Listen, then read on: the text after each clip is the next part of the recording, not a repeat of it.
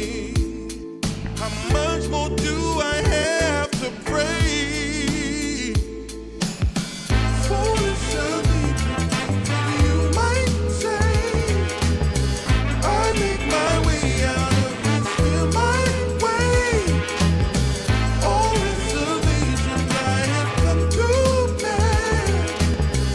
It's clear that I'm not going anywhere.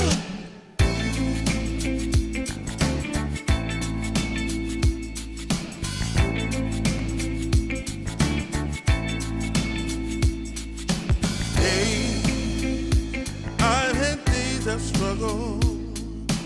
Nothing quite as rough as today. Hell, I've been held up. Nothing seemingly goes my way. Oh, I, not a man for crying. For a storm of tears I crave. Take all this sorrow from me. How much more do I have to pray? Foolish of me, you might say. I make my way out of this here my way. All reservations I have come to bear. It's clear that I'm not going anywhere. Foolish of me, you might say. I make my way out of this here my way. All reservations I have come to bear. It's clear that I'm not going anywhere.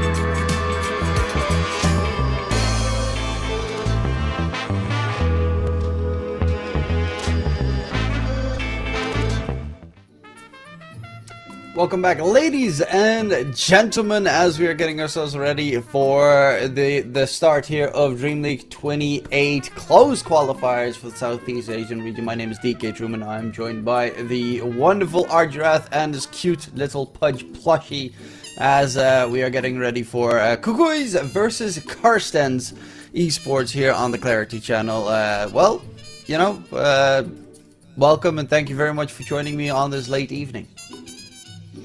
Yeah, thank you for having me, guys. It's a pleasure to be here, and I'm eager to see these games on 7.40b, which changed a little bit. So new year, new patch. Let's go, Truman. Let's check out how the games will go right now. And we have some stars playing on this match here. We have like Azure, we have Mamang Daya, Raging Potato, and also on the other side we have like plenty of very known players such as Gabi, Armel, DJ and Cuckoo and whatnot. So yeah, it's gonna be a very interesting match to watch, to see, and I'm very eager to see it, to go through it as I mentioned. So yeah, that's it. Yeah, gonna be interesting to see how these teams will be playing and performing. Both these teams, of course, are Open Qualifier 1 teams, as 3 teams made it through the first Open Qualifier, but they did not face each other just yet. Through that qualifier, KUKUYS faced up against Trailer Park Boys in group in the Open Qualifier. They were on separate brackets, so they're gonna have an interesting challenge ahead. Both teams didn't lose a match, even the finals, the semi-finals essentially, to get the qualifier spot. They won their matches 2-0, as they do have I'm quickly going over like some of the picks from the KUKUYS team that they played. I see, you know, a PA, I see a Keeper of the Light middle coming in for the KUKUYS. Some Treants have been played as of now in this patch a little bit more. I am happy that from the A to the B patch, one of the biggest changes that luckily came through is that gigantic nerf to Tide. Tiny is still really strong, Okay, but Tide yeah, was yeah. just BS. That made no sense with the whole Daedalus plus lifesteal shenanigan at level 20, and then you couldn't kill it because it just kept perma healing. Luckily enough, that one is gone. I think that is the biggest change that really needed to happen after the A patch, because yeah, Tide just jumped up like 15% win rate or something. Yeah, yeah, I mean, it was a pick or ban situation right there, for sure. And I still feel like the hero is actually quite playable, you know, because you grant for your team a very nice team fight. You can like make some HCs happen that maybe struggle with some, you know, positioning such as Muerta or, you know, maybe Medusa still. But yeah, I mean, the nerf on Tide Hunter was very necessary, I agree with you. But we were talking like on the backstage here, and as you mentioned, Tiny is actually quite strong. The Phylactery is a very strong item right now. So we get to see some heroes such as Night Stalker on the offlane as well, which, I mean, it's pretty hard to deal with. Like, you rush the Phylactery on Night Stalker and he's just like roaming all over the place trying to find some heroes. So yeah, let's see how that goes. The draft should be up very soon for us. So I'm eager to see the heroes that both teams are going to choose here. Yeah, it's going to be an interesting affair, and what will actually happen here. I've seen, I mean, compared to before the 40 patch, I've seen a lot of Clinks being played as of late. Like the big change-ups in the heroes that have been coming forward. Treant Protector obviously is, but that one is to be expected with the huge buff he got towards that shard being his old ags essentially. Free wards all over the place. Yeah, it's nice to see some of the heroes that just never got any play return to the scene slightly. Viper has been seeing a lot of love as of late. There's still a lot of heroes that are being played that previously also were being played, but Slark is also a new one. Slark felt very weird in the changes that they added to him. They just made him, I mean, they removed his ulti passive essentially. Innate. Yes. But they replaced it for what I essentially think is a better one. Yeah, the old one, like the advantage was, of course, that you had that level 1, they can't place any wards anywhere close to you shenanigan, which for mid warding was just stupid because there was no chance you could even place a mid ward at that stage. But the it never felt very useful because the regen in lane was very weak. So for safe laners specifically, it just wasn't that good of a shard. Innate. Yeah, for the support force role, definitely felt more strong to play as Lark, but as a HC, I agree with you. It was like, you know, not so good. But now, since he has like this like sort of double situation there, that he can drain some stats with his innate and, you know, apply the effect there of the third skill that they changed. I feel like Slark's a better HC at the moment. I agree with you. Yeah, but we'll have to wait to see what we're going to get. We already do see the Armel Coddle being removed out of the equation, so that one is going to be gone for the time being. The other bans so far, I mean, I'm not really 100% sure about all bans in general in this batch. Treant getting removed, that's one I find interesting. I do think, you know, I've seen the videos of the Aghanim Scepter Treant that look really cool, but it's like 99% of the time it does nothing. But that 1%, it makes it look really, really nice. Yeah, I mean, for the Aghanim Scepter to work and the damage come out there, I feel like you need to play Treant as an offlaner or something. But like overall, I feel like it's a decent support, you know, like the fact that you can actually root so early in the game and apply so much damage, it's the thing for Treant. And KUKUYS, they actually opened the draft with Shadow Demon. I mean, it's not like a hero that get a huge buff right there, but it's a good hero nonetheless. It's disruptive. It can play aggressively and also defensively. So it's a very like 101 support 5 maybe 4 that they pick. And Carstensz, they bring out the Shadow Shaman, which it was we had that time that Shaman was very active in most professional matches, but he got a little bit nerfed, and it's still a decent hero. I always enjoy having a Shaman by my side because he can control so much. The serpent wards are very strong as well, so I don't know. Both openings seem solid for me here. Both nice supports that they bring to the match. Yeah, Shadow Shaman has a slight. If you go for the facet where right clicks turn people into chickens, Shadow Shaman actually got a buff. But a lot of the shamans like to go for the big fat serpent ward, which gives you solo kill threat on like everyone in the game because the damage is insane. It's like even tanky heroes get chunked down very quickly by it. That one got a slight nerf, but the other aspects of the hero got buffed. I do find it interesting that they picked up into a Shadow Demon, because Shadow Demon normally gets picked up as kind of the counter because it has that disruption save against the Shadow Shaman, which is nice. And also, if you turn into a chicken but you have a Shadow Poison stack on you, it doesn't get removed, which is very important. So Shadow Demon normally is pretty good against Shadow Shaman. Granted, Shadow Demon is good against like every lineup, because I think there is no hero in Dota that potentially counters so many different drafts with everything in his toolkit. Like Shadow Poison obviously is not dispellable. Demonic Purge counters, especially if you have the break count so much. Demonic Cleanse with the shard counters so many different heroes. Disruption counters a lot of heroes, and even his I think it's Dissimulate, his second spell.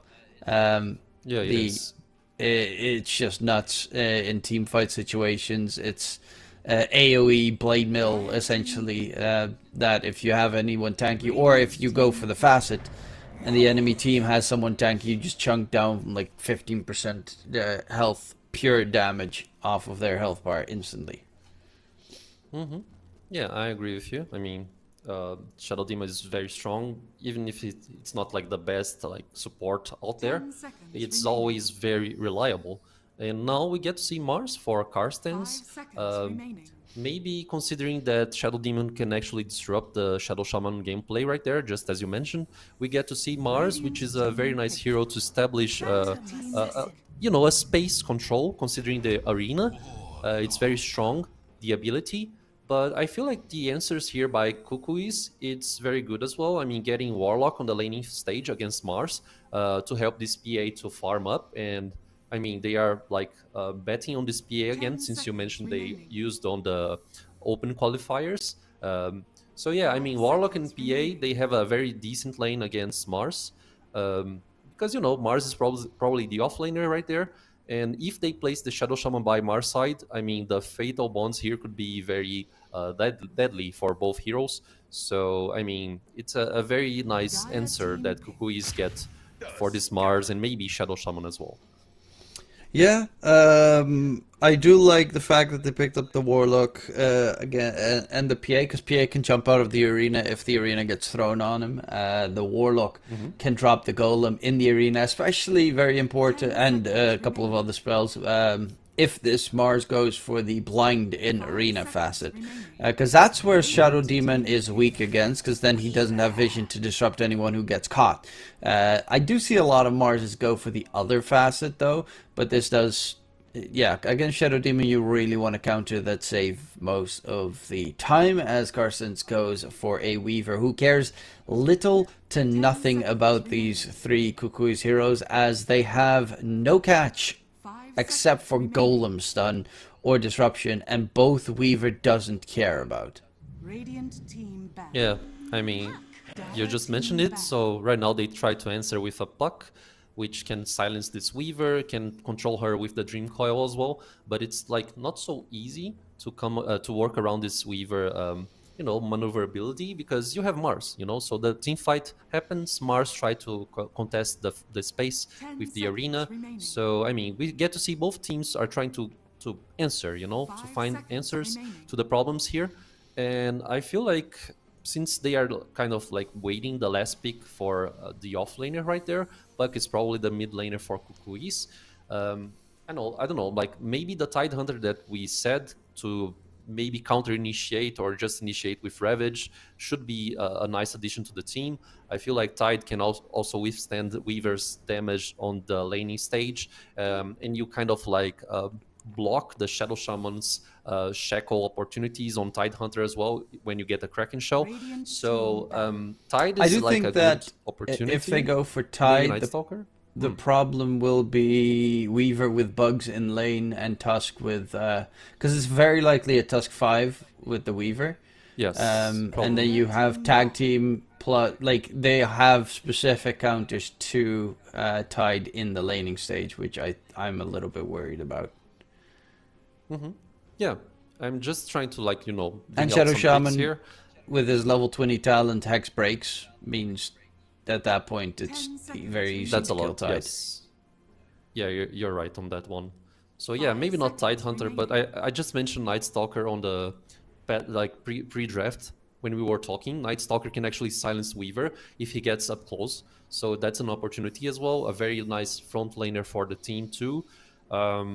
I don't know. Let's see what they get. They are banning out Axe. They also banned Slardar. Viper and Dragon Knight were banned, considering that we don't have the middle laner available for Carstensz yet, and like Viper can manage the Buck quite easily, and also the Dragon Knight. Those heroes can withstand the damage so easily. And we get to see a last ban here, which is the Underlord. A very nice ban too, considering that the Pit of Malice could find Weaver in the team fights and also disrupts like the snowball for Tusk. And the aura, the 10 damage seconds reduction remaining. aura for Underlord is very great overall. So that's a very 5 respectable seconds remaining. ban by Carstensz right there. Yeah, KUKUYS now with the pick to make. You're playing against very likely Weaver Tusk lane, as Mars Shadow Shaman will likely lane together on the other side, because you don't want to put the Shadow Shaman. I mean, in general, you want to put the Warlock with the Phantom Assassin in almost every situation, and Shadow Shaman is okay-ish enough against the Warlock. Tusk Mars would make it a double melee, which then with Fatal Bonds makes things a little bit scary. It does have bigger kill threat if you go the Mars Tusk, very likely, because of that Warlock. If he walks out of position once, Ice Shards block Snowball tag team combinations, he dies. But that's why you also want to have the Tusk Weaver lane bottom, because Tusk is just a kill threat this game. I do also like the Puck needs to be very careful this game, because they have pretty good lockdown tools here. Spear, Tusk Walrus Punch, the Shadow Shaman especially. If you, as a Puck, blink in somewhere and you don't have a Lincoln's, for instance, and you get hexed, you very quickly die in this situation. So KUKUYS need someone to frontline, because they don't have a frontline. And they are going to go for that Night Stalker, as you mentioned. It was a good pick against the Mars. You can just fly around the arena, fly over the Ice Shards block. Weaver can just be chased into oblivion with that silence. So a good pick coming out for KUKUYS, as it will be interesting to see what Carstensz is going to pick up as a counter. Yes, it is a good pick, but they still have very minimal control on the KUKUYS side, which is the only thing that I find fearful. Yeah, I agree with you. I mean, the Dream Coil, you get like maybe 70 seconds cooldown, like on level 1 or something, so it's not very reliable to keep controlling everyone. So maybe KUKUYS here, they really need to watch out the ultimates that they get, and also like maybe they need to establish like block of team fights. They need to like contest map space and play very nicely around vision and whatnot, because as you mentioned, they don't have much controls on their favor there. So Carstensz on the other side, they have plenty of controls, and they also bring a Centaur to finish the draft here. So maybe it's like a Mars mid on Yeah, it's Mamang Mamang Daya Daya plays hands. Mars mid. Yeah, I mean, it's an interesting way to work against Puck, to be honest. Like Mars, it's not a hero that demands a lot of items as well, so I think it fits the position 2 role. And now, I mean, the center, just to apply more pressure and maybe try to like secure some kills on this PA, maybe on the laning stage, maybe on the conversion to the mid game is a very decent pick on my opinion there. So yeah, I mean it's very good. Also the stampede, stampede, it's gonna help maybe Weaver to like to run against the Night Stalker's approach, especially the silence that can be very disruptive against this Weaver. So it's I mean the drafts are fine. I mean both the drafts are fine. I like this central last pick, but in a way, I'd say KUKUYS, maybe they have like a more straightforward approach to maybe seize the team fights here. Yeah. I don't know. Let's see how the game goes, Truman. Do you have any like preference here regarding the drafts? I think KUKUYS as a lineup, as players, have a lot more experience than the Carstensz side. I mean, to a degree, they have more tier 1 experience with their lineup and players, but I do think that Carstensz have. I like their lineup, their draft better. They have lots of lockdown. They have really good late game potential as well because you've got the center with the Aghanim Scepter save that you can throw out. Like Dreamcoil gets used on the Weaver, then you just hitch a ride, take him for a spin, and you pop Blade Mill on center, and then you can't even be killed by the PA because I think this is very much a Blade Mill game against the limited sustainability of the KUKUYS team. And the Mars mid does not care about Puck.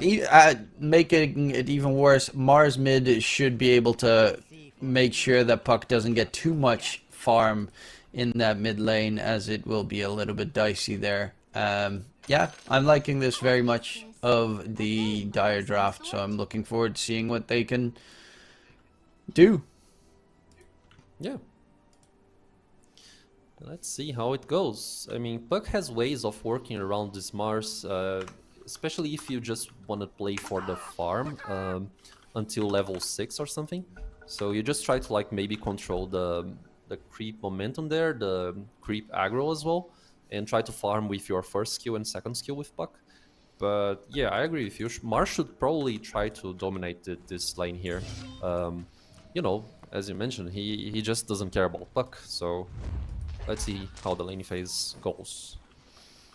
Okay, slightly different approach. Last batch, what we saw all the time was the smoke got used about 25 seconds before the rune spawned so that you could get a feeling of where the enemy team was. But in this case, Carstensz starts off the round popping the smokes and scouting if there are any wards placed, or placing some of their own immediately as well, which Armel, if he walks down, should give away where in the general direction he should place his. And they're even going to invade the Radiant Triangle, but it looks they're so far apart that it's probably just going to be a 2-for-2 bounty trade.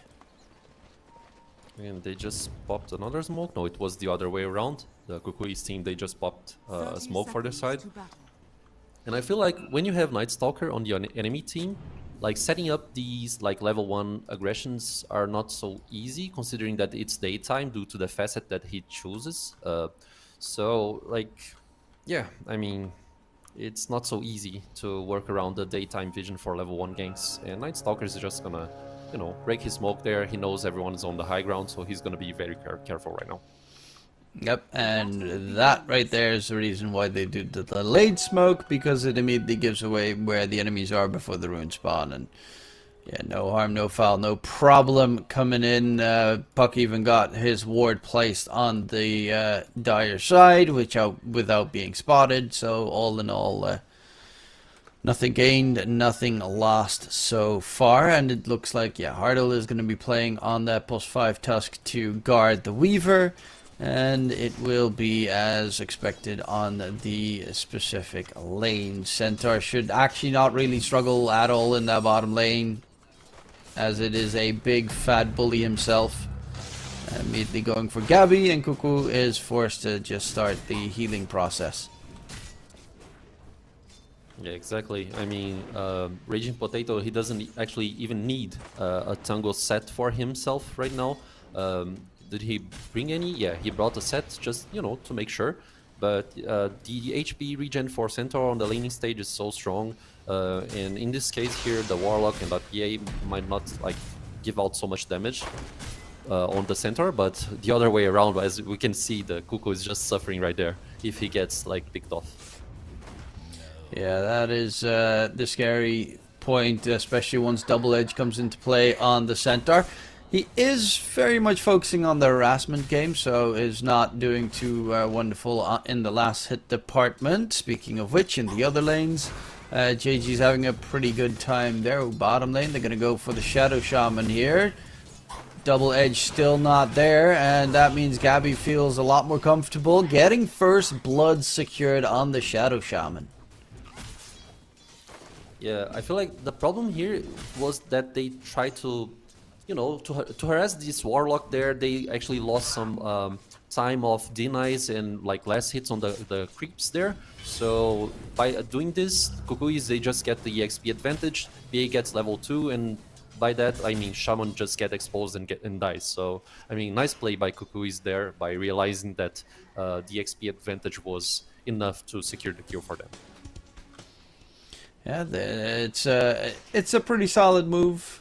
The denies really coming in there. Top lane, JG getting a little bit of harassment against himself by Azura and Hardle, but it's going to take a little bit more to kill a Night Stalker during nighttime with level 2 Hunter in the night, as he is very fast. No Ice Shards block means he can always just easily run away. Mangdai getting a lot of harass from Armel in mid. But bottles on both heroes, so there shouldn't be any problems going further. Bottom still has the biggest threat. If Cuckoo walks out of position, it is deadly, but Gabby's holding his own heavily in that lane. Raging Potato struggling with the last hits.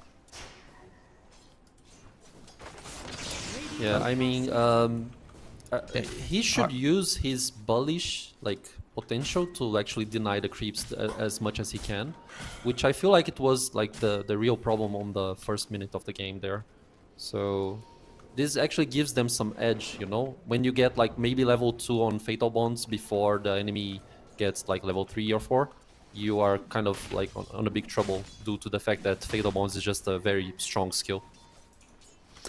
Yeah, what happened right there in bottom as well. There's a jump in. Shadow Shaman healing up with the shackles, but it's a level 2 heal. Gabby is pretty tanky because of it. Going in for Ren though, as Raging Potato's trying to get the kill here. Does have level 2 double edge. Gabby, nice body blocks from Cuckoo, and now Raging Potato. Fatal Bonds on him is dropping very low. The heal's thrown out on Raging Potato to try and kill him off, and Gabby should be able to get the job done. Throws the dagger, gets another one, and a great fight there coming out from KUKUYS in the bottom lane, and yeah, neatly done. Also, what previously happened in what I was talking about was they spotted out the top lane. DJ in trouble, tag team coming in with the bugs as well. DJ dropping low, can they kill him off? He is disrupting himself, trying to stay alive. There is a Chikuchi, and Azura will be able to get away. But previously they noticed that Hardle was missing. They scanned the bottom side of the map towards the Twin Gate, and the scan hit, knowing that okay, Hardle took the gateway to go for the gank, and then they backed off, pulled the creep wave, and yeah, that's why they're just playing really well already on the side of KUKUYS. Yeah, I mean the reads are very on point. They are calculating every damage that's coming in and out. And like regarding the Shadow Demon kill right there, I mean, what can you do, right? It's very hard to deal with the Swarm and the Ice Shard as well. So he tried to like stall the best he could with the Disruption. But yeah, now he goes back to the lane with full HP. But like on top side, you get to see Night Stalker on daytime, which is not the best like situation to keep like trying to apply harass and aggro there. So they need to play a little bit more defensively for the couple of like maybe next minutes before Night Stalker reaches the level 6. So yeah, 3-1 for KUKUYS, and yeah, the reads are there. a small edge to them at the moment. Yeah, Buck doing a great job. Mamang Daya is now level 6, so is Armel, so gotta be very careful of where either of the two is heading. Runes are about to spawn, and it will be guarded by the sports, but it's a top rune, arcane for the Tusk. It denies it for the Puck, but Dreamcoil comes in, and he's trying to stay alive. Does have an ice charge block. The arena gets thrown out, but the Puck will be able to disengage out of it. However, it does keep Hardle alive, so it is an ulti for an ulti between the mid laners. Yeah. Oh, Raging Potato. And Oof. Gabby going deep. dead. And Raging Potato is dead. 30 seconds until the rune spawns as well, so that should be in the back of their minds. Yeah, that's not a good scenario. I mean, dealing with Warlock's healing, it's hard on the laning stage. But like this Centaur, I feel like he was picked as a last pick to secure the lane for the Dire team, and it's not the case right now. So it's a little bit harsh. They are protecting the XP on Dire side right now too, and Weaver is trying to steal here, but it's not gonna happen. And yeah, I had to mention something.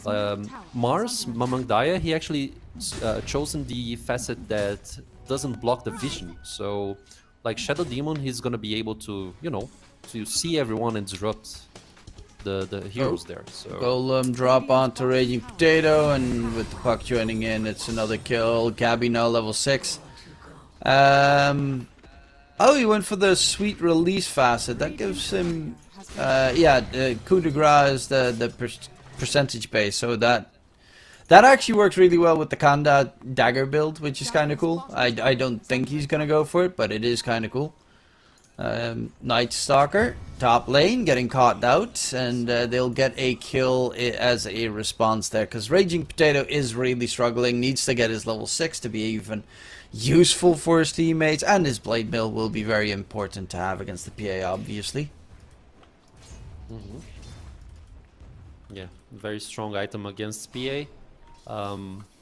So yeah, the Kanda build for Phantom Assassin, it's not gonna be the case because she needs to buy the Battle Fury to like scale her hero, the hero itself. So I mean, Battle Fury, it's the way to go here. Gabi, he's very close to it, to be honest, because he had such a good lane. He's not suffering against last hits. He's getting kills, so it's very good for him. Yeah, he's having an absolutely fantastic time. He already has 2 pieces of the Battle Fury done. There is going to be a smoke in mid, though, as they are looking to head down towards the bottom side of the map. This is a lot of time wasted, and also it's going to be very obvious that the Mars is smoked up, considering he is a terrible jungler for the most part, so they should be expecting that move. Yeah. Gabby is hiding in the tree line at the moment. KUKUYS is going to be probably the one that's jumped. He has level 4 heal though, so they might not kill him off quickly enough. And yeah, Gabby even TPs to the tier 2 tower mid. They know they're... yeah, even KUKUYS gone. They have such a perfect read, and it is also a very obvious play that it came in because they were missing off the map for so long. Exactly, and due to the fact that Warlock got some kills on the laning stage, I mean, he's level 7 already, especially with the Black Grimoire being used, and it's not like the other case around, because you get to see the supports on Dire side, like level 4 only, so, I mean, it's gonna be harsh to actually apply some smoke ganks, as you mentioned, if the reads on the map are being made. Very harsh situation there. And all the smoke on the other side as well. I mean, KUKUYS, they are trying to find the Weaver, maybe get someone with a Dream Coil, or just contest the power rune here on the minute 10, which is going to be the case right now. Armel smoked up, but yeah, they're not going to go for it. The rune is bottom. Amplify damage rune to be picked up for the Mars. That's great with the God's Rebuke combinations. Exactly. But you really want to kill off this Gabby, level 8 PA, who is building up their Battle Fury so fast. And it's going to be a rough game, considering the PA's farm. Yeah, also the Warlock XP advantage. I mean, if he keeps like dropping these golems on a nice counter initiation, or just trying to initiate for the team, it's gonna be harsh for them. And they see the Shadow Shaman. Yeah, level 4 Shadow Shaman, not a chance in hell he can do anything there. gets blown up. It does give away that they have a ward, considering they just jump from fog. But they're looking to push out the tier 1 tower in the bottom lane with Armel there as well, and they've got the golem available if need be, so that should be an easy tower take. They are looking to defend it with that amplified damage rune, which could be interesting, but 2 of the heroes can just jump out of the arena, so they need to catch the Warlock. Spear gets thrown out. There's going to be the center stampede going in. Arena catch onto 2 actually. Gabby stunned up. They finish him off quickly. Going in for KUKUYS next. Armel throws the Dream Coil, but are they going to get taken down? Demonic Purge comes in. Fatal Bonds is on 3 heroes. They lose 2. As the Fatal Bonds damage comes in heavily. Armel chasing deeper. Shackles holding down, but there's JG flying through the sky, and down goes the Shadow Shaman. In the end, it is a 3-for-2 trade with their tower going down, so it is not great for the Dire team. It could be a lot worse, as Azura is getting chased by the Night Stalker for a little bit. But yeah, he should just be able to disengage on the Weaver. I mean, what can you say? They set up a nice arena and they need to find those openings right there. But like KUKUYS team on the moment, they are so much stronger, you could say, compared to the other team. Mid. And it's, yeah, mid, the initiation here. It's not gonna secure a kill for fine. Armel. Yeah, not enough damage there. But like, maybe if Shadow Demon was actually like waiting on the team fight there on the bottom side of the map, maybe KUKUYS wouldn't like lose maybe the Phantom Assassin there. But like Shadow Demon was securing some XP and farm on the middle lane. But I mean, you get the TPs there, you get some kills with Night Stalker anyway, so it's a nice scenario for KUKUYS. And Armel just continuously pushing out that tier 1 tower mid. Mamangdaya is close to potentially top, but almost has that Blink Dagger done so that he can start making plays around the map. He's attempted to make a couple of plays. His farm is also not that bad. It's just, yeah, they really need the Blink, otherwise it's going to be a rough challenge ahead to catch heroes like this Night Stalker, who is going for the Blade Mill as well to counter out the Weaver. I do like the Blade Mills on both sides this game. The Centaur has his. He's going for the Pipe as his next item, so just going to bulk up as much as possible. PA Battle Fury is finished, and he's going Battle Fury Deso. So this is old school PA build. Yeah, I mean, against Weaver, it's very good. The strength heroes, they don't bother so much against the armor reduction, but you know, it's always good to like keep blessing the armor on the enemy teams. And Arena thrown. There is a Night Stalker ulti available. They do get the Hex onto the Puck, and they take him down. The Puck falls. Hardle in response will be taken out as well, but Azura is finally in the fight, and that Weaver does do quite a lot of damage going to chase after the Warlock, who drops the Golem for this. But KUKUYS still gonna die, and Azura doesn't even have to time-lapse. He's just gonna be able to fly further about. Nice spear catch onto the Night Stalker, and needs to be careful though, as he's still being chased by the Warlock Golem. However, he does get himself back to safer territories. Night Stalker's ulti has just ended. Weaver's continuing it. Gabby did TP in to try and help, but there's the spear onto DJ. Snowball in. Hardle is respawned with the Weaver on his toes. DJ dropping low. DJ dropping dead. And a big turnaround play coming in for the Dire side, with the Weaver now finishing up his Maelstrom. Yeah, I mean, to be fair, it was a 5v4, considering that PA didn't join this team fight for KUKUYS. But overall, like, great execution by Carstensz team, because, you know, securing the kill on the Puck, it's very great. It's the hero that can actually be annoying and, you know, make the difference for KUKUYS team. So, yeah, I mean, they needed this play there. And they need to keep finding those sort of opportunities, you know? The Blink on Mars as well, it was very impactful on this last team fight, because he was able, Mamangdaya, to keep like blinking in and finding the supports on the enemy side, and making the position for them harder, you know, hard to actually stay at anywhere on the team fight. So, I mean, great execution overall.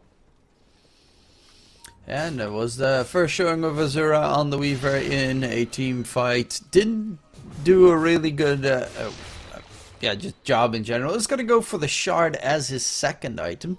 So I'm actually interested in this. I haven't seen this version yet where it's Maelstrom into Falcon Blade for a little bit of sustain into Maelstrom into the shard, but obviously shard Shikuchi combination is very good for just in general farming as well.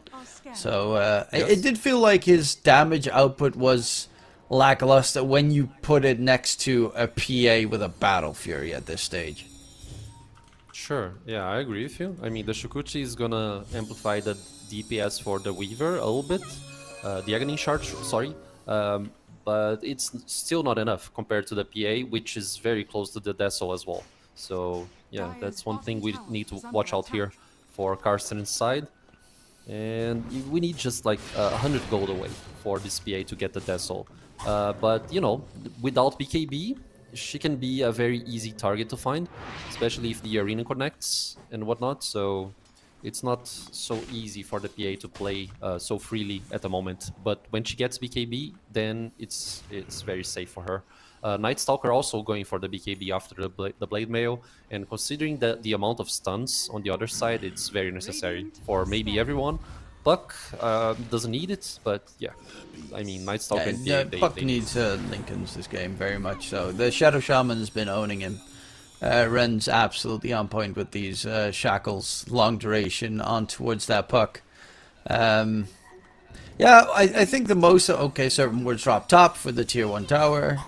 One of the most important things... Ooh, they're going from among that. He does have the arena still. Center Stampede trying to run away. That crit was hefty. The damage. And he just gets shredded. Hardle went in with the snowball save attempt, but is going to get taken down as a secondary. And with the golem drop, that's going to be an easy tier 1 tower pickup. Yeah, that damage was pretty nasty on towards the Mars there. And you also have to consider the fact that this is a Shadow Demon with max level Disseminate, Promulgate. You throw in a Fatal Bonds on the enemy team, you hit a Disseminate on a Centaur War Runner or the Mars, and PA hits it a couple of times, everyone in that team fight's dead.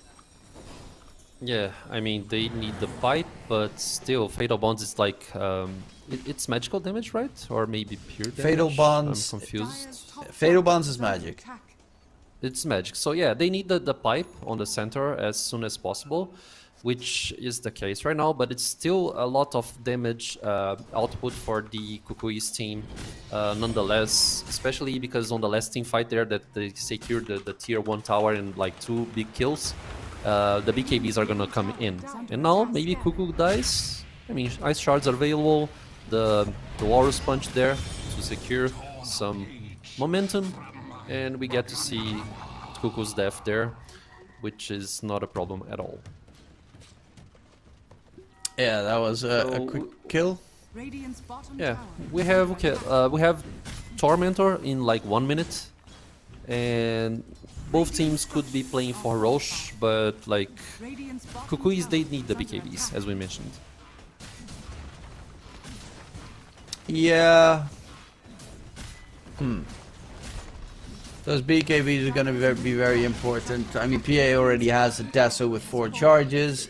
BKB is almost done. Niceox going for his, has that Blade Mill done. But the BKBs are going to be incredibly important, especially against the Blade Mill of the Centaur, as PA can't hit Centaur when Blade Mill's up, otherwise he just 2-shots himself by accident. Yeah, exactly. The Blade Mails are something to watch out here. Dreamquire maybe? Very quickly no dead. Dreamquire Snowball needed. in onto our melt to delay it a little bit more, but there. Okay, Raging Potato will be able to get away. JG is looking for more, as he can find anyone. Yeah, he does find the Shadow Shaman here on the side. Throws out the silence. Ren gets a Center Stampede. Help! Hex comes out. Dreamcoil misses the target. Oh. Dagger flies in. Ren trying to stay alive. Shackles not going to be able to keep himself going as Gabby quickly crits him down. And the Stampede And he gets is not another enough. like Deso charge. Yeah, I mean, ulti is being used. we didn't see the arenas on the like last 2 team fights there, or at least 2 pick-offs opportunities for KUKUYS. So we need to see the Mars playing right now, and that's exactly what they are going to do. Even though like Shadow Shaman is not up, they want to try to contest and maybe find someone before the BKBs come in, and that's what I'm trying to like to say here. The arena right now, it's very important. Wow, JG just walked past them. Oh, That was honestly perfect timing, but is going to get spotted by the Weaver and should be able to get chased down without its ulti available. Spear connects, and the Night Soccer will die. The rest of the team took the gateway towards the top side of the map. They got a free Tormentor shard for KUKU as well on the Warlock. He has, by the way, on the Warlock gone for a Holy Locket. Has the Upheaval shard now and is going for the mech. So he's going for the very sustain Warlock build, which is another one that I haven't seen in like ever. yeah, I mean, maybe They you did get, change what, the Holy Glimmer Locket, for Warlock? which is kind of cool now. What's the change on the? I mean, Holy just Locket? the way Oh. it works. It increases healing amplification by 10% for 4 seconds if you get the energy, the Holy Locket heal on you. Okay. So it's just more healing. But they kind of fixed it a little bit. In that regard. Okay, jump coming Wow, the in. crit, Raging man. Potato takes a lot of damage there. The arena catch, although onto Armel. Golem drop in response. Do they keep him alive? And Disruption came in clutch there. They find 2 kills. Gabby with the big crit onto Azura, as Ren is just going to try and hold them back, but the chase is deep. The puck does not get the Dream Cold connection. Azura, can he get out of there? And it does seem like Azura on the Weaver will be able to get out, but the rest of the team got demolished. Once that BKB was popped, there's nothing to kill the PA. Exactly, and like the facet there of Mars, you know, the Shadow Demon is actually able to see the puck and disrupt her on the last minute.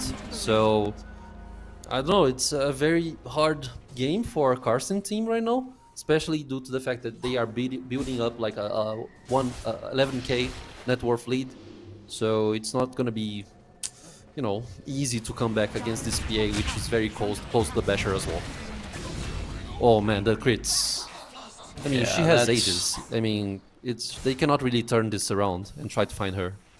And it's got the Defined Shell neutral item as well, so even if you go on her, she just crits you back in the meantime. Exactly. This item there, like the comeback of Defiant Shell, it's interesting, you know. I used to enjoy this item quite a lot, but it went out and then it came back. Some of these neutral items that come back, I mean, do you miss anything like Truman regarding the neutrals, or maybe just like regular items as well? Do you miss the Powerman's Shield? I honestly despise the neutral items for supports or casters in general, the tier 4 neutral items in this patch. I think it's very underwhelming for what I can do. Most of them are damage related, and as a support, they just feel super weak. Like, the idol of Skriok is interesting, but also not great. Rattle, like most of the time, I'm forced to go for Rattle Cage Yeah, exactly. as like I'm just speaking red a occasions. warlock, and then you're like, what? This sucks.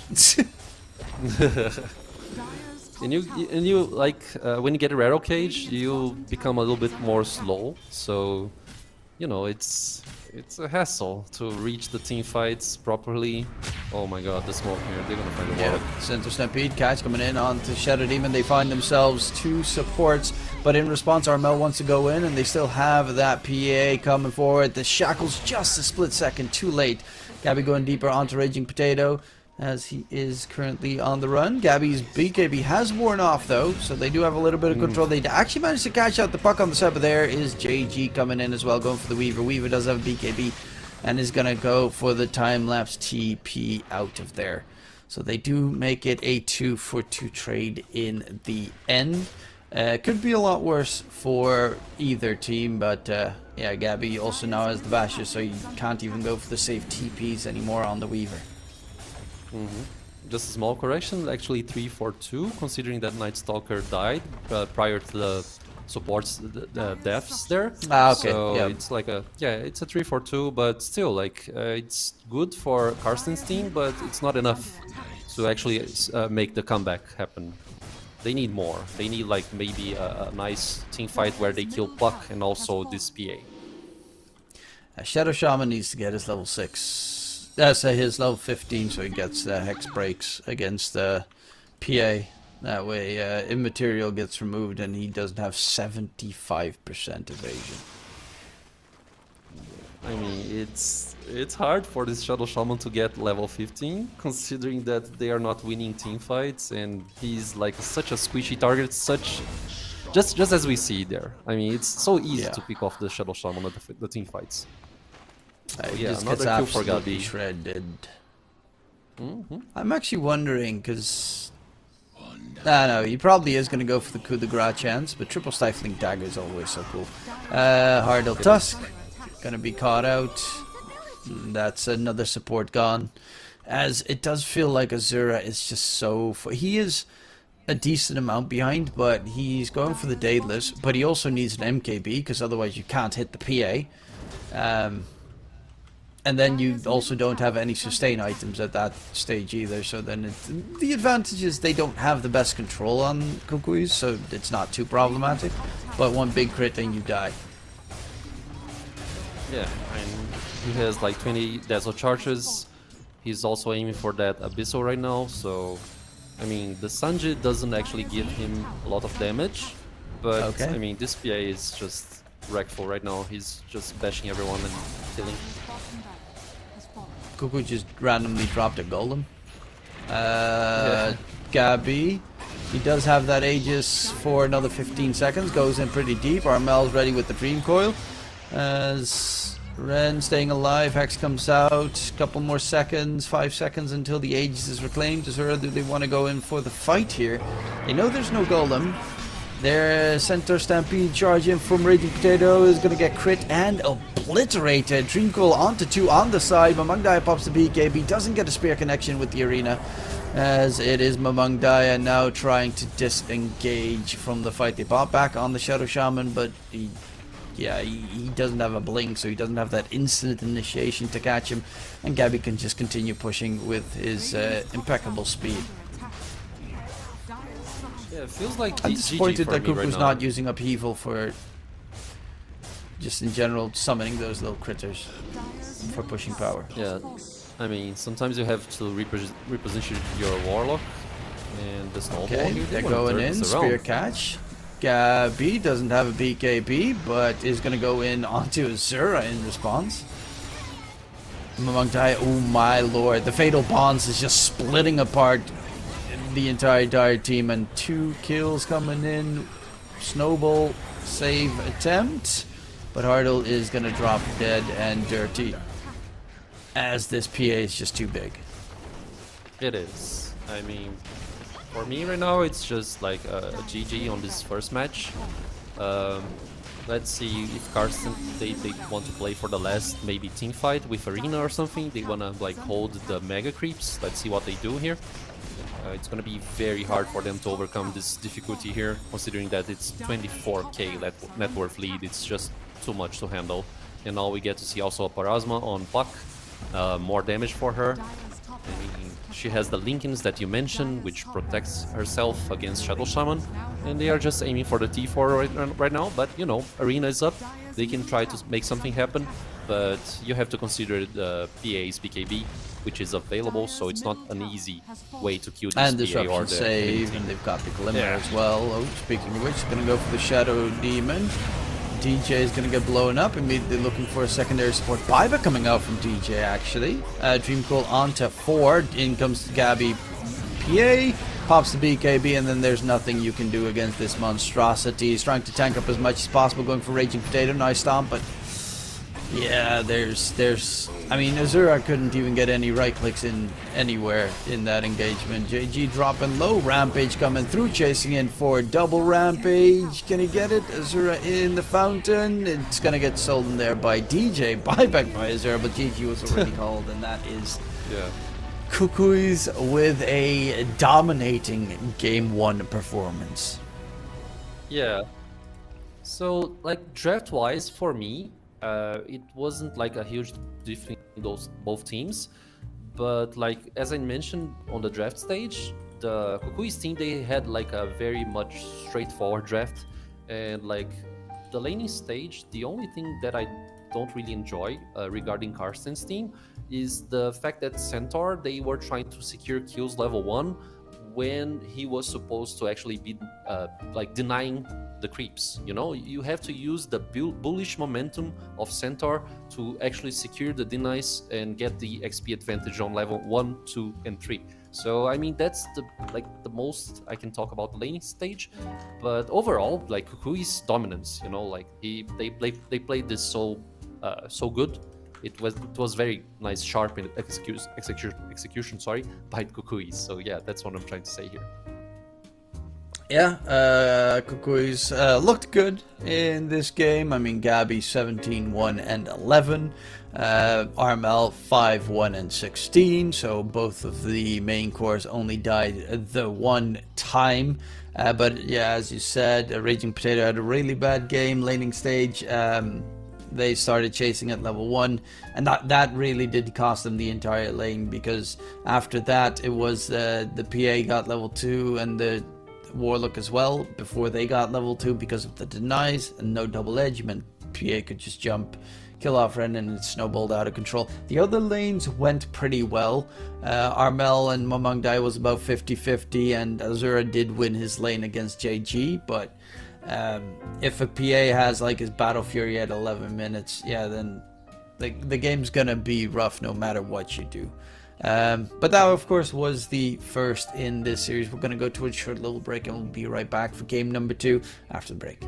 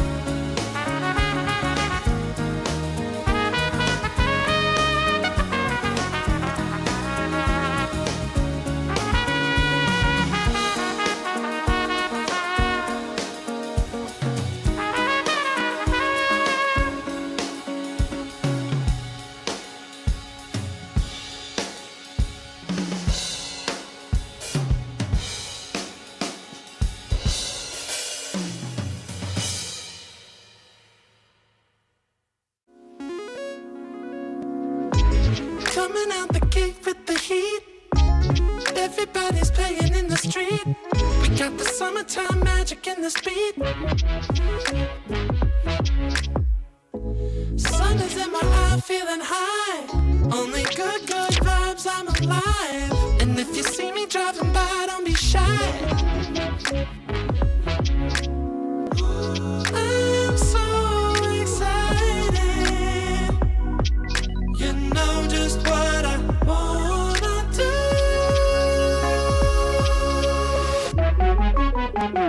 I'm glowing on up, I'm glowing on up, I'm glowing on up. I'm glowing on up, I'm glowing on up, I'm glowing on up. Don't it feel like summer?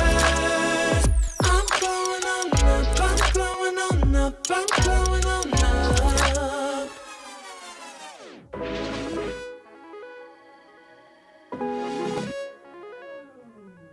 Blow up, show up, soak up aromas, float to Sonoma, roll up to Nola, trope up, blow up, slow up, show up, get real, choke up, you're flowing, you're glowing.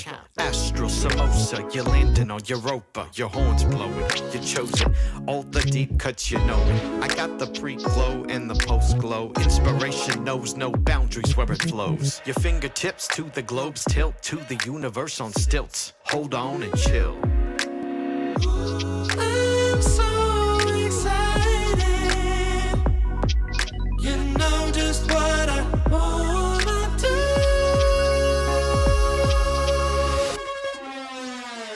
I'm glowing on up, I'm glowing on up, I'm glowing on up. I'm glowing on up, I'm glowing on up, I'm glowing on up. Don't it feel like summer?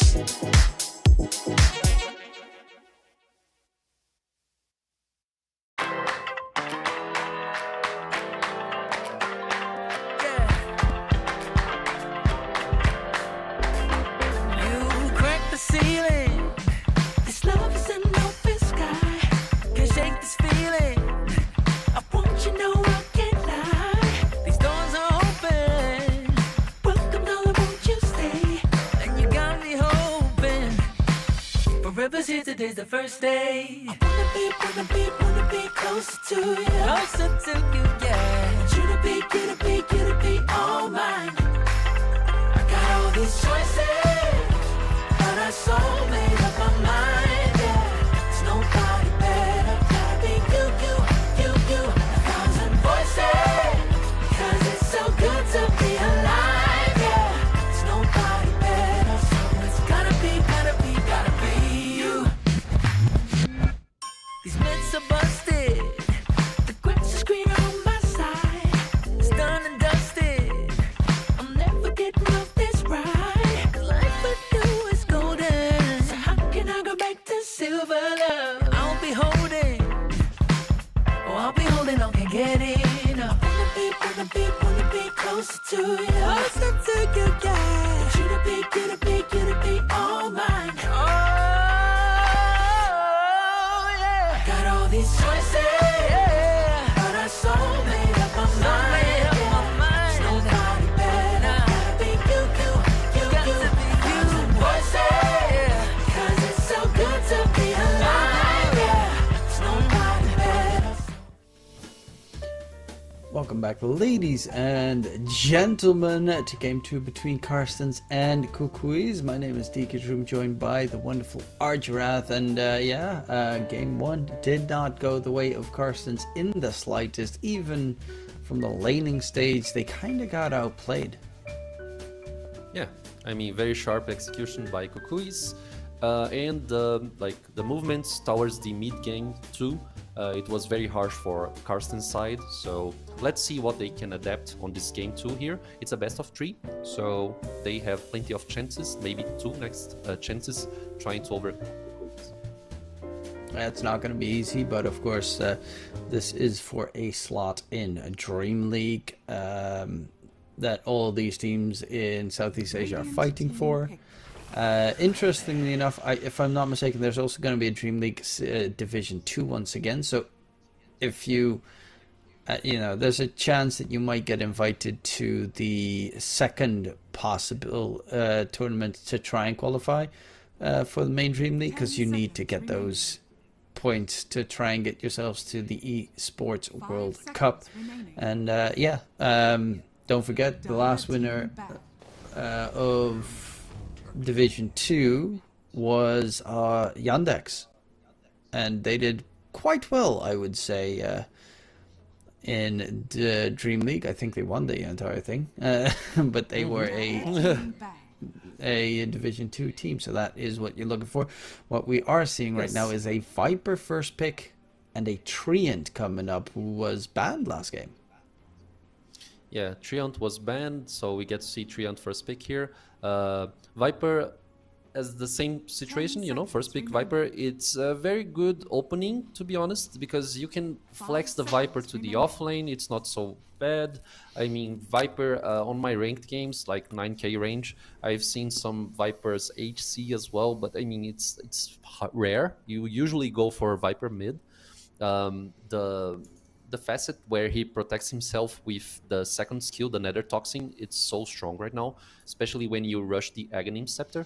So yeah, that's a nice start for KUKUYS. The Treant Protector kind of like doesn't counter Viper. It's a hero that can actually suffer against Viper, considering the ultimate by Viper, the Nether Toxin, the amount of poison that you get. But at least Treant can be very dominant in the laning stage, and also apply an overgrowth, which can be very decisive for the game overall. So yeah, I mean, both sides, nice openings, and now we get to see some bans as well. Ursa being banned, Gyrocopter. I've been watching and seeing a lot of gyros recently, Truman. Do you feel like this hero is strong right now? I mean, is there anything you can mention for us regarding the gyro ban here?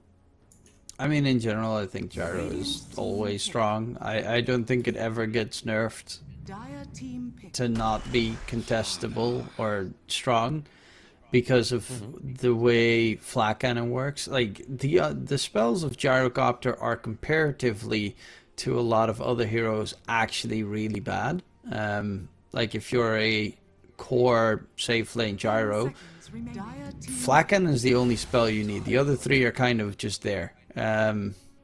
which is really weird to see, and that's why sometimes you see like a attempted support gyro, but Flakan is just too good of a spell, and his Aghanim Scepter is just too good to let go in that regard. So that's why I think gyro go up there, and you know, in combination with the Tusk, with the other facet, that not the tag team, but the drinking brew thing, buddies. the ale that he. Yeah, okay. It becomes really stupidly strong in lane as well. But yeah, it did get removed. Klinks also got removed, and we see the Slardar and Tide, and they got a Tide Viper first pick duo, so they pick up 2 of their cores very early on. Yeah, I mean, the statement is right there. They want to establish big and strong team fights. The Tide Hunter is going to be there to protect the Viper as well, considering that Viper is the hero that can actually be found in the team fight, you know, maybe in the backline there by the Slardar, which was presented to us too. So yeah, I mean, they are trying to make this statement very clear, which is, yo, we are going to bring this strong team fight for you guys to deal with. And Carstensz, on the other side, they don't feel shy about it. They don't feel like threatened, because they just bring another, like both heroes here, Nature's Prophet and also the Hoodwink. And I feel like it's gonna be a Nature's Prophet HC on this game, probably. I don't think know it's about a mid this one. NP because it's good against Viper and Yeah, yeah. I mean, that's a good opportunity too, because you can dodge the lane for some time. You can be present in the laning stage with the teleport, trying to secure ganks and whatnot. So I kind of agree with you. I didn't think about it, but yeah, it makes sense. But yeah, now we just need the HC again for Carstensz, and we also get to see the Troll Lord being shown here, which is again like another statement. We are gonna secure big team fights with big UTs, and yeah, I mean, Troll, it's an iffy execution sometimes, because you don't get to actually, you know, pick your target when you're on the ultimate right there. But yeah, I mean, very interesting approach by both teams, I'd say. The Hoodwink can actually combo with the Sprout too, if I'm not mistaken. The Natures just place the Sprout, and then you have the like a free Bushwhack to use. So it's very interesting approach by Carstensz Esports. But you know, again, like I feel like KUKUYS, they are aiming for a very straightforward type of draft. You know, they have like a very clear message of what they are going to do in the game. And they also have very good push. Troll plus Viper with the Shard is pretty nice. They've got very solid lockdown between the Tide and line, and of course they still need a +5 support. Or +4, depending on how they want to play it, on the side of KUKUYS as their last pick, which, you know, considering their team, they might just go for like a Chen last pick, and then it becomes really tough for a Slardar Hoodwink to win against a Troll plus Chen, or most hero combinations are just really strong for them. SF and Doom both getting removed. I would have loved to see that Doom pick for Carstensz as their safe laner. That would have been really good for them. Obviously did get removed out of the equation, so the question is, what are you going to pick to try and counter the Troll Warlord? And possibly also something that either that builds into a Silver Edge, so that you can break the Tide and kill him quickly. Yeah, maybe someone that like buys a Kanda or something. You For do have HC, Hoodwink, obviously, but it's yes. not ideal to only have one way to counter. I agree, yeah. Especially if you have Ravage up, like Hoodwink, she's not gonna be like freely moving around and like securing the abilities that she wants to apply in the team fight. So like Ravage is the, you know, the critical point that we need to watch for KUKUYS here. And you know, the last picks are coming in. 10 seconds for KUKUYS to make this decision there. The Chen that you mentioned, I love it. If they bring the Chen, it's like so much healing, sustain aura for this like big team fight situations there. But they bring the Ogre Magi, which is like a very strong hero for the laning stage as well.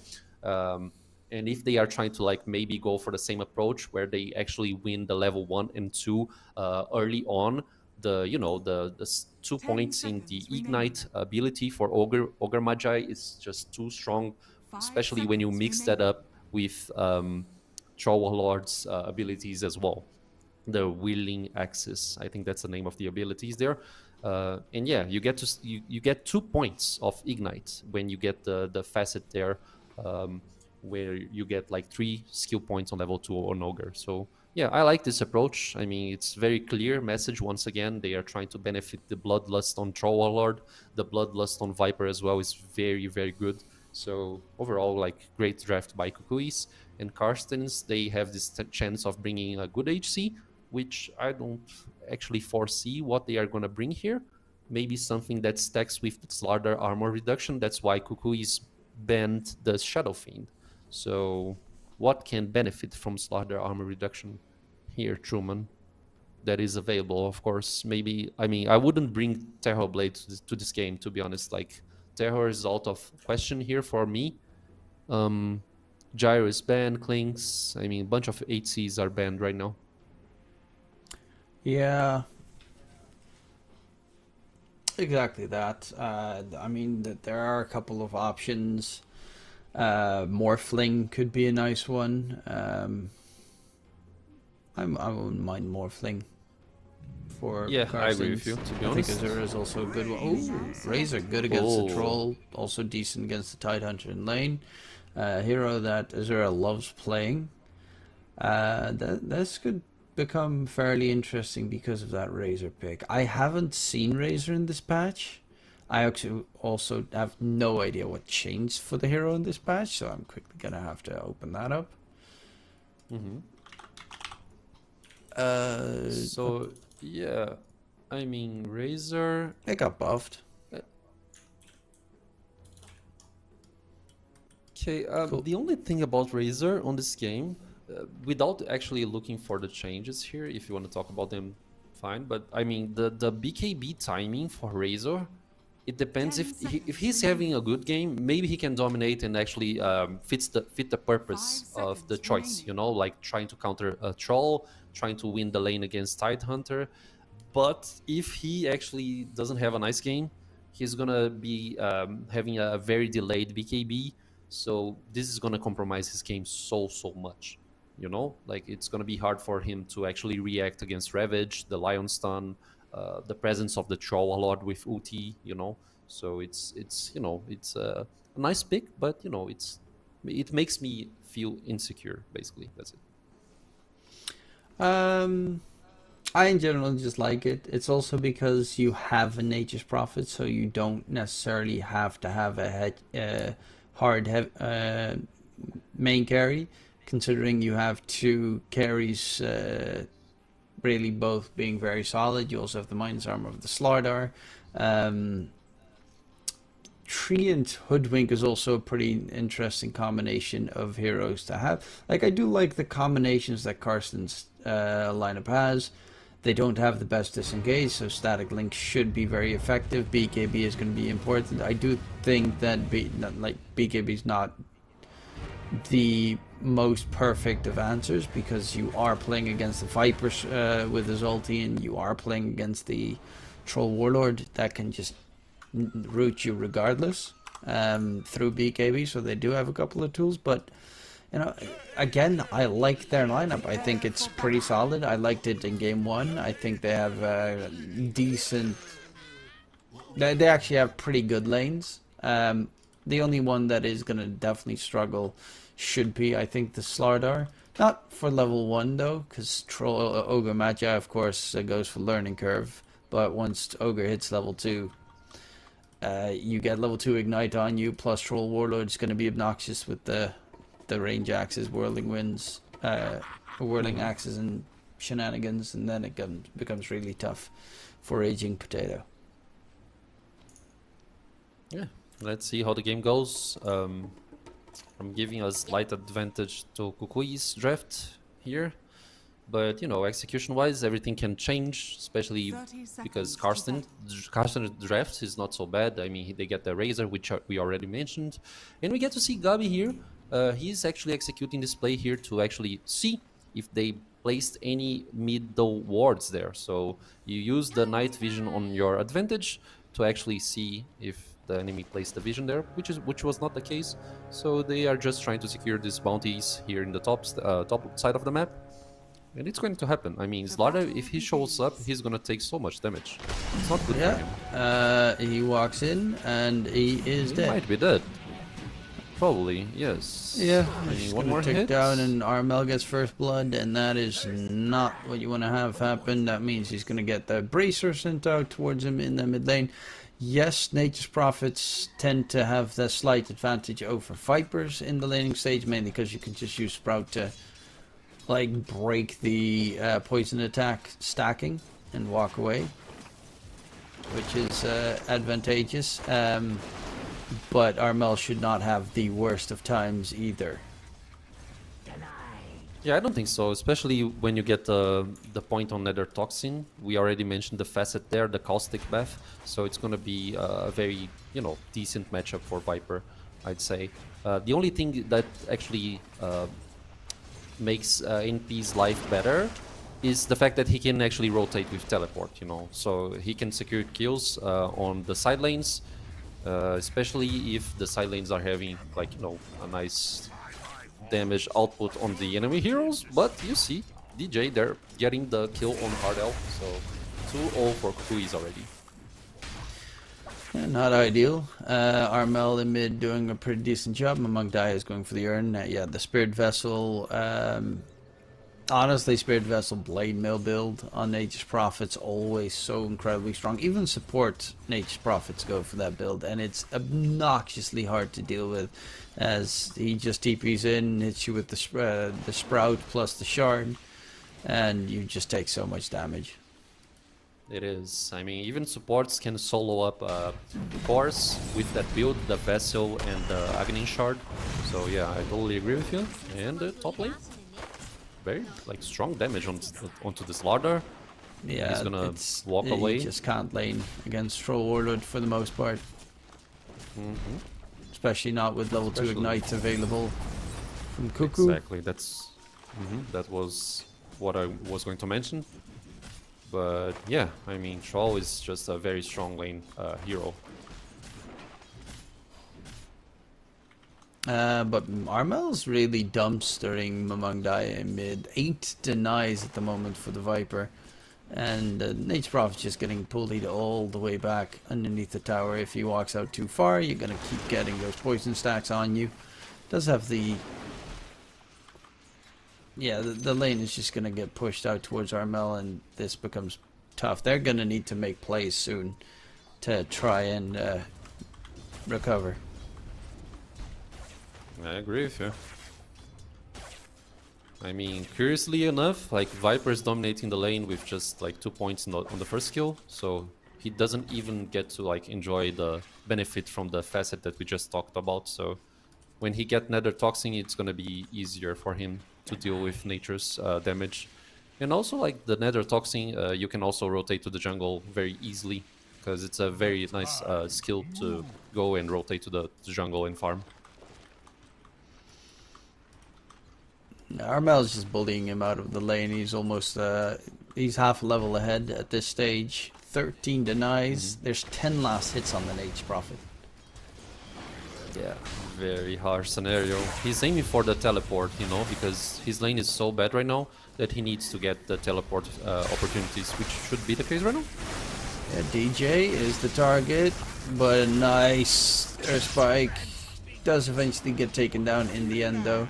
And that is 2 earned charges for Mamang Daya being secured. So at least the first TP play is successful. JG takes a lot of damage because Static Link's still 63, but it will be able to blubber that damage off. Yeah, I mean, Tide should probably not get hit, while Hazer has the damage buff due to the Static Link, but he's gonna bring a solve for himself. Apparently, he's waiting for the Lion to fetch it before he TPs into the lane. So they are trying to, optimize the timings and everything on the game, which that's how you should play Dota, essentially. So yeah, the solve is right there. The pull is happening as well for Carsten's team. They are trying to secure some less hits for Razor and, you know, make the creep wave come back a little bit closer towards your tower. So that's a nice scenario for them. And you also get to see a raindrop on Tide, which, I mean, should probably block some of the Razor's damage, especially if he's trying to, like, maybe upgrade the plasma field. Hardle, in the meantime, took the gateway top as they're looking to go for a fight here. They also have among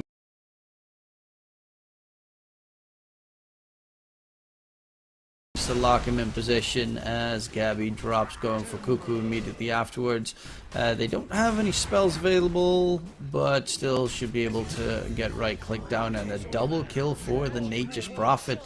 And yeah, all 3 kills the Radiant team has are on the NP mid, who is TPing about. Yes, Viper is winning that mid lane, but okay, he's destroying that mid lane. Net worth wise, it's insane what the difference is. But at least Mamang Daya managed to get a little bit of a recovery with those 3 kills. Yeah, he needs those for sure. I mean, as you mentioned, it doesn't fix the net worth problem it's being created by Viper, but overall it's like what nature can do. So that's what you need to do in a Dota 2 match as well. I mean, you do what you can. And right now we get to see like Hoodwink securing the Arcane rune, which is like the 6 minutes mark. You need to secure those power runes, and you also get to see like Hoodwink also stacking the ancient creeps there, maybe just the hard camp on the triangle. You know, Viper trying to protect the siege creep, which is not going to be enough. I mean, he's tanking a lot of damage on the tower there, so just the hard camp stacked, as we can see. And, you know, XP time is coming in, like 7 minutes mark. They are going to contest the XP runes, and you get to see Viper moving, which is also a very nice addition here. And, you know, if maybe Razor should TP as well to contest the rune. Let's see how the goes. Armel might be dead here. That would be a big kill. NP realizes that a little bit late, but Armel is going to get taken down, and they're looking for Gabby immediately afterwards. Nice airstrike there from DJ, getting Gabby out of harm's way. KUKUYS is trying to secure the Experience Shrine. Can he get there in time? Can he keep them away? Ooh, no, Raging Potato is fast enough, and they will make it a 1-for-1 trade. Armel's death is a pretty painful one considering the net worth. I do think that if Mamang Daya maybe saw that a little bit sooner, they could have had more in the area. He was a little bit slow on the TP there. Yeah, I mean, getting the Viper kill is great, as you mentioned, but I feel like overall, they kind of like defeated the purpose of trying to steal the XP, because Ogre, he tried to react and apply some damage with Ignite when he had the chance to actually steal the XP. So like getting both XP outposts there would be very great for KUKUYS team. So I'd say, like, considering the past movements by Carstensz, like the game is kind of even, you know, like everything is kind of even for both sides. I mean, the answers are being done and created. The reads are there too, so both teams are doing a great Dota right now. Yeah, in the meantime, Armel, they do manage to take down Gabby top with another Mamang Daya TP coming in.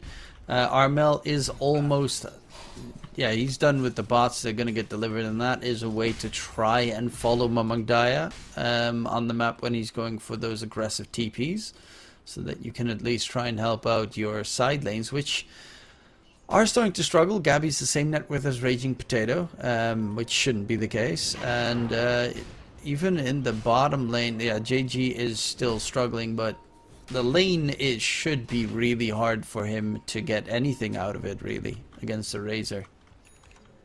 Oh, they're going deep for Gabby here. They've got the ward vision, but a 2-man catch from Ren. Nicely done. They find a quick kill on one.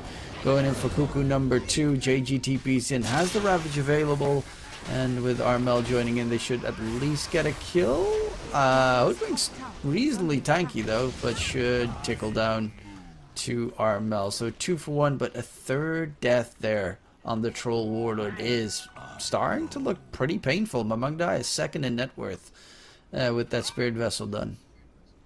Yeah, it's definitely painful for Troll Lord's net worth and farm. And I kind of mentioned this, if Razor is getting an edge regarding Troll Lord's situation there, especially if he gets like an early BKB, it's going to be a problem for KUKUYS side, because you know Razor was picked for this very specific counter situation. So I mean now Carstensz, they are dealing with the problems in a very good way. They wanna Yeah. They want to go for the Razor here. They're gonna TP in. Gateway comes through. Armel. They're gonna go for the Razor, and the Razor is dropping low, dropping down, dropping dead. They will get a counter kill coming in though. As in comes Kuku, looking for the Hoodwink, who's trying to disengage. Kuku, can he get in range? Fire Blast is a bit too far, but the Armel hits him with the slow, and that's a 4-man move. Nature's Prophet ulti does connect on a couple of them, but it's a 2-for-1 trade, and the tier 1 tower that's going to take quite a decent amount of damage. Hardle is close to his level 6, which would be really nice to have the overgrowth if you want to make a play, but you also have to deal this game with living armor level 3 on buildings. Exactly, it's a little bit hard to actually apply the siege damage there. I don't know about the team fight potential that Carstensz has here, because you know you have Ravage up, you have the Trollhawk's ulti as well, and Hardel is just like gonna be found here and dead, right? Yeah, they Gonna find die. Hardel. Mamangdai TP'd very defensively, but now they gotta be a little bit careful. However, JG throws the Ravage and the strike onto Azura, as Armel is trying to get some right clicks in. Raging Potato charging forward on towards Armel. He wants to go. Troll Warlord ult to use. Armel drop in, taken out. Gabby might be a second on Kuku. They all have to be careful here, as Mamangdai is looking for blood. Catches JG, Kuku as well. Both of them a tick away from dying, but JG seems to be able to run away. Kuku not going to be so lucky. Triple kill from Mamangdai, and there's the NP. TP spam. Tight gets the TP out just in time, but yeah, it's again Mamangdai, a triple kill on the NP. He's getting really farmed, is almost same net worth as Armel. Yeah, I mean he recovered the game completely. It's a lot of kills going toward Mamangdaya's hand. And like one thing we have to mention is that the fact that he went for the healing facet instead of the money one. So maybe if he had chosen the other one, he would have like way more money right now. But you know, I mean it's fine for him still. And he's actually aiming for an orchard right now to actually deliver some silence, apply some hard, you know, a harder, more intense DPS as well. And they're gonna find Troll. He doesn't have ulti, which was used on the bottom team fight there. So yeah, nice pick off again for Carstensz team, and they are just rolling. Just keep on rolling, I guess. Yeah, this is death number 5 for the Troll Warlord, and he is just about to be done with the second broadsword.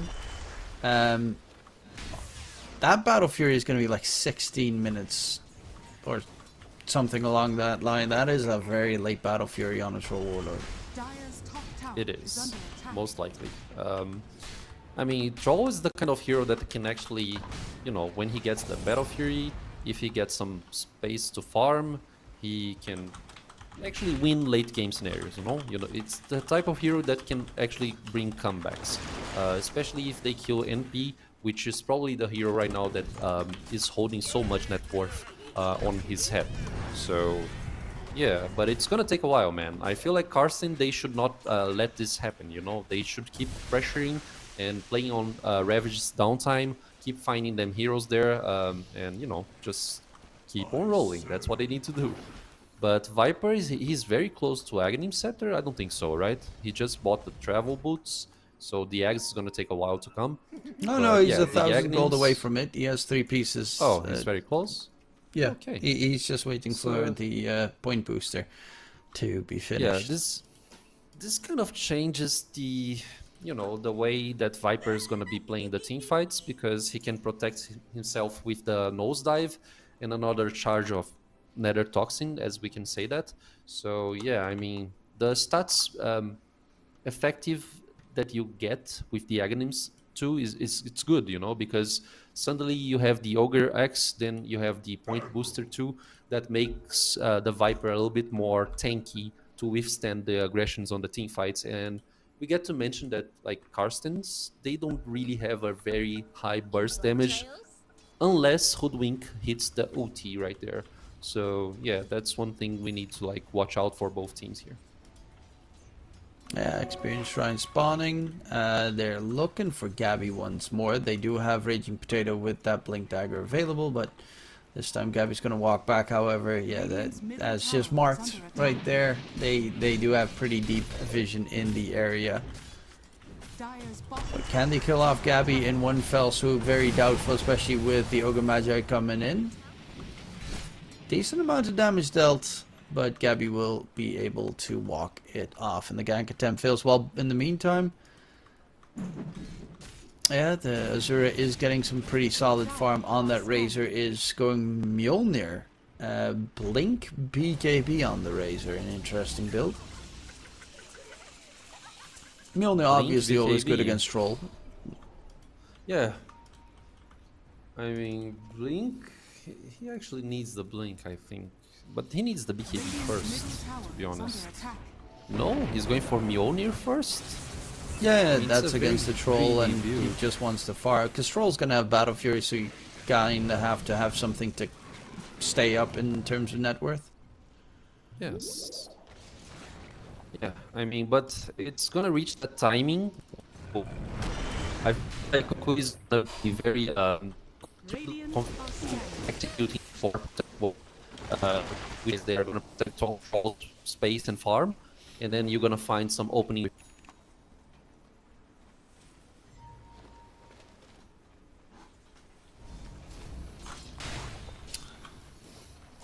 Connects, Roman. And Troll is close towards that Battle Fury. He's going to go for the Aghanim Scepter as well afterwards.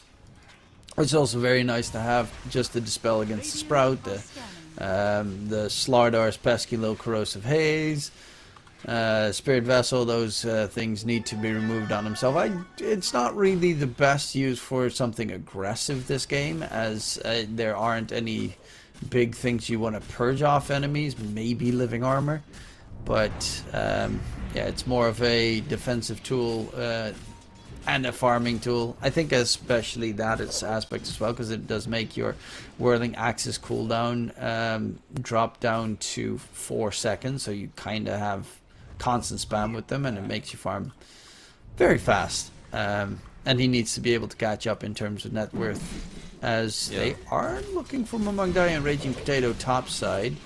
Oh, Viper. They're farming so very close to each other. Catch onto the Troll. Gabby, Orchid silenced up, but there's DJ with a 2-man or a spike and a perfect catch. JG rushing forward as well. TP interrupted, and an absolutely fantastic double kill coming in for the KUKUYS side. Exactly what they needed, especially trying to, trying to stop like Nature's Prophet momentum there with the net worth. So it's a very nice gold swing for KUKUYS side. And regarding the Aghanim Scepter, I think you can also dispel the Corrosive Haze, right, with the Whirling Axis, if I'm not mistaken here, which is like a very decent dispel, you know, like you don't have this armor reduction on your head. It's very good for this Troll Warlord. Yeah, but it normally you get it for like Pugna or something, which really makes it hard to play. The thing is, I see Aghanim Scepter more as an aggressive tool than a defensive tool in most games, and in this case, just defensively it does so much, but aggressively it doesn't do too much. The Gabby pops his ulti immediately. Mamangdai with the Orchid Silence. Gabby's Overgrowth rooted up. He is definitely going to die as they do take him down, but Armel jumps in from the side with that nosedive. The damage coming in is immense. They already find one. They're looking for Hardle. Will be able to find him as a secondary, so they do lose the Troll, but they do manage to take down Mamangdai, and Armel makes some money. Yeah, the Viper is growing stronger right now. You get some time for Razor to bring his items, but I don't know, this Viper is getting out of hand here, out of control. It's kind of, you know, it's kind of scary situation for Carstensz's team to get this Viper so big. And yeah, Troll Warlord, Aghanim Scepter can also dispel the Vessel, I guess, but yeah, again, he's gonna be using these items defensively, and Gabi actually changes the build here. He's actually aiming for a Manta, Yeah, which the can Orchids gives him. makes Yeah, it really I mean- rough to play the Ags build. I agree with you. I mean, the Orchid here is gonna be a hassle for this Troll Warlord to play the game, so it's either BKB or Manta. And I feel like the Manta is better, especially if you are trying to outrun the Razor, which at some point will be in your head, over your head, trying to, like, you know, secure some It's static also a link. really bad BKB game. Static Link, Sprout, Mm-hmm. Slardar, Bash, and Corrosive Haze, and Treant ulti. Exactly. Like, 4 heroes on the Exactly. Radiant team have BKB piercing spells. It's a horrible BKB game for the Dire team. I agree. I agree. That's let's see the team fight. I'll talk about it. Like, soon. Couple of spells flying out. Luckily enough, nothing really connects, but both teams are eyeing up that Tormentor. That is the main goal here, as both teams are pretty good at very good at taking it, actually. But they are going to try and quickly scoop it up before the Dire team gets there. However, they're pretty close. Ty doesn't have a Blink Dagger, though, so the Torment's already going to get stolen, and Very they quickly. will quickly run out of there. Dire's middle tower is under attack. Yeah. Oh, I mean, Treant's dead. Ardell's gonna. Yeah, he's dead. The finger to connect and secure the kill and get the buff to Lion as well. Look at Mamang Daya. They don't know about his positioning, so he's just gonna TP away. And like No I was towers trying to taken say, yet by the Dire team as well. yeah, curiously enough, right? Because they were actually quite decent on the laning stage there. They have a strong line to use Ravage. And let's see, apparently we can see some movement here, Raging Potato. But no, they are just gonna secure the tower, and I finally can talk about this. I mean, if it's a bad BKB game, and if it's a bad, like, Aghanim Scepter, as you mentioned, you need to actually change the responsibility for your teammate, you know? And that's why Tide here is actually coming up with a Lotus, because the Lotus is so strong, you can actually counter the static link in a sense.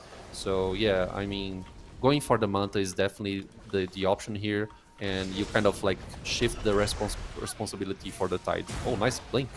DJ on the run. Can he get away? Slowed down. Sharpshooter flies out. Silenced up. And Sharpshooter connects onto the Ogre. Gabby spotted on the side, but they use quite a lot of grab spells to reach them, and they're also under ward vision, so they're not going to chase any deeper. While Mamang Dai is going to scoop up Experience Shrine on the other side of the map. He's going for the Hurricane Pike build, as he's going to transition a little bit more in the right-click core role here, it seems, on the Nature's Prophet, to try and help out Azura, who does have that Mjolnir done. It's almost done with his BKB, but Azura's caught up to Armel. To be fair, Gabby's also caught up to, almost caught up to Armel in terms of net worth, as the Viper is slowing down his farming speed.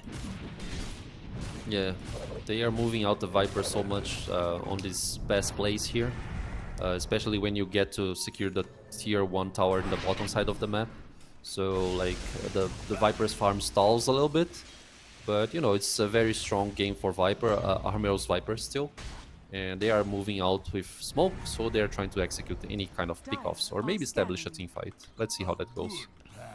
Yeah, they have that blink on the line. They have the Manta style on the Viper as well, and nearby it is Azura. He's playing very defensively with his farming, but they do have that Oh ward my vision God. jumping in, and the quick finger and the quick death on the Razor comes in, as they are immediately looking for the tier 2 tower bottom.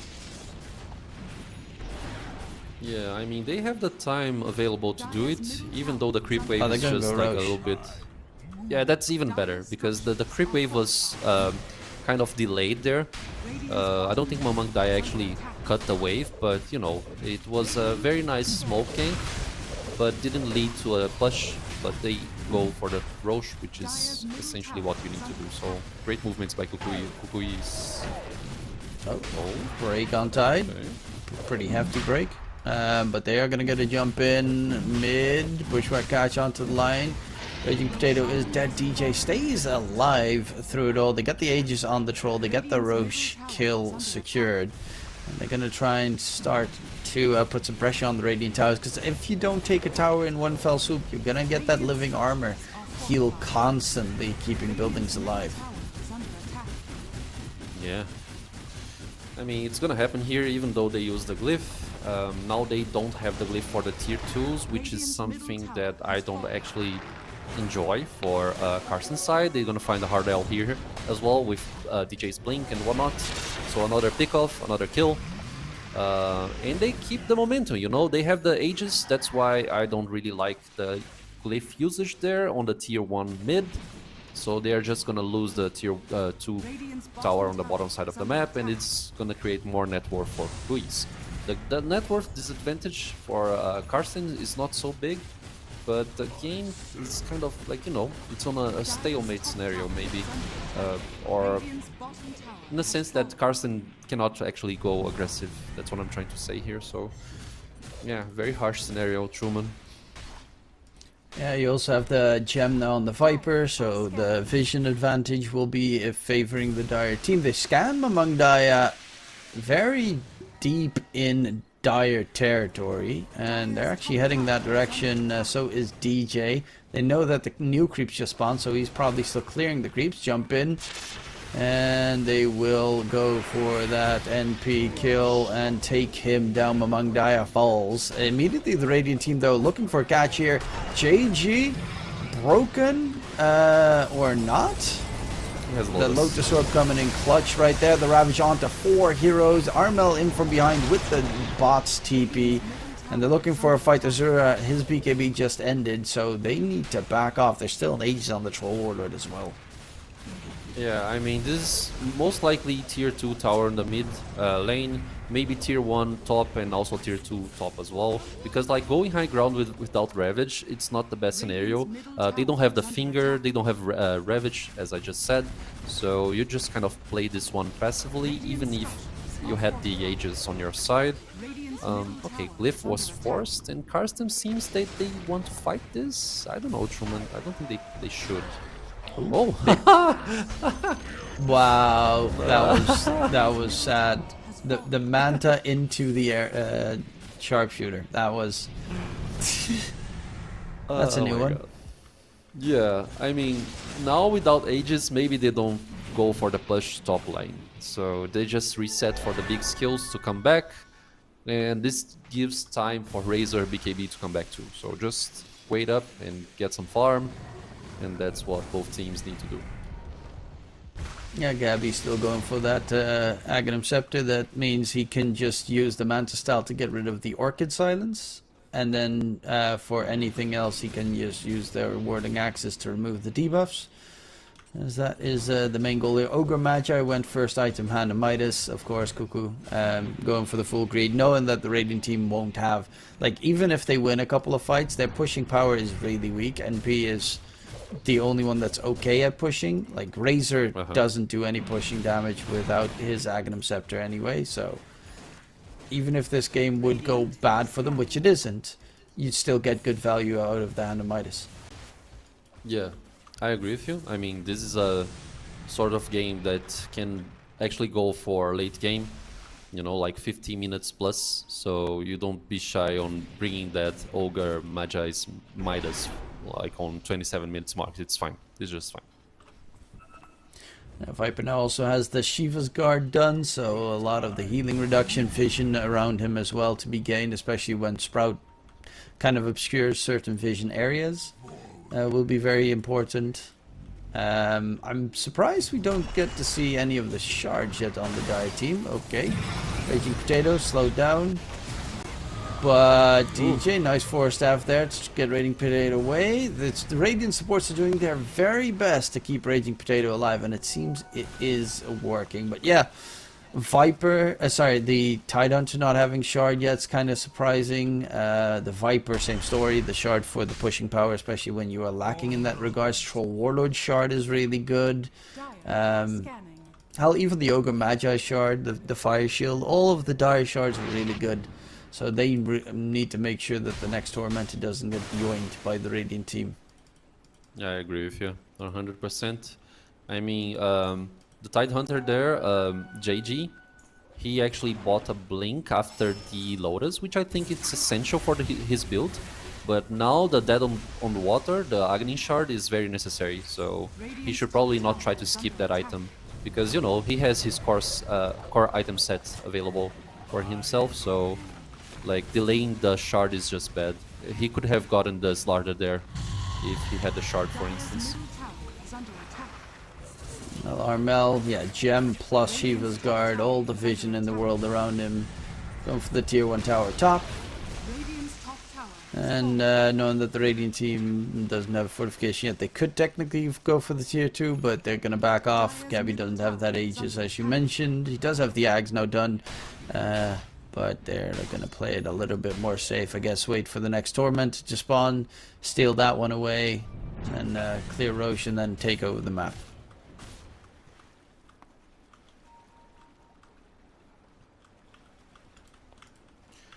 Okay, so it's Tormentor time. Apparently DJ has Carstensz... Shadowblade Oh. online. Shadowblade? That's different, right? That's something... Against the Slardar? I'm confused. Yeah. Well, you know, the team fight's gonna happen here probably. I mean, Carstensz is a little bit late. It's I already don't know gone if they for just the... like get going. I mean, it's working now, as he did get good vision in the area, but that's just weird. It is. Yeah, I agree with you. It's different, but it can work.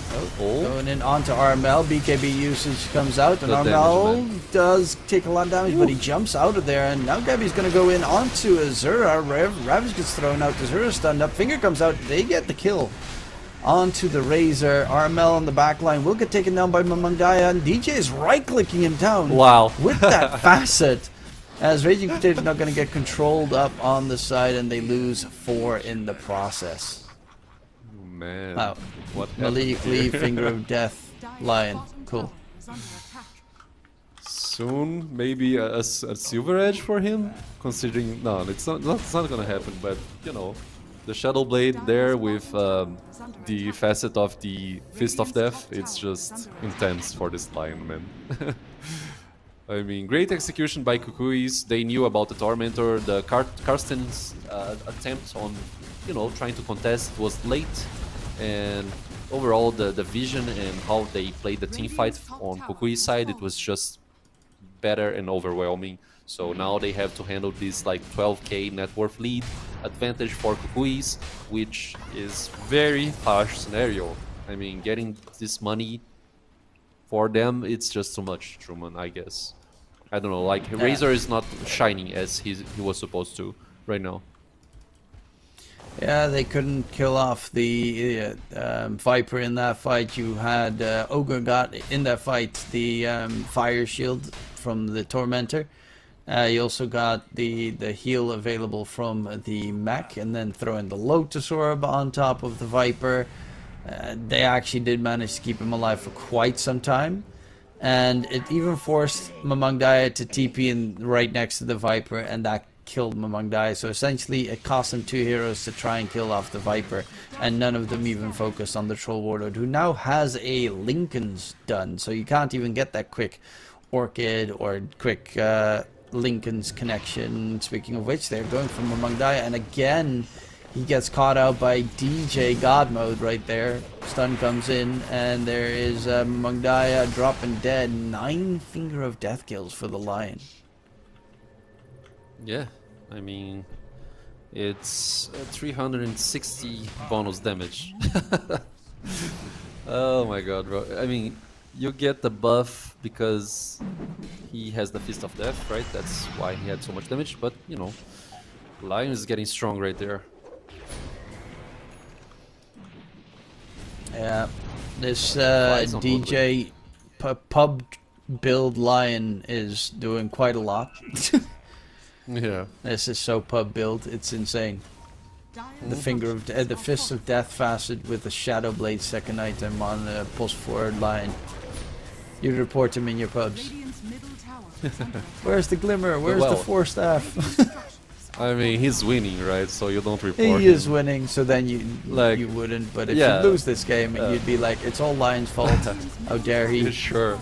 Yeah. He's building force staff axe, but he has the money for force staff. He's not with his team right now. He's farming top lane to buy the Aghanim scepter. That is beyond greed. Because he's greed. definitely He has not the going to buy glove that force staff. No. Yeah. Oh, I mean, he has fight breaking out. gunpowder. They do throw out the Ravage. They lose Kuku though. As Gabby going in onto the Slider. Slider is going to get rooted, spammed up in the process. Mamangdai trying to get himself back. Gabby will pop the ulti, charging forward, but Azura didn't have the BKB. Finger of Death comes in, and they have DJ joining the fight, and that's when it ends. When DJ, the king, is here. Shadow Blade, baby. Mamangdaya spots out DJ, takes him down.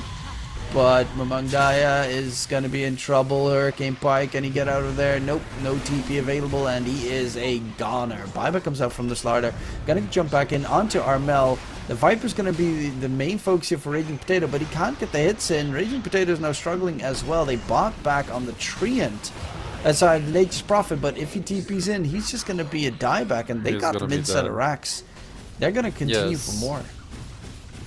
They're just gonna, you know, take this tower here in the bottom side of the map, because, like, even if Razor had the buyback up, he wouldn't have, like, BKB.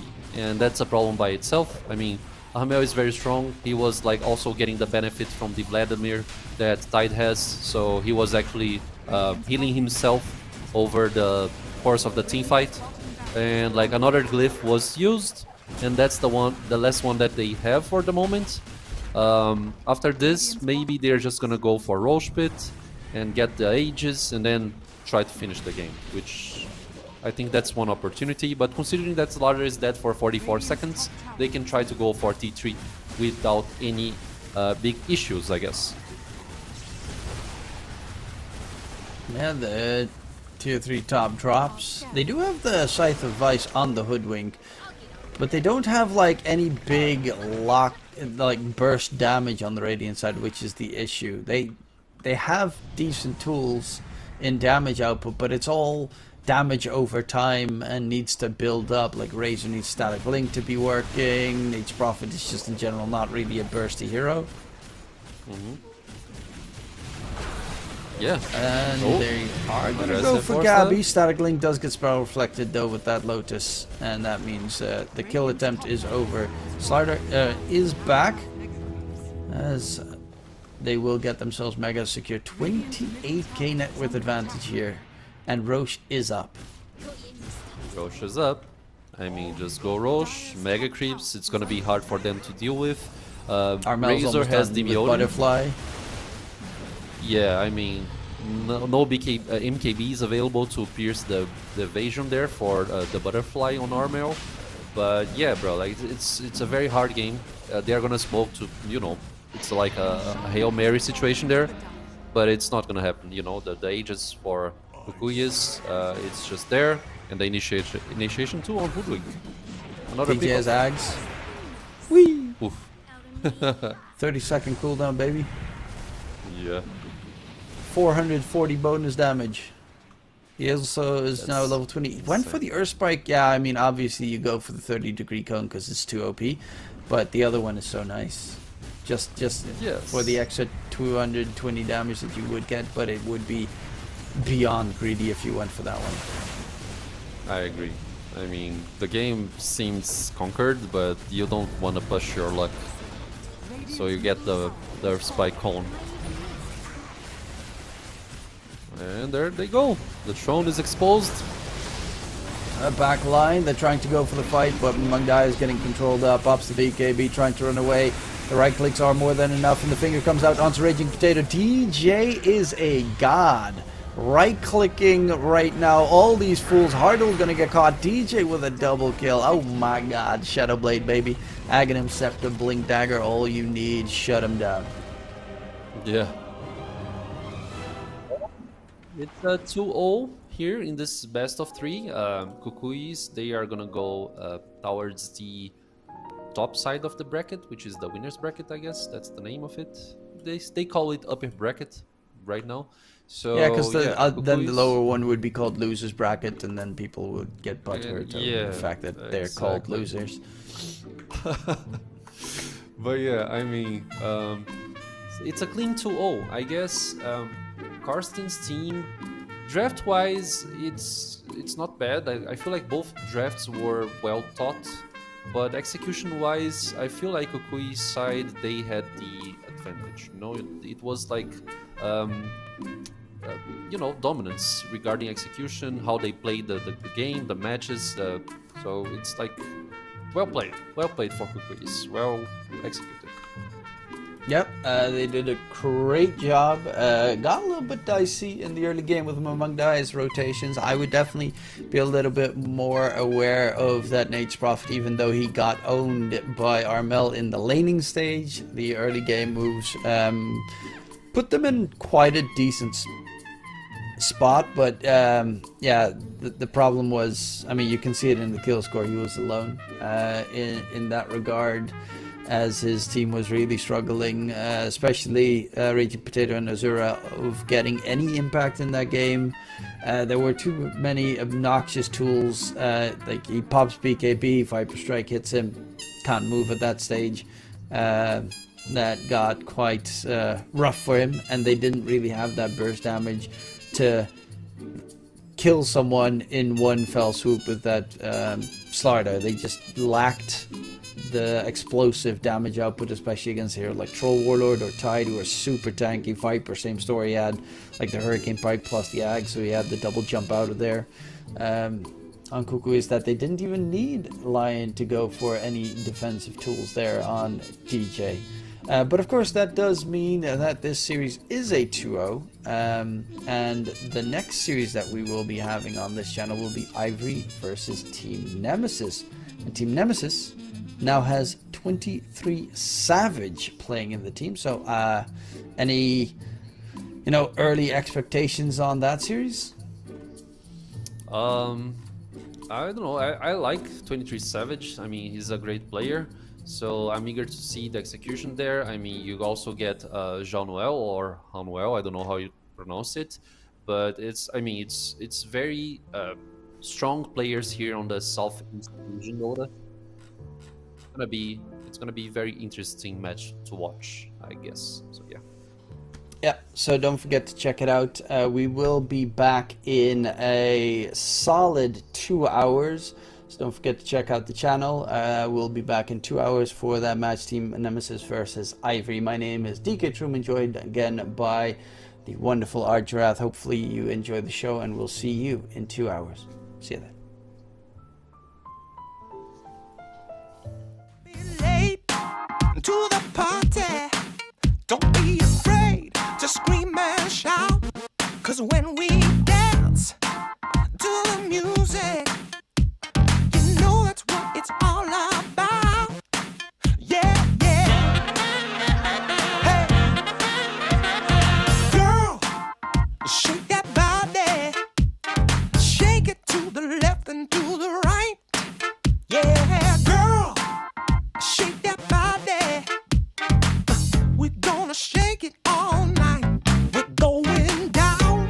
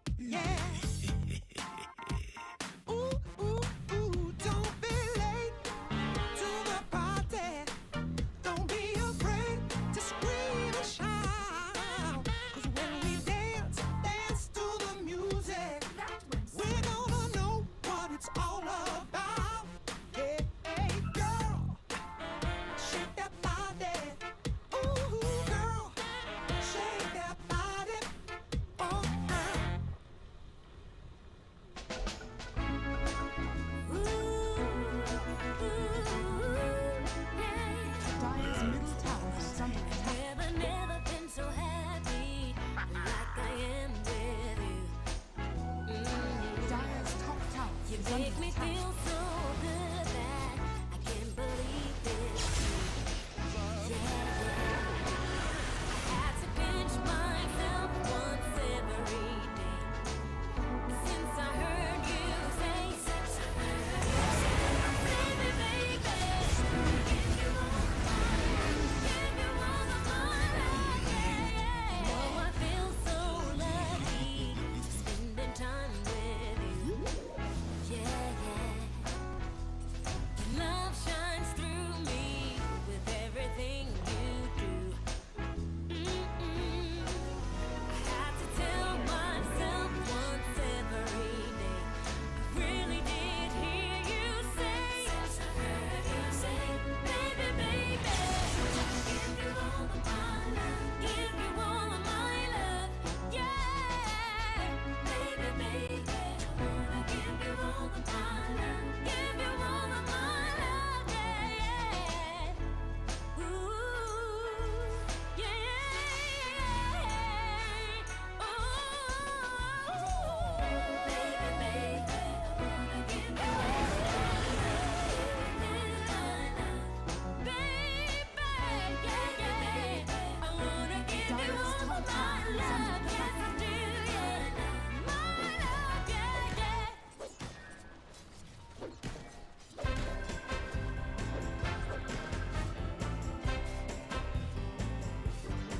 Well, there's this girl that I like, but I know that she's wrong for me. Radiant's middle tower is under attack. But as hard as I Dire's top try, tower you is know I under can't attack. seem to break free. Well, I don't Radiant know what structures I'm are thinking fortified. of, but I can't get her out of my mind. When she walks in the room, I Radiant's think, well, middle look tower at is her, under and attack. all I wanna do is make her mine. But you know that you don't go messing around with a girl like that.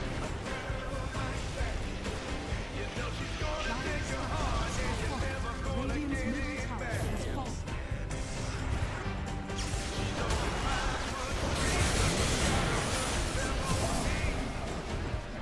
Radiant's middle tower is under attack.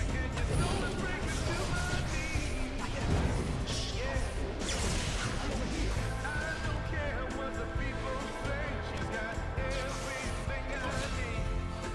She makes my heart grow weak with everything she does, right from her head down to her feet. But you know that you don't go messing around with a girl like that. A girl like that. You know she's gonna take your heart, and you're never gonna get it back.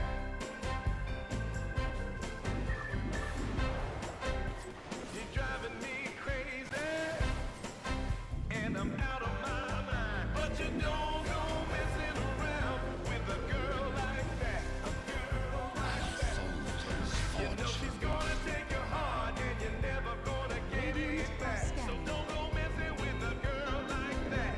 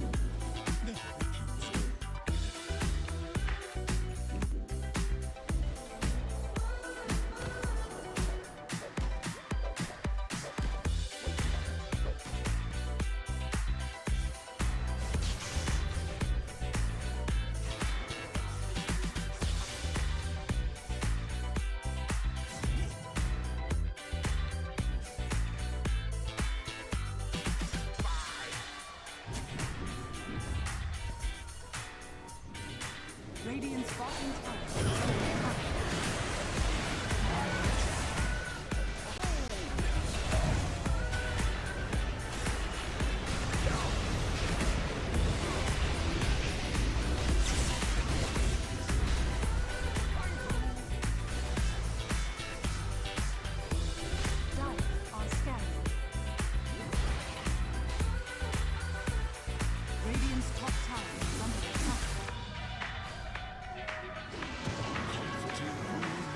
generation.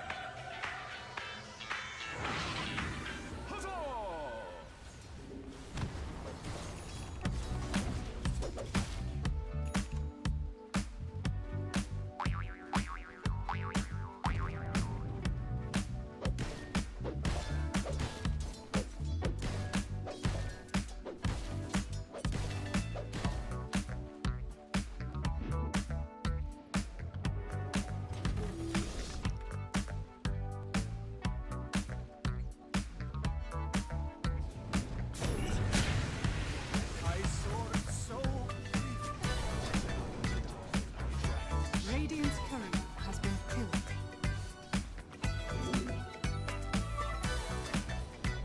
Dire are scanning.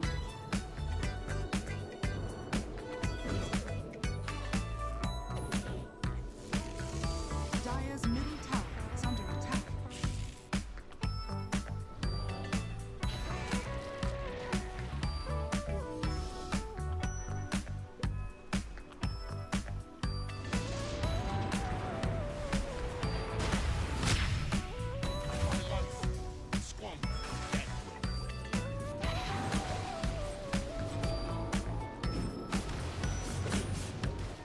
Radiant are scanning.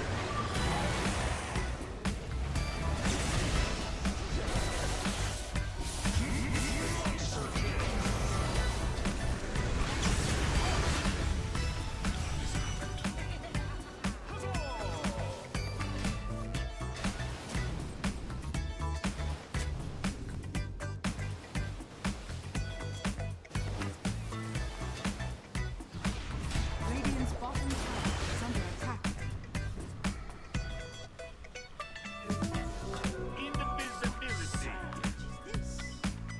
Radiant's bottom tower is under attack.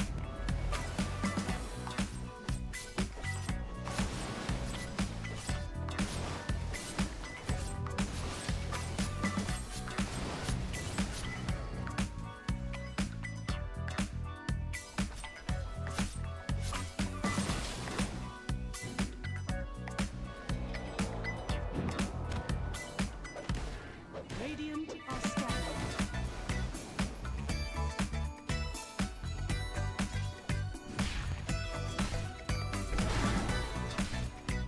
Radiant's bottom tower is under attack.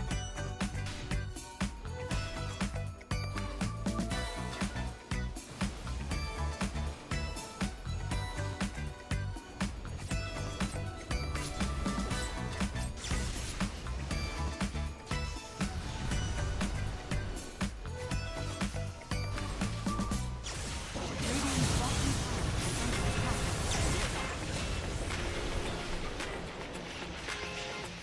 Radiant structures are fortified. Radiant's bottom tower is under attack.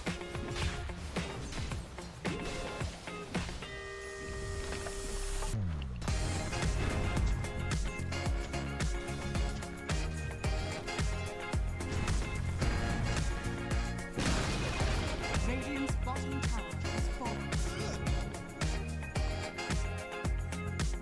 Dire's top tower is under attack. Radiant's middle tower is under attack.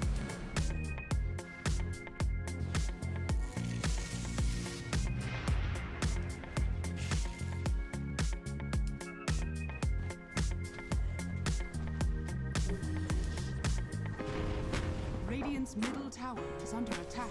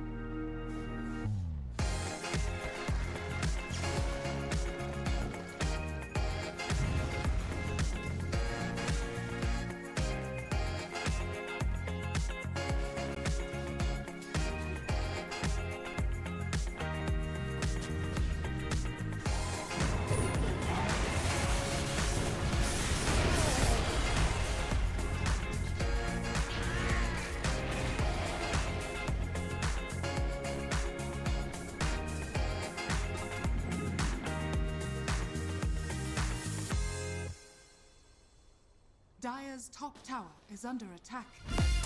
Radiant's middle tower is under attack. Radiant structures are fortified.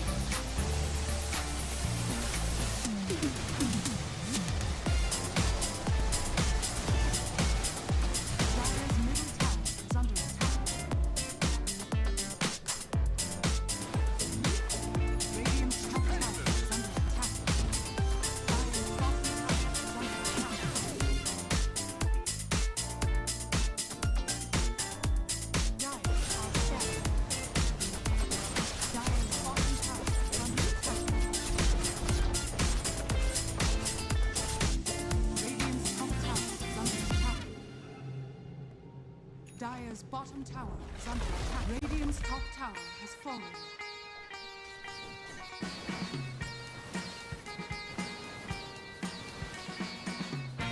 Dire are scanning.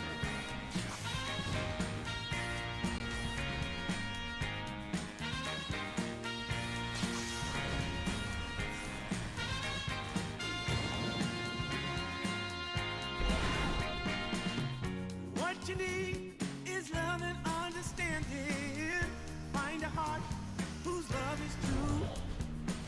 Deep down, there's only one companion who's there for you when you need him to be.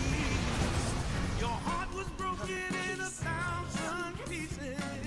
So much pain that you've been through. Here stands a man who's your salvation. Just ask yourself, am I ready for you? 100%. I'm ready. 100%. Yes, baby. Eyes wide open. I'm ready. 100%. Take in a new direction. Any place you wanna go. I don't have all the right answers, but one thing I know, I'm so ready for you. 100% now. I'm ready.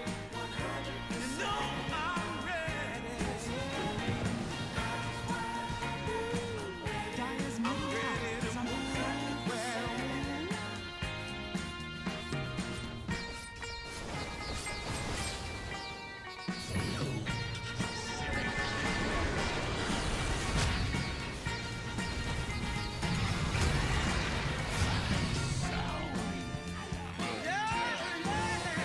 Dire's top tower is under attack.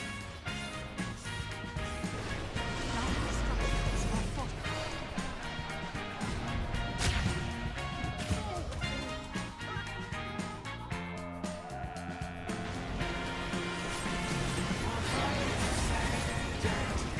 I'm ready. 100%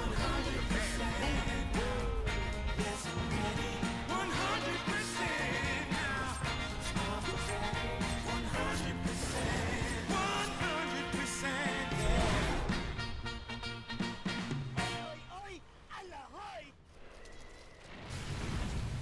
Radiant's middle tower is under attack.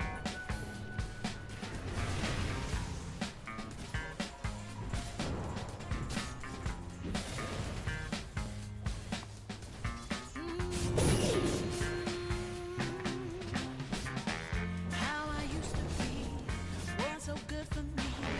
In my mind all the time, no one I could turn to.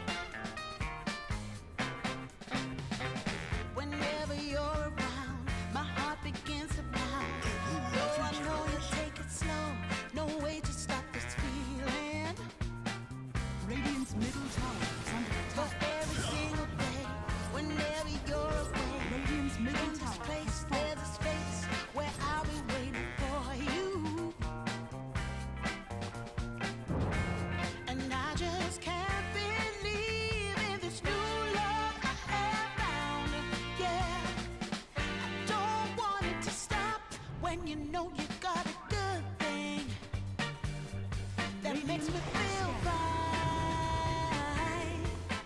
Ooh, wherever it leads me, you know it's all fine. I never thought that this could sweep me up the ground. I don't want it to stop. No, I don't want it to stop. I don't want it to stop when this feeling is good.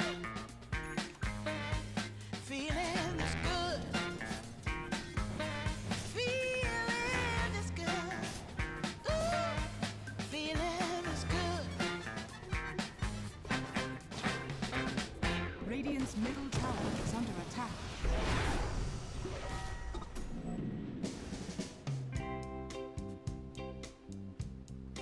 Dire's bottom tower is under attack.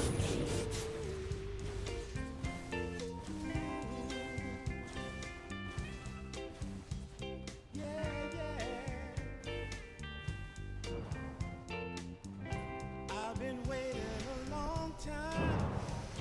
Just longing for a chance to you. Yeah. Dire are A scanning. chance to look in the big brown eyes. No telling what my heart would do. I sure knew it felt as good as it could be. In that moment, though it felt so good, I wondered why you noticed me. If you gave me just a little time, it would sure Radiant ease my are scanning. troubled mind. Don't tell me that you don't feel the same inside. Don't tell me. These are feelings that I ought to hide. I don't care where you came from.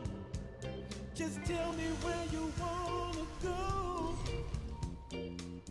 If there's a chance to be together, that's all I really need Radiant's to top tower is under know. attack. Is it real or make believe that keeps me thinking of you? If you've got time to walk with me, I'll show you how.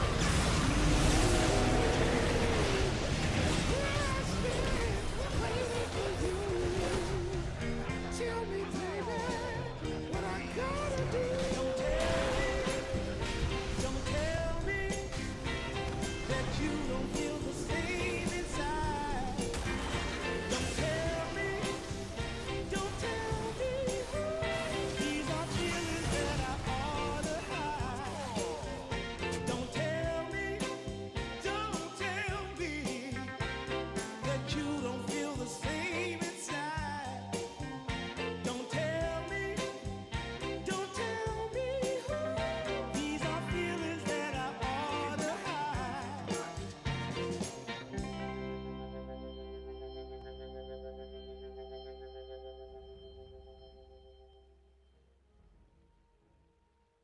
It had to be.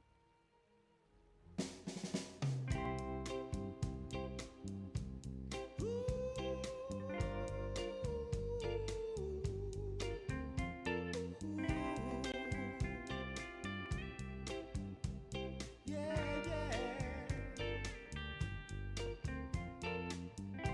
I've been waiting a long time, just longing for a glance from you. Yeah. A chance to look in those big brown eyes. No telling what my heart would do. Hey, when we met, I sure knew it felt as good as it could be. In that moment, though it felt so good, I wondered why you noticed me.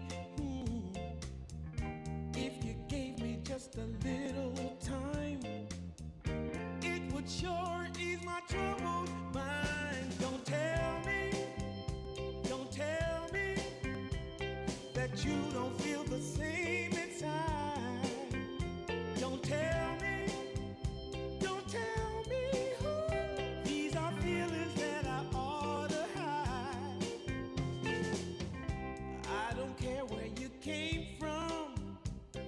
Just tell me where you wanna go. If there's a chance to be together, that's all I really need to know.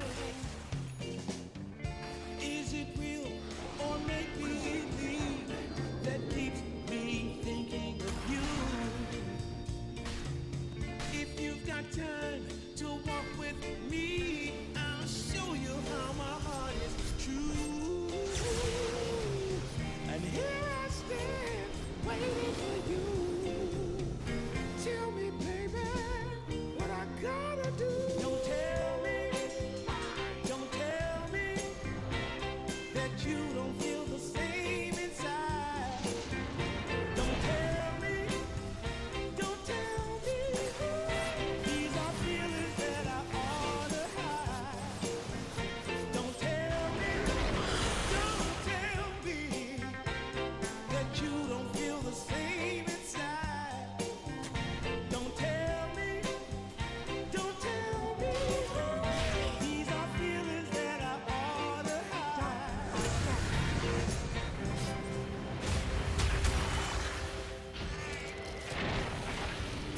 Dire's middle tower is under attack. Dire's middle tower has fallen.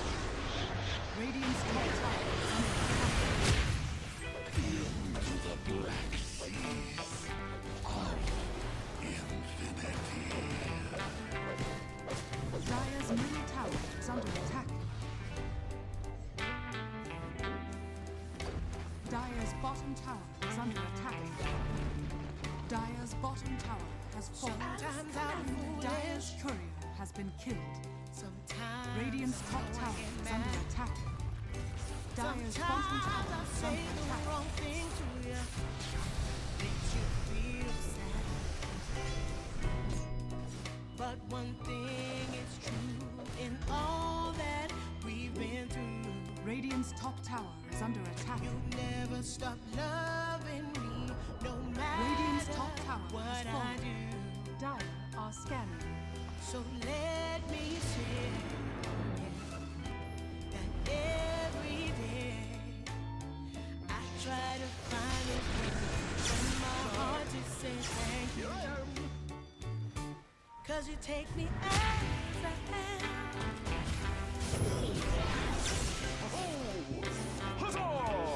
You take me as I am. Oh, baby. If you stop loving me, I will understand. But I won't take you for granted, no, no.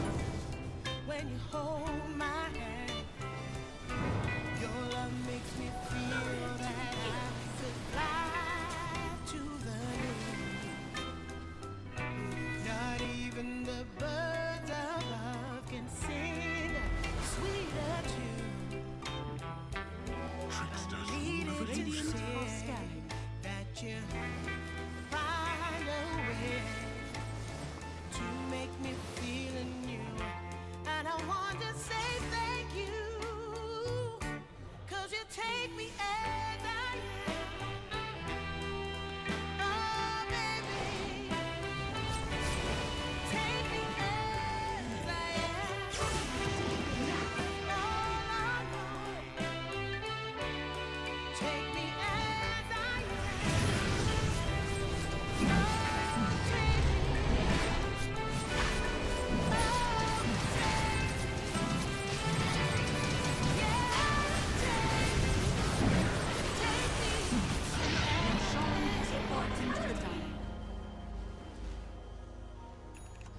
Dire's middle tower is under attack.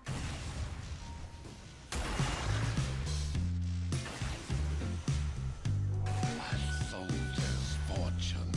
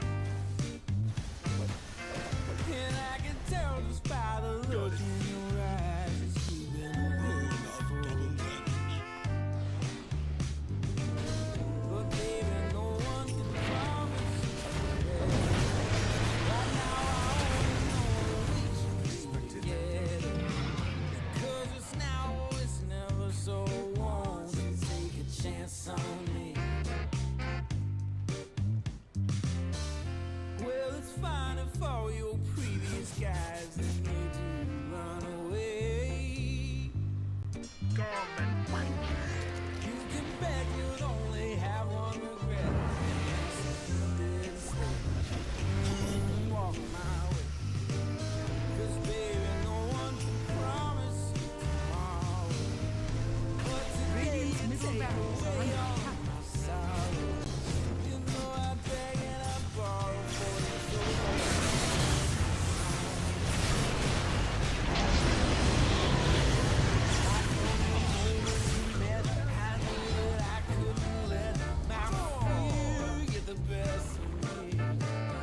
Radiant's middle and barrels every are under moment attack. since then has been Radiant time structures are again. fortified. But we're exactly where we're supposed to be.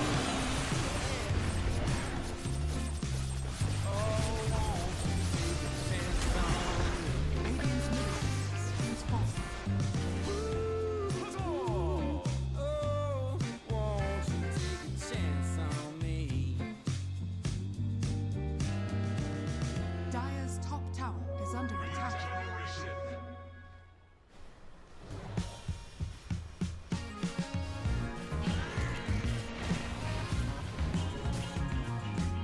Radiant are scanning.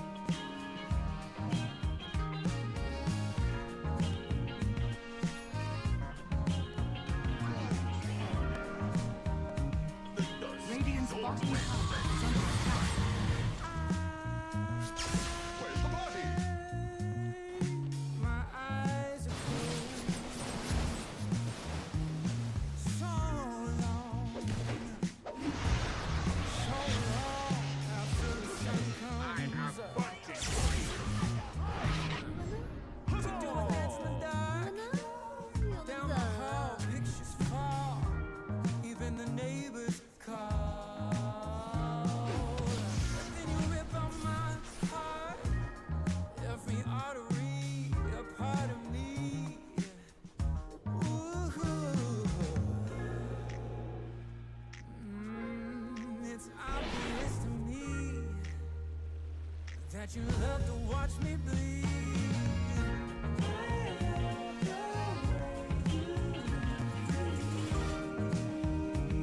But not half as much as I love when you leave.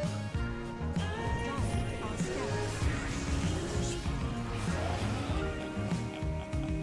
But I love to watch you walking away from me.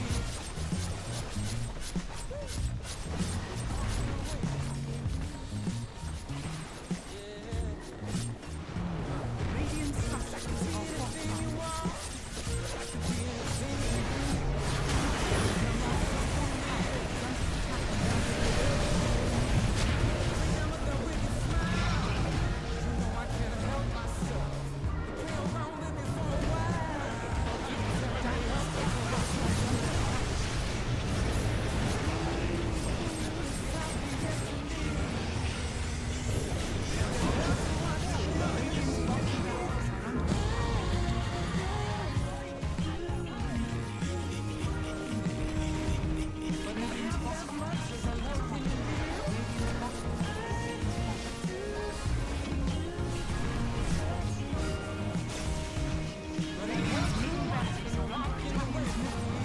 Has fallen.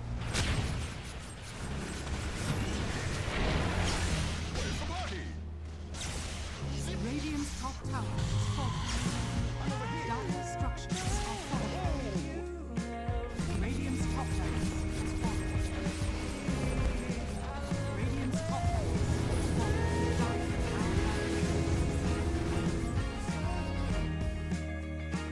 You know I love to watch you leave. Radiant's middle tower is under attack. Radiant's middle tower has fallen. Radiant's middle tower has fallen.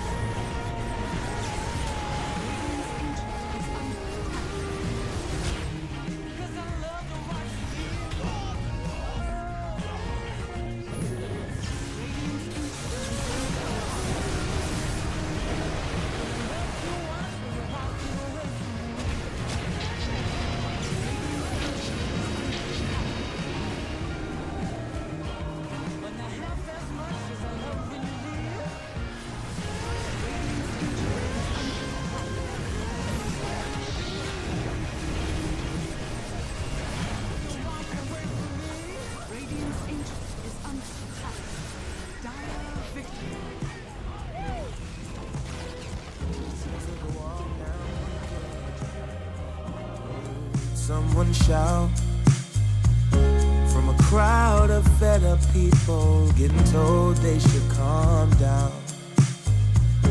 Didn't wanna fight, but the tears that fill their eyes are brought by the people sworn to preserve their rights. Oh,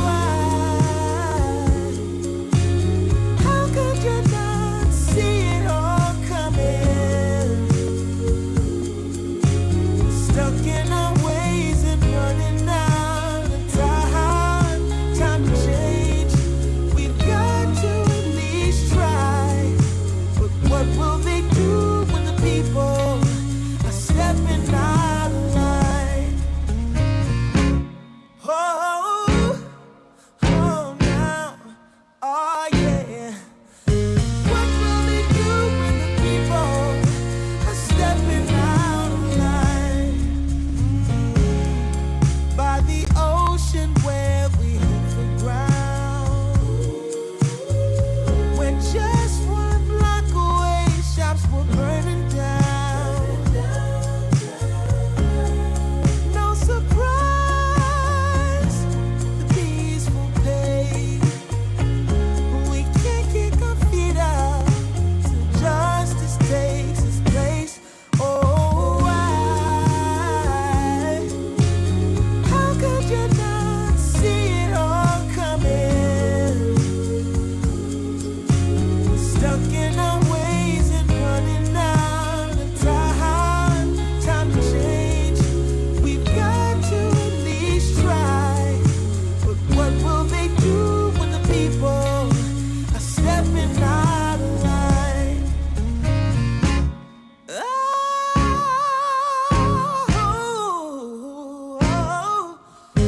what will they do when the people are stepping out of line?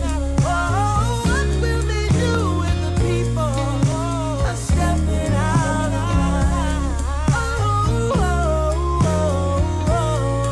Oh, stepping out of line. I wanna know when they're stepping out of line.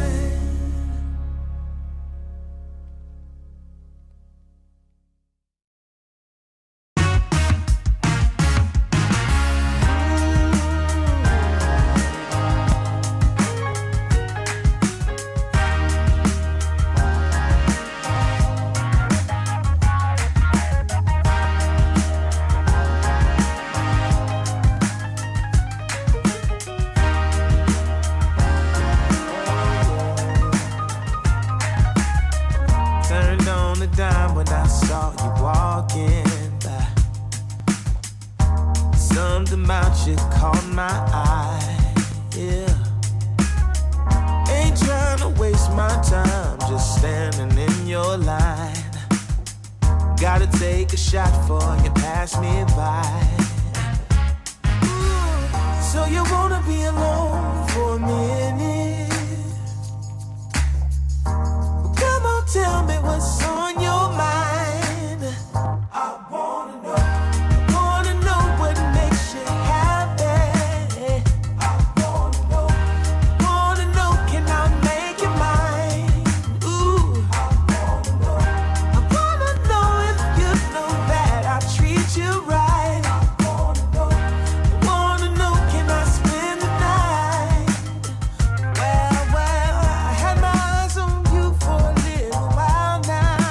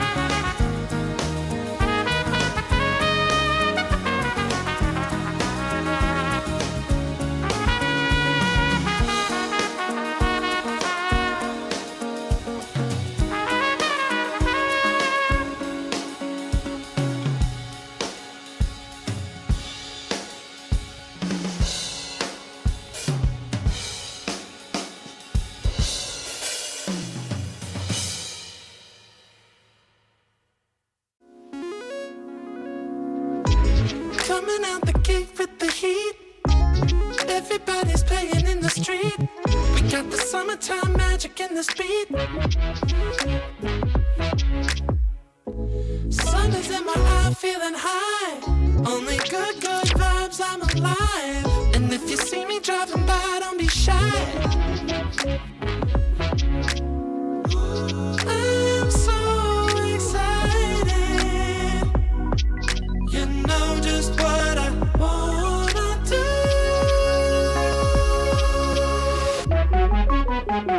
I'm glowing on up, I'm glowing on up, I'm glowing on up.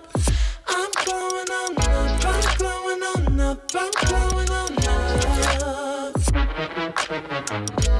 Don't it feel like summer? I'm glowing on up, I'm glowing on up, I'm glowing on up.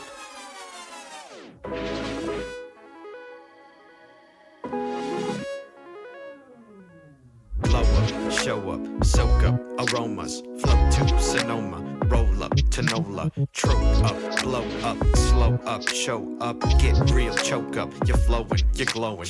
Astral samosa, you're landing on Europa, your horns blowing, you're chosen, all the deep cuts you know it. I got the pre-glow and the post-glow, inspiration knows no boundaries where it flows. Your fingertips to the globe's tilt, to the universe on stilts, hold on and chill. I'm so excited. You know just what I wanna do.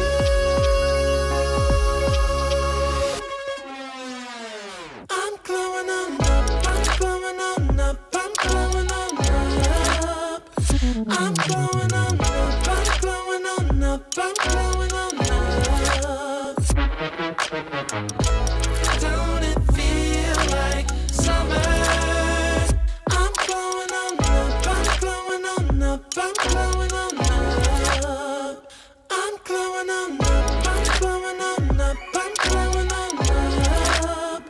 I'm glowing on up, I'm glowing on up, I'm glowing on up. Don't it feel like summer? I'm glowing on up, I'm glowing on up, I'm glowing on up.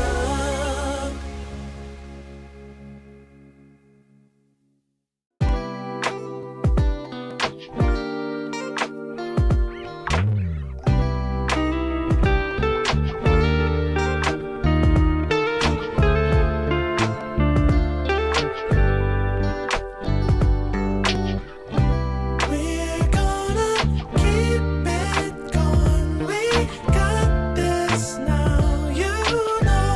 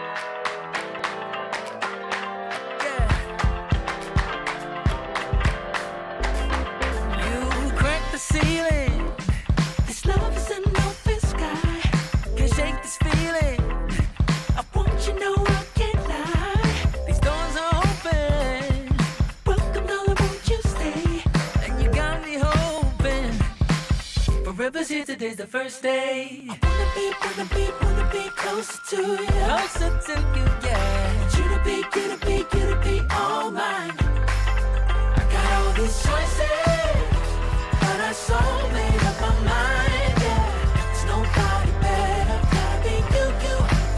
A thousand voices, 'cause it's so good to be alive, yeah. There's nobody better, so it's gotta be you. These myths are busted, the grass is greener on my side. It's done and dusted, I'm never getting off this ride. Life with you is golden, so how can I go back to silver love? I'll be holding on, can't get enough. Wanna be closer to you. Closer to you, yeah. You to be all mine. Oh, yeah. Got all these choices, yeah. But I so made up my mind. There's nobody better. Gotta be you. Got to be you. Voices, yeah. 'Cause it's so good to be alive, yeah. There's nobody better, so it's gotta be you. Yeah. It's gotta be you. Gotta be you.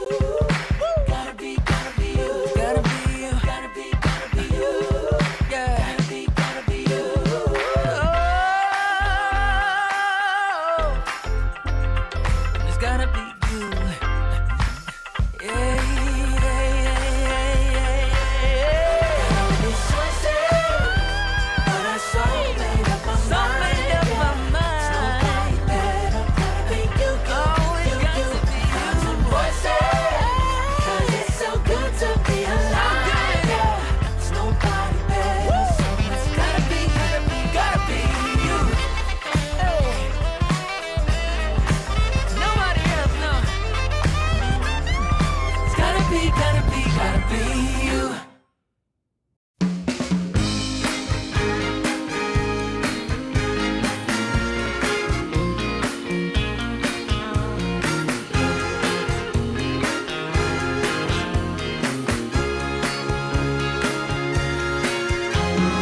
I want good music playing and dancing to the groove, and I want to sing at the top of my lungs. The evening has just begun. Hips are swinging and feet are stomping. We will party all night long. This will be magic night to remember. A joyful celebration for a whole new generation. This will be magic night to have together. No more limitation. We unite as one nation. I want Keep on moving, the sweat is dripping. I want shake it. shake it to the beat of the drum. No need for hesitation. Bass is pumping and everybody's smiling. Happy people gather round. We will party all night long. This will be Oh, magic.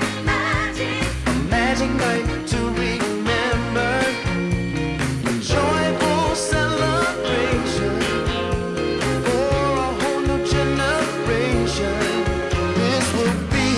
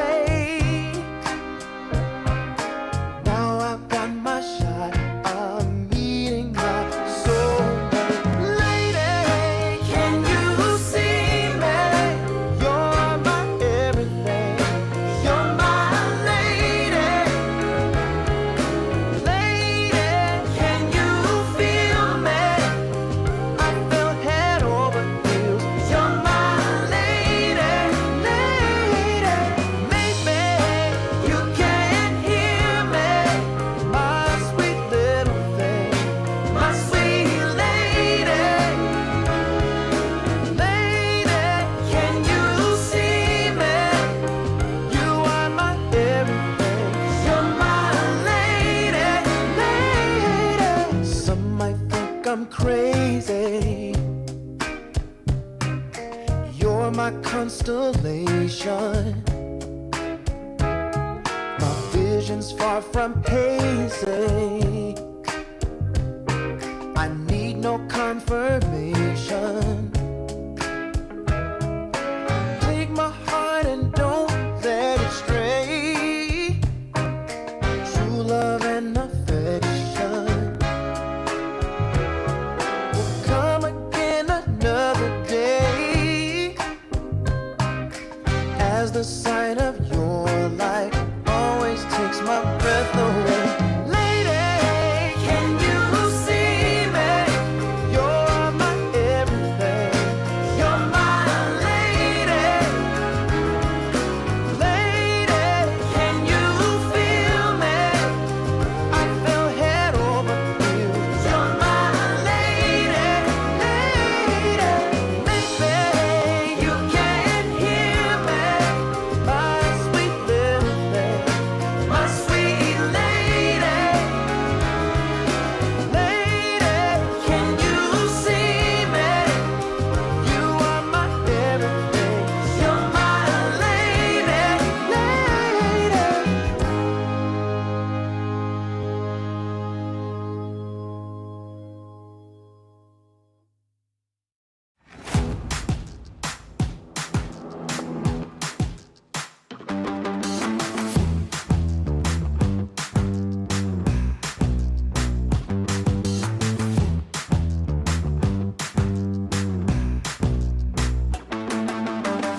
Let's go get the party started. You know how to get it going. I'm so fired up, I'm ready to go. The music's moving my soul, I'm busy going. 1, 2, 3, 4. I really feel like dynamite. I really feel like taking flight. Oh, I feel good, I feel so fine. I'm making moves and getting mine. And I need you to get in line. 'Cause if we're gonna make it, we'll make it right. Huh.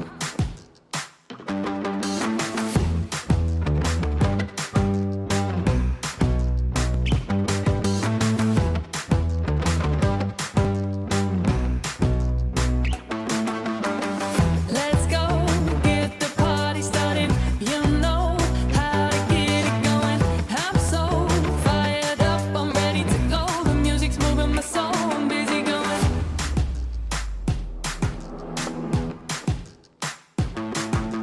1, 2, 3, 4. I really feel like dynamite. I really feel like taking flight. Oh, I feel good, I feel so fine. I'm making moves and getting mine. And I need you to get in line. 'Cause if we're gonna make it, we'll make it right.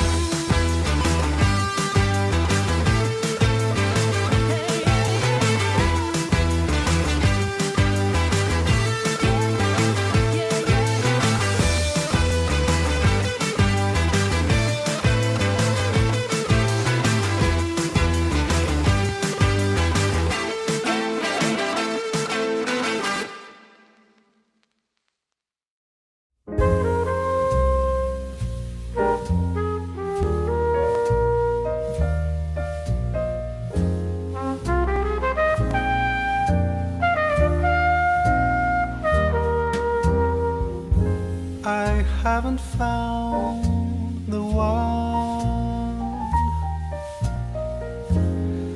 I never knew what others do. I hope and yet again, what do I know then? I believe it's all meant to be. All my dreams are so out of reach. I fool around, but we never know. I fell in love, but a long time ago.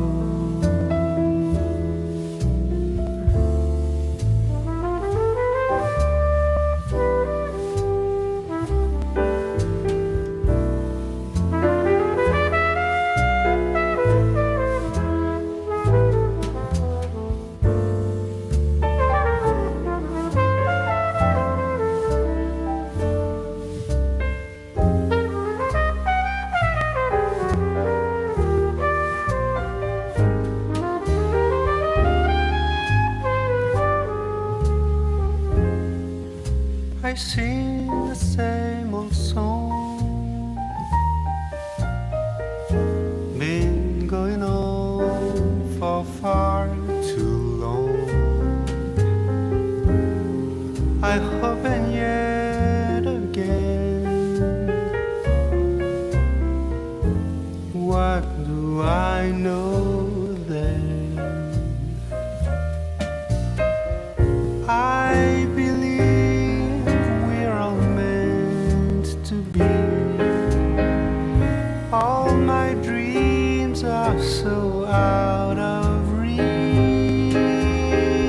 I fool around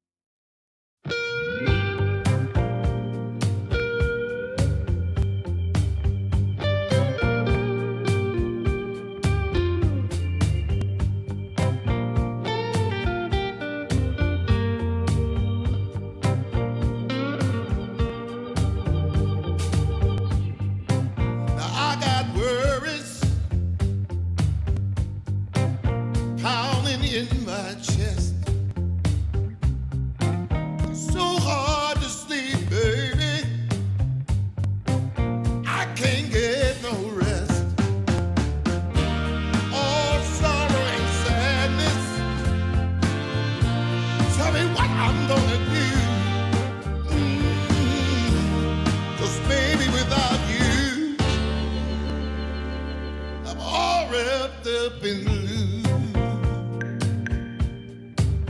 Mhm.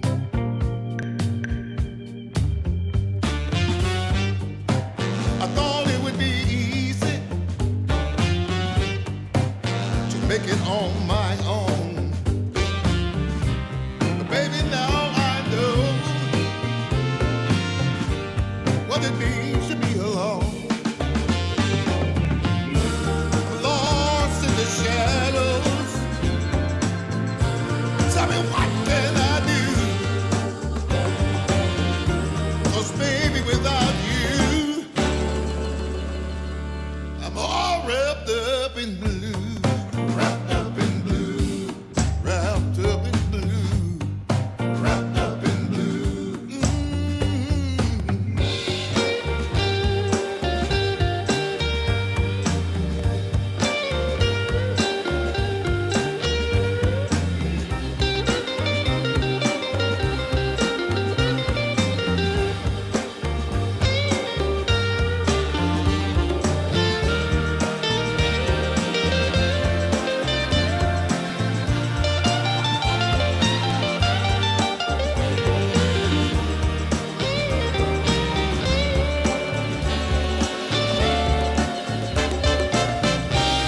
You don't miss the water till the well runs dry. You never see when the truth turns into a lie. Hey. Wrapped up in blue, all wrapped up in blue. Wrapped up in blue. Can't find my way out, no. Wrapped up in blue. Tell me, what can I do? Wrapped up in blue. All wrapped up in blue. Wrapped up in blue. Somebody help me now. Wrapped up in blue. All wrapped up in blue. Wrapped up in blue. Somebody tell me what to do, 'cause I'm wrapped up in blue. Wrapped up in blue. Wrapped up in blue. Wrapped up in blue. Wrapped up in blue. Oh, yes, I am.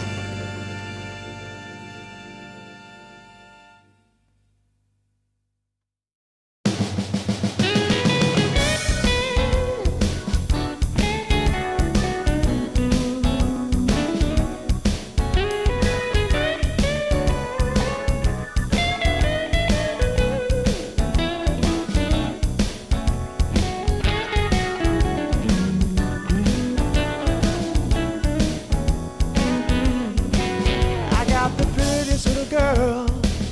She's as pretty as can be. Yeah, yeah. I got the prettiest little girl. She's as pretty as can be. But what I don't understand is what she sees in me. Ooh, I've been drinking too much, staying out all night. I can't remember my left from my right. I'm kinda blurry from my head to my toes. It might seem like nothing, but there's one thing I know. I got the prettiest little girl. She's as pretty as can be. But what I don't understand is what she sees in me. Oh yeah, yeah.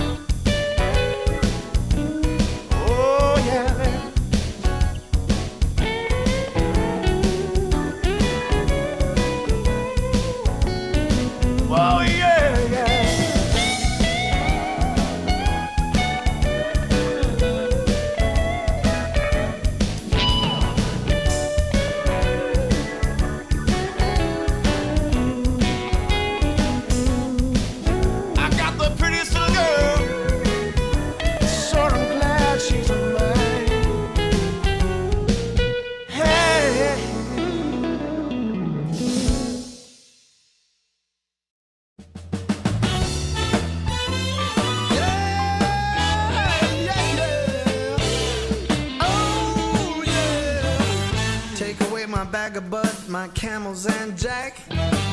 Go ahead and take them all, I don't want them back. Those nasty things mean really nothing to me, 'cause lately it's so plain to see. All I want is you, honey, is so true. Give it to me, baby, all I need is you. Yeah, yeah, yeah. Come on, you can take away my mint Cadillac. Take my Harley too, I don't need them back. I got an engine, Lord, it runs so right. As long as I get your loving each night. All I want is you, honey, is so true. Give it to me, baby, all I need is you. Yeah, yeah, yeah, yeah, yeah. In the morning, well, early in the morning, late in the evening, round around noontime, round about noontime, baby, 24/7. Give it to me, baby, all I need is you. Yeah, yeah, yeah.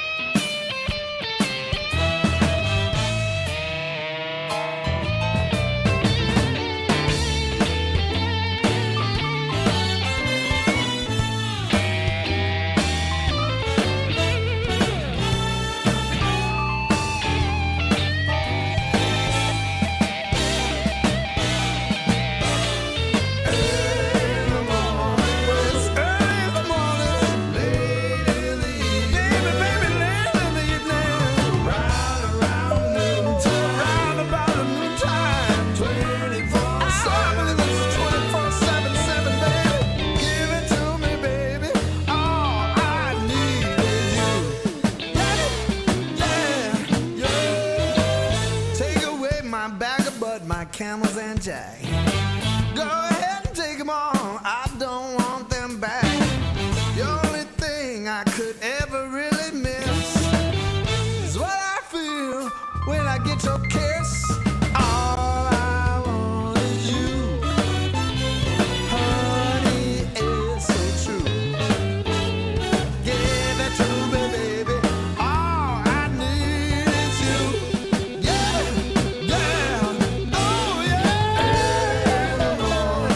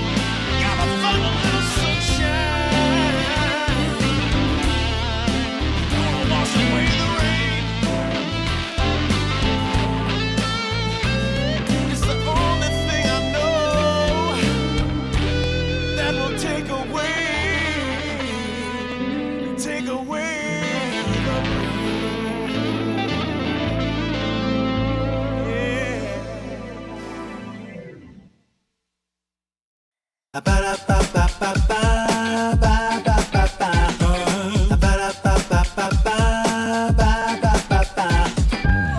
you wanna get with me, all you gotta do, call me when you need me. I'll be waiting for you. I know exactly what you want.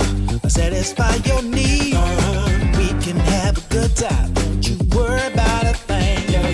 If you want it here, or if you want it there, you got it. Have yourself a good time. Act like you don't care. You got it. Get that motivation. You got it. I got just what you need. You got it. I got just what you need. You got it. I got just what you need.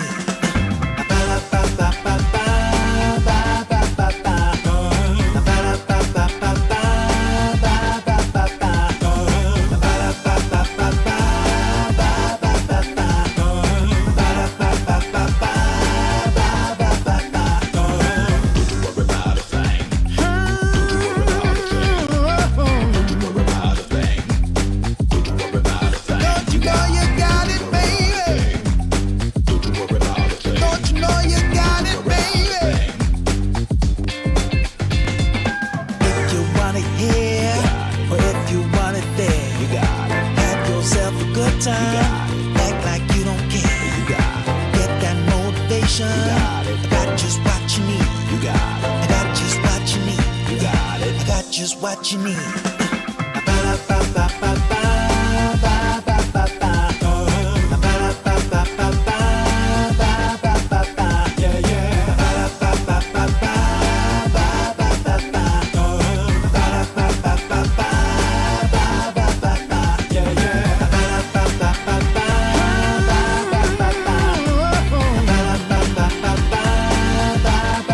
Don't you know you got it, baby? Don't you know you got it, baby?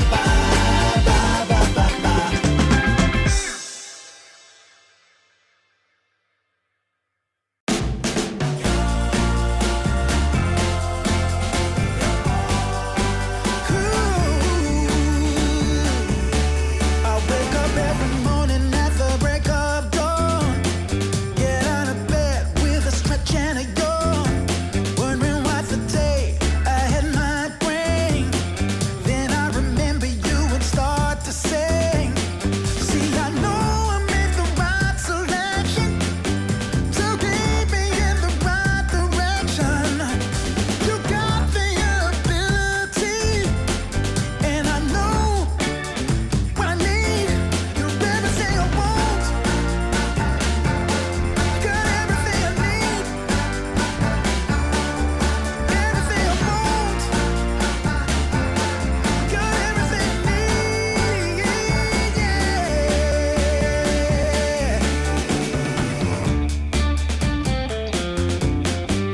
All right.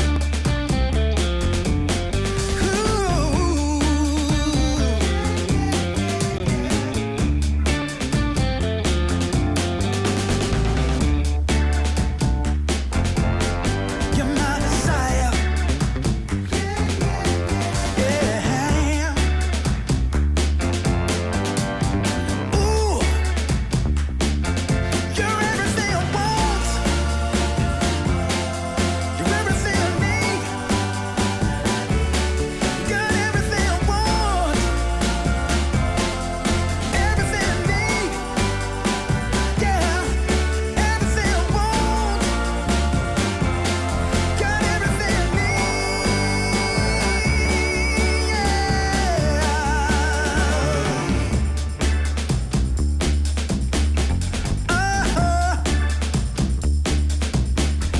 All right. Yeah.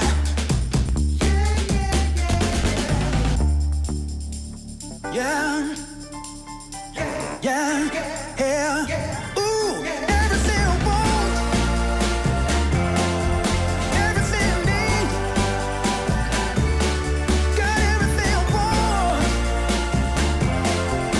Everything I want. Everything I need. Everything I need.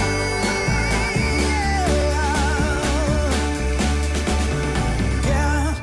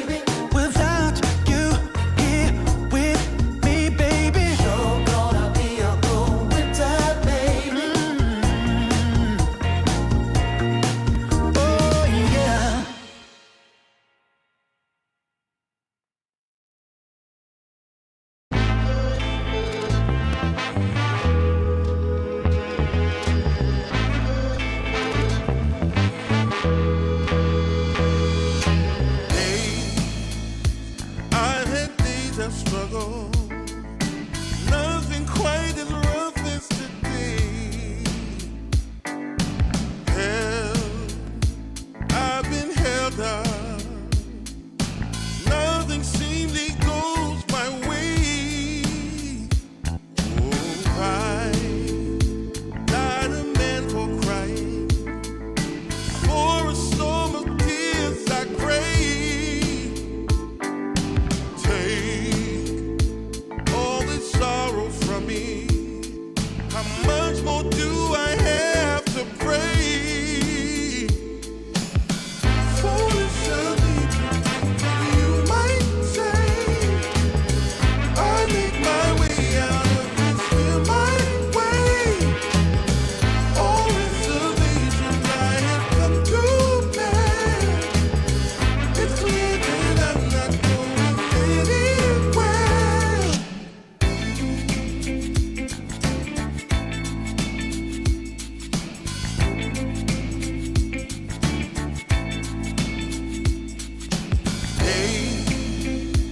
I've had days of struggle. Nothing quite as rough as today. Held, I've been held up. Nothing seemingly goes my way. Oh, I'm not a man for crying. For a storm of tears I crave. Take all this sorrow from me.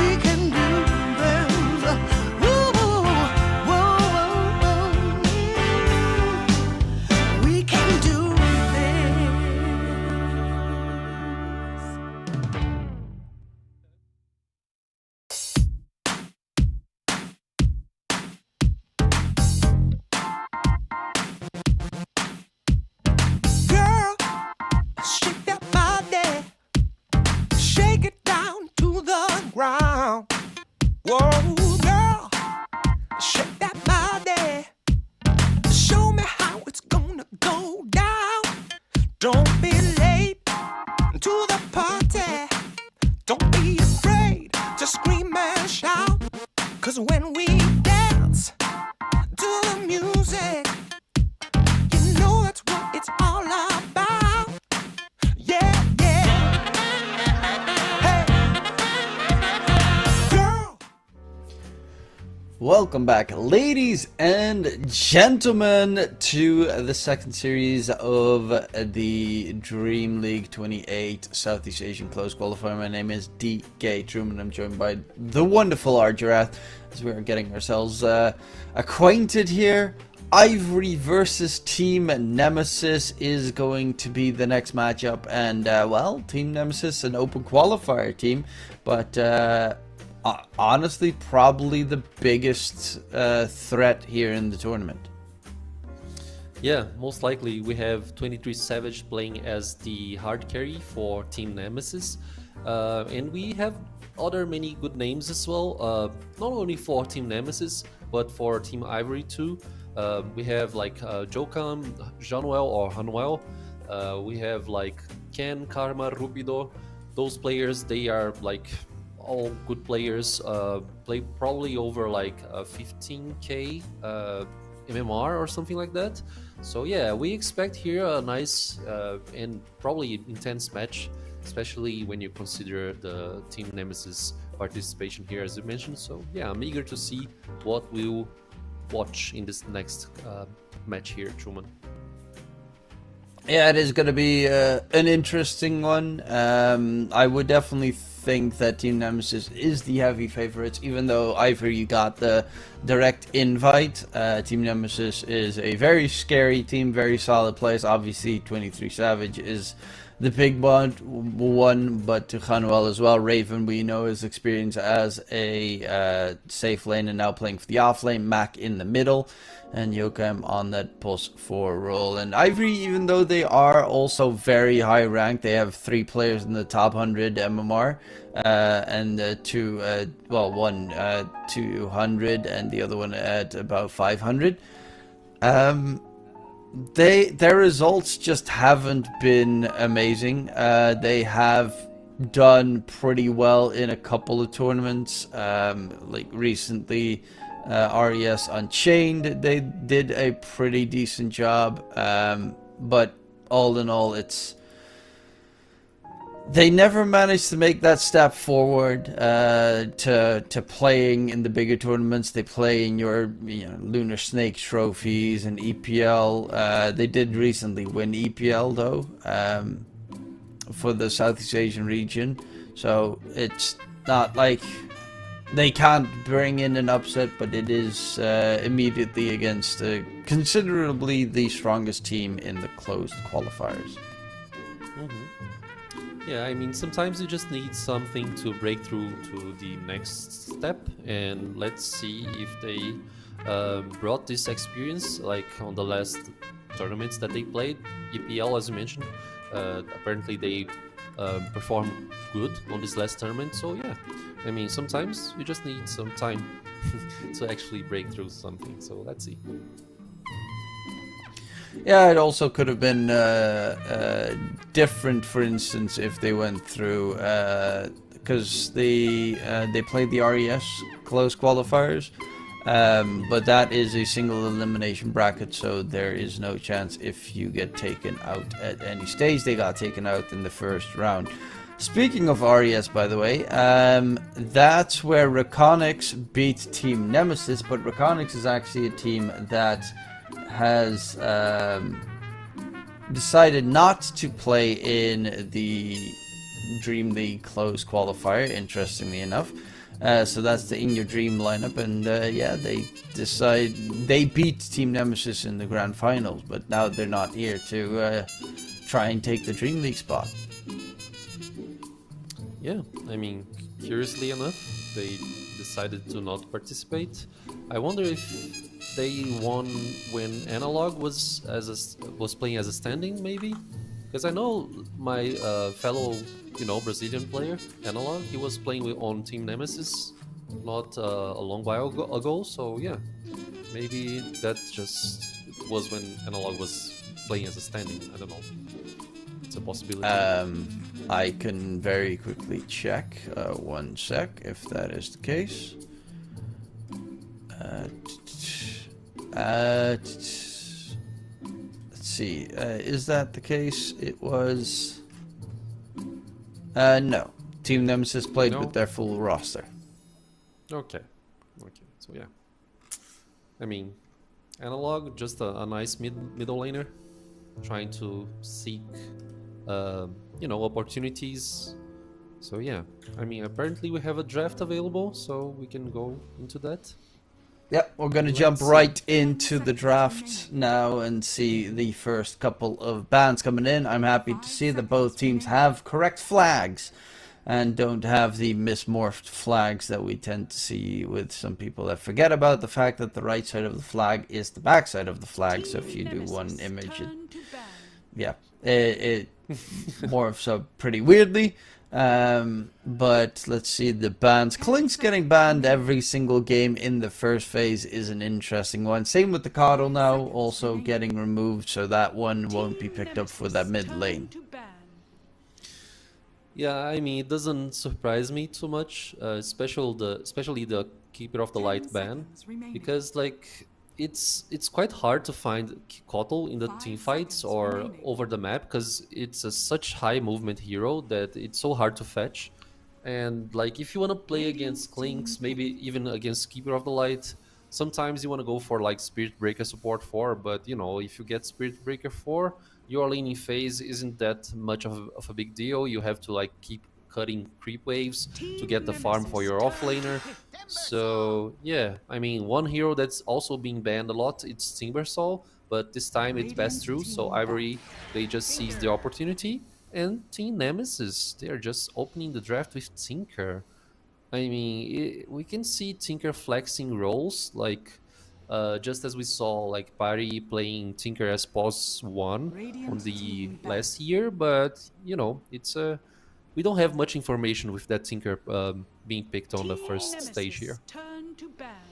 It's been picked a decent amount in the mid lane position again, where it has returned. I know Hanuel played it in the past as a POS 5, but I don't think it gets played as a POS 5 currently. I don't necessarily know all the changes that were made to the hero, but against a Timbersaw, you do have a lot of damage to kill off a Timbersaw, which is also a big plus.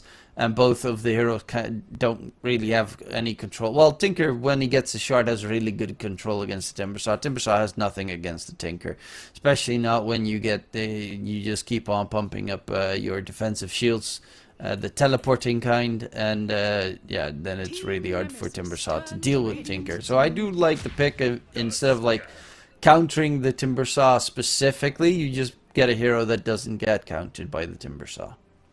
Mm-hmm.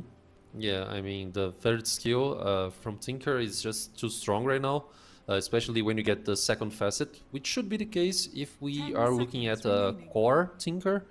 And the second pick here is just a Tusk for Team Nemesis, also a hero that can flex to support 5 or support 4. We probably won't see it as a core though. But yeah, nice openings here. And like Tinker against Timbersaw, since you were mentioning it, I think it's very good due to the fact that Tinker applies such a strong like burst damage onto Timbersaw's head, and you can get the Aghanim Shard later on, which is the warp flare that can actually root the Timber for a few seconds. So yeah, I think it's a decent choice overall, especially considering the third skill that you already went through the process of talking about it. Yeah, and well, let's see what they're gonna get. Okay, Ancient Apparition. Interesting choice. There's the Spirit Break you were talking about to try and counter out the Klinks. They're gonna pick it to counter out the Tinker. It's a nice way to chase him around the entire map. AA is an interesting one because, I mean, there's no real healing at the moment. I guess it's a good lineup with the Spirit Breaker if he goes for the charge and you try and get the control in. But yeah, so far, I don't really see the AA's impact in this situation. Yeah, and the AA pick here can actually make the game somewhat fragile because, I mean, if you miss the UT when he gets level 6 and onwards, the team fight can be like easily dismantleable, you know, like you just counter the hero here and there. So, yeah, I don't know. Like at least regarding the laning stage here that we were talking about Spirit Breaker, okay, he can cut waves, he can help Timbersaw, but at least when you have Timbersaw by your side, when you're playing Spirit Breaker, you don't really need to mind so much about the hero's health, considering that Timbersaw is such a strong hero in the laning stage when you get maybe 2 points in reactive armor. So, I mean, Spirit Breaker, just as you mentioned, gonna try to find Tinker, gonna roam up and maybe contest the power rooms here and there. But, you know, Team Nemesis, as we can see, they've picked Templar Assassin and also Tidehunter, which I feel like Templar is very good against AA, right? Because you can actually withstand the damage with the refraction charges, and also Tide, which is a hero that will complement TA's necessity of controls, like big stuns and this like need to secure map space on the team fights. So yeah, I think everything is connecting here, Truman, and we get to see Slark for Ivory's side here. Yeah, I mean, in general, TA, Tinker both have ways to deal with the AA, with Tinker also that shield, Tusk, Snowball, Dodge, a solid possibility as well. And then comes the Slark. And it's actually a pretty decent Slark game because of the Pounce Leash being very obnoxious to deal with in most situations. As you can't snowball save anyone that's getting leashed. Tidehunter obviously getting his stack stolen is going to be rough in the later portions of the game. And against the Tinker, you can get rid of the blind and such, which is kind of great. You definitely are still going to need to get a BKB on the Slark this game. Mainly because if you walk around like an army of those Tinker bots, you die on Slark, so that's the thing that is definitely a little bit scary. But I like the Slark pick. I'm worried about the AA pick, especially now that Tide is up, so you're expecting a pipe probably. And with Tide TA, you have that minus armor. They take Roche quickly. They take Tormentor quickly. They take... Well, TA is pretty good at building, so I really am liking Team Nemesis' draft, even though the Slark does scare me a bit. Yeah, the Slark is somewhat scary indeed. But I am enjoying the Team Nemesis decisions too, because, you know, Tusk and TA on the laning stage is very strong. I mean, we just mentioned the fact that Timbersaw can withstand the damage and the poor laning stage that Spirit Breaker actually provides due to the fact that he can upgrade the reactive armor. But, you know, Tusk and TA combo is just strong enough to actually kill the Timber. So, yeah, I mean, everything is just connecting, as we just said. Ivory, they went for the Leshrac ban here, which is, I mean, interesting considering that you are kind of like in fear of your Slark getting caught. But, you know, I mean, Leshrac on Team Nemesis side, would that be possible considering that we already see a Tinker on the map here? But yeah, I mean, the bans are there, Void Spirit being banned, Storm and also Ember, and also we see Puck as a like last pick for Ivory. I mean, it's a nice pick, especially if you are trying to like prevent the Tinker mid. I think Puck mid should probably be able to play this matchup with no issues. And yeah, we get to see the last pick from Team Nemesis if they are gonna hard counter this Slark somehow. And they're gonna go for the Disruptor. So yeah, it was interesting that they banned out the mid laners, considering, you know, it's a Tinker, and I don't feel like Tinker is in the best supporting position at the moment. I quickly checked out Dota Pro Tracker, which obviously is not the pro matches statistics anymore because of the change. But between like 7k and 8.5k, it does have a 51% win rate, but with 291 matches. So it's not like the worst. But yeah, it makes sense to pick Tinker this game. it's a very solid Tinker game. His Shard is gonna do absolutely amazing work against the Spiritbreaker, Timbersaw. All of the enemy heroes really despise getting rooted. Yeah, exactly. Also, the burst damage that the hero can apply, the bots that you already mentioned. So, I mean, it's a nice pick as an opener here. Yeah, I'd say it's somewhat risky to pick Tinker as a first pick, but you know, the hero is strong by himself, so it's no biggie. Yeah, let's get this ball on the road here with these teams. As yeah, it's always nice to see a Tinker. It's one of the heroes. I've played it a couple of times when it was big as a +5 support and +4. I'm not good on it, mainly because it's a lot of spamming, which I'm not the greatest at. And like remembering, what did I do again? Click, click, tick, tick, tick, tick, tick, tick, go there. Tick, tick, tick, tick, tick, go there. And that whole combination, which it's one of the more wondrous heroes to watch, horrid to play, in my eyes. For battle. Especially if you're playing core, I agree with you. It's very demanding, the execution. So yeah, it's not my cup of tea too. But as a support, I think it's fine. I mean, it's a reduced difficulty to play it as a support. A little bit, Okay. yeah, Yes. I do agree. But as a support player, I'm like, I play, you know, Disruptor and stuff like that. So I play potato level supports that have but 4 spells, and you have to press them every once in a half hour. Oh, Okay, smoke so- on smoke. To battle. Yes. They have a very aggressive ward here on the dire side. Smoke on Honeywell breaks. But Drake has really good vision here. I love this early ward. He just went through and nobody saw him.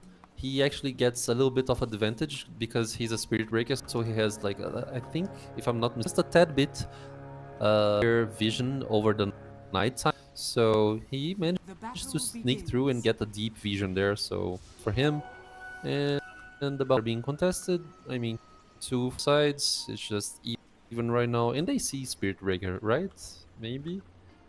I think they don't. I mean, their so he's smoke very, broke. like, well positioned. So they knew someone was They- there, but they didn't see him specifically. So you can't waste too much time in the area. Also, Yeah. one of the things about Spirit No. Breaker that's kind of nice is his innate ability. The hero on your team whose level is lower than anybody else's on your team gains 50% more experience, which is very good for instance, bottom lane, actually, the AA. Well, speaking of which, for the AA, who will very likely struggle in terms of experience, as Raven does manage to secure first blood already. Yeah, a nice first blood for this Tide Hunter. I don't think that's the best scenario because, you know, Slark can actually drain some essence, right? But it's still troublesome. Tide gets like strong. The smash is a very like strong skin, can actually harass Slark on the laning so easily. And yeah, I mean 1-0 quite. Yokam drags the creep wave behind, splits it open a little bit. Kato is gonna keep walking about with the creeps as well in the meantime, but that's why Yokam is closing in so that he can at least leech that experience. As Raven will make sure that the lane of creeps is going to be there at the backside for a bit longer. Yokam takes a heap of damage. In the meantime, towards mid, even Stevens between the two sides. Mac, of course, won't become really a big threat until he does hit that level 6 mark and is able to join side lanes at any given time. And creep skipping on both sides is just the norm at this stage. Yeah, I mean you get like both melee supports, so that's usually you do to actually, you know, win your lane. You can get harassed so much when you get especially dual melee set, so that's how you counter things. Yeah. I mean, the creeps keeps are happening. Yeah, it's happening. It's working. They're managing to secure some experience. 23, 15 last hits at the moment on the TA, but the double or stacked wave means a lot of farm coming in for the Timbersaw underneath the tower that he definitely needs to secure to catch back up a little bit. And it's really going to be, you know, it feels like most of the action will come from these mid laners making a play on the side. I think so too, yeah. Especially Really- Yeah, Puck, but also if, you know, Slar goes a little bit deep, or Barra charges underneath the tower, you have that Tinker potential to TP in once he hits his level 6 and can make a counter play. Yeah, I mean, Tinker TP reacting early on is not the best thing, even when he like level 6. But yeah, that's one possibility, especially if it's under a tower, most likely. But maybe some Tinkers will just try to ignore those early on TPs to get some farm. We like reach out an early Kaya and Dagger. Are fortified. Might be the case here, but so far the game is like being studied. Both teams just trying to secure less and get the XP. No big like contesting on the water rooms right now. Usually on stalled games like this, you get to see like support 4 moving to actually minimize mid laners. Glimpse back on Slark, and a lot of damage there with the tag team anchor smash combination. They take down Katu, Nice and rotation. that's a good rotation. Who's looking for more as they're chasing after Teehee. Yeah, he's gonna get spotted out, and without any rotations coming in, that should be another kill.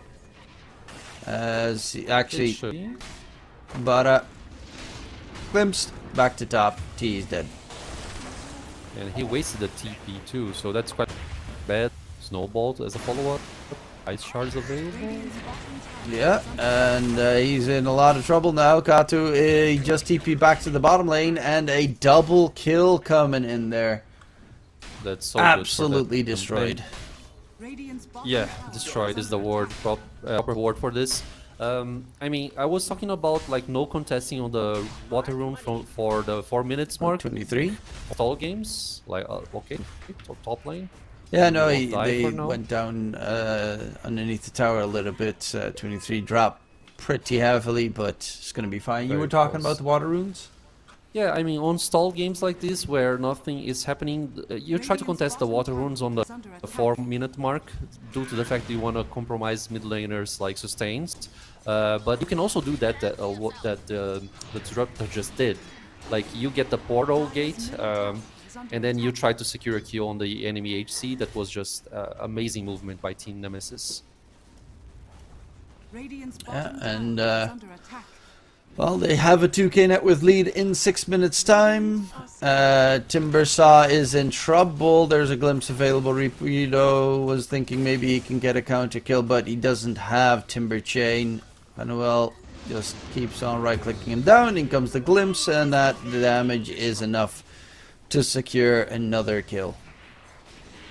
I mean, Manuel is just reading out the game so much right now, and he's building up so much of the team. I mean, it might not sound like much, but I mean, it's just 2k advantage at 6 minute mark, and I mean, just instance by Manuel. Amazing. The early game looking very good on the Dire side. 23 Savage as well. Most last hits in the game at the moment. They're gonna TP the top lane with the pocket. Was a lengthy TP. They will find a kill, but the TA is gonna die immediately afterwards. Well, might be a secondary, as they are stealing the experience shrine at the same time. Hanuel is not even gonna die, and this experience shrine is stolen by Yokem. Double shrine of wisdom, and that is going to be painful for the Radiant side. The advantages for the Spirit Breaker, he's the lowest experienced player on the team, so he does get 50% extra experience at least. You know, gotta take what you can get. Yeah, I mean, thinking positively, it's something that you need to, you know, stay on the game, but it's gonna be harsh. The fact that you're gonna delay the blast a little bit is just awesome for Team Nemesis. Stealing both XPs is just usually so great for your team, especially when you're winning the side lanes. So, yeah, harsh. Tide is going to be taking down that tier 1 tower in the bottom as well, especially with the Disruptor now joining in the area. Kato needs to be a bit careful. They have a observer ward nearby. Doesn't walk underneath it, but is going to back off regardless, as they were looking for him. Oh, top lane. 23. Ken's back. In comes the charge, breaks the coil, underneath the tower he goes, and he TPs to help out 23. They're just going to abandon him. He is taken down in the process. We'll find a kill on Drake because the tower just right-clicks him. That's a very weird way to go. Yeah, he should have like swapped aggro. But I mean, it's fine. Peter doesn't have chains, so he can't even get out if he wanted to. Tries to plant the tree to go right through, but without a chain, no chance. So it's a fair trade, you know. You lose the HC, but at the same time you finish the offlaner, while your Tinker just got Kaya, and it's more XP advantage team as well. I mean, Hanuel level 6, probably relatively close to level 7 as well, due to this last pick off here. So yeah, Tihi, as we can see here, not even very close to level 5. Even after getting like a full XP from this creep wave here, it's gonna be a while till he gets the Ice Blast. And AA in general is a hero that just is weak in everything else but the ulti. And also very susceptible to just quickly die and getting jumped. Like a TA with a meld strike, doesn't even have meld by the way, but with a meld strike normally tends to two-shot a AA, while Katu on that Slark is jungling, and he is struggling with jungling because it's a Slark. It's a terrible hero. Like, he has level 2 pounce, level 3 Dark Pact, and not even a point in Saltwater Shiv yet. It's a slow farm. It's not gonna be good for this Slark to actually scale up. He actually had to dodge the lane quite early on, and he was aiming for a Battle Fury first item, so if that's the case, it's gonna take a while. Tinker? Yeah, that's a big kill if they can secure it. Tinker, though, almost gets the AA in the process. They will lose the Tinker. Glimpse onto Tihi, smack him down, and they will at least get another kill for Hanuel. In the process, Ravage was pump fake there, but cancels it quickly. However, the Tinker is the big target that they managed to secure. Yeah, I don't think the Ravage here was a good idea. Even if he saw the Spirit Breaker a little bit more faster. Because I think SB is like currently level 5, so if you use Ravage to get the pick off on the Sport 4 there, you are not gonna get like much out of it net worth and also XP wise, so it's not the brightest thing to do. And Drake, level 5, he's gonna get level 6 on this creep wave here, which is, yeah, it's nice, he needs that. It's gonna help them on team fights and pick off attempts.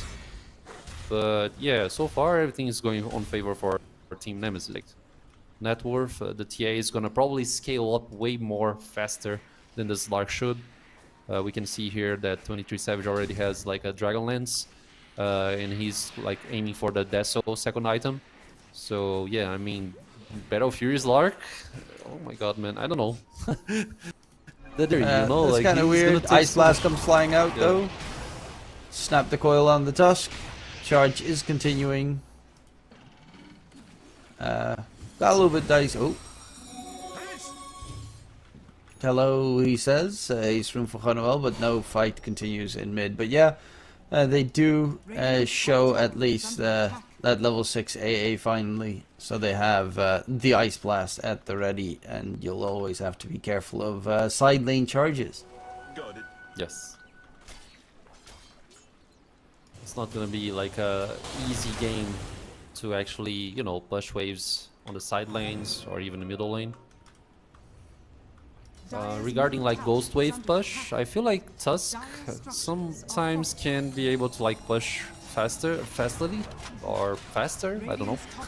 When he actually used the Ice Shards and the Snowball. But if you stay on the map vision for a long time, SB is gonna probably charge you up, and then you have to be careful. So the Ghost Wave here for the Team Nemesis side, it's not the best situations that we can actually watch. Well, Tinker has Blink now done, so Tinker can be a lot more active if need be, especially with TPs to defend the lane, potentially, and jump in aggressively. Tide's going for the pipe build next. Slark is actually building into the Battle Fury, surprisingly enough. He knows that he's lacking at this stage. So he's going to try and make up for it to recover and farm. And I mean, what other item would be good for him to get to farm faster? Like Mjolnir, I guess. But that's also limited. Dreamcoil onto 2 though. Ty did get the hit on him. Throws out the Ravage in response. Tickling low, and the Silence makes sure that Joachim can't snowball save. Ken, Static Storm comes up onto the puck, and that's a big death on the puck. Glimpse comes through onto T. A is going to get caught up as well. War's Punch onto Kato, but the charge in from behind, and they will get the kill on Drick. So they make it a 2-4-1 trade-off. The Tide did die, who is one of the top net worths, though, of the game. So it's pretty impactful that he drops. Exactly. We can see the fight recap here. It's a nice gold swing towards Ivory team. Also, XP-wise, it's very decent. And yeah, I mean, a great execution there by Ivory overall. Meanwhile, Timber is just like farming the triangle, also fetching some creeps over the lane. And he also went for the XP outpost of the 14 minutes mark. So this Timber is actually ramping through the net worth charts as well. So that's good for them. Yeah, the game is flowing, you know? I mean, 5k advantage, it's good for Team Nemesis. Maybe on 20 minutes mark or maybe 25 we're gonna see something stronger. Oh, mid. Yeah, there's an Ice Blast flying out. They really want to make sure that the Tinker dies, and the Tinker is in trouble. The Silence is so obnoxious to deal with. Ken also has that shield rune, keeping him fairly tanky, and Joachim now needs to be careful with Rupido joining in the fray. 23, however, in the middle of everything, goes for Drake. Drake gets shredded. Ken is going to be another target. Glimpse comes out, dodges it. 23 doesn't have a blink. He's trying to get the lineup here. Ken dropping low. The Ice Shards will find him and finish him. Rupido is going in aggressively, and now it looked so good for them, and then they stayed for way too long. Yeah, I mean, once 23 Savage was able to pop that refraction, they weren't like able to bring any other strong DPS over TA. So that was a nice conversion for Team Nemesis, and maybe they secured the tower here as well, but he has to be careful because SB is charging. They have Glimpse available, so I think he's fine, especially with the refraction charges. He's gonna just like come out alive out of this one. But yeah, I mean, felt like they were good on this one, but it wasn't enough. Yeah, a lot of folks on the Tinker, and I've seen this from Tinkers coming up again, which I find terrifying, is he's going for the Kaya Sanj, and then his next item is the Shiva's Guard, and I am horrified at that, because I very clearly recall the Shiva's Guard overwhelming Blink Tinker patch, and as a support, there was literally nothing I could do. There was no item I could build except for BKB that could possibly keep me alive. Because even with Glimmer Cape, he just kept spamming the same area, and it just melted. It's not fun. Oh, they are going to Oh. get themselves a catch. That storm control coming in. It's the Yokan Blink Dagger reveal as they find 2 quick kills. And yeah, now it's all 3 Die Heroes at the top net worth spot here. 8k net worth lead in 17 minutes. And with that Deso, Blink Dagger on the TA, they're ready to break buildings quickly. And also, not only like break buildings, but they can also convert easily to maybe a Roche Pit, a Roche Attempt, or even like Torment, or when the 20 minutes mark reach. So yeah, I mean, one impressive thing of this play here, I think it was like Jokan just jumping on nighttime and just finding pucks so fastly and using the Walrus Punch there. There was actually no vision, you know? But unless there was like a trap on the ground, but I mean, just great execution overall for Team Nemesis. DD, man. Yeah, they're doing- DD is Roche time, Oh. you know? With Ravage up, it's Roche time. Max level tag team, amplified damage. You have Tinker as well, one very solid Roche Taker with the laser, March of the Machine spam. And it should, they don't even have the armor reduction there from the Tide just yet. He's walking in, it does drop very quickly. Tormentor up in 1.5 minutes as well, so that's going to be in target for both these teams. Nice blast being used. Meanwhile, they are trying to like execute pickoffs on the top side. Yeah, they're looking to see. Ravage gets thrown out. They take down Ken, and that is again the puck. 4 deaths on the puck this game is quite a lot. It is.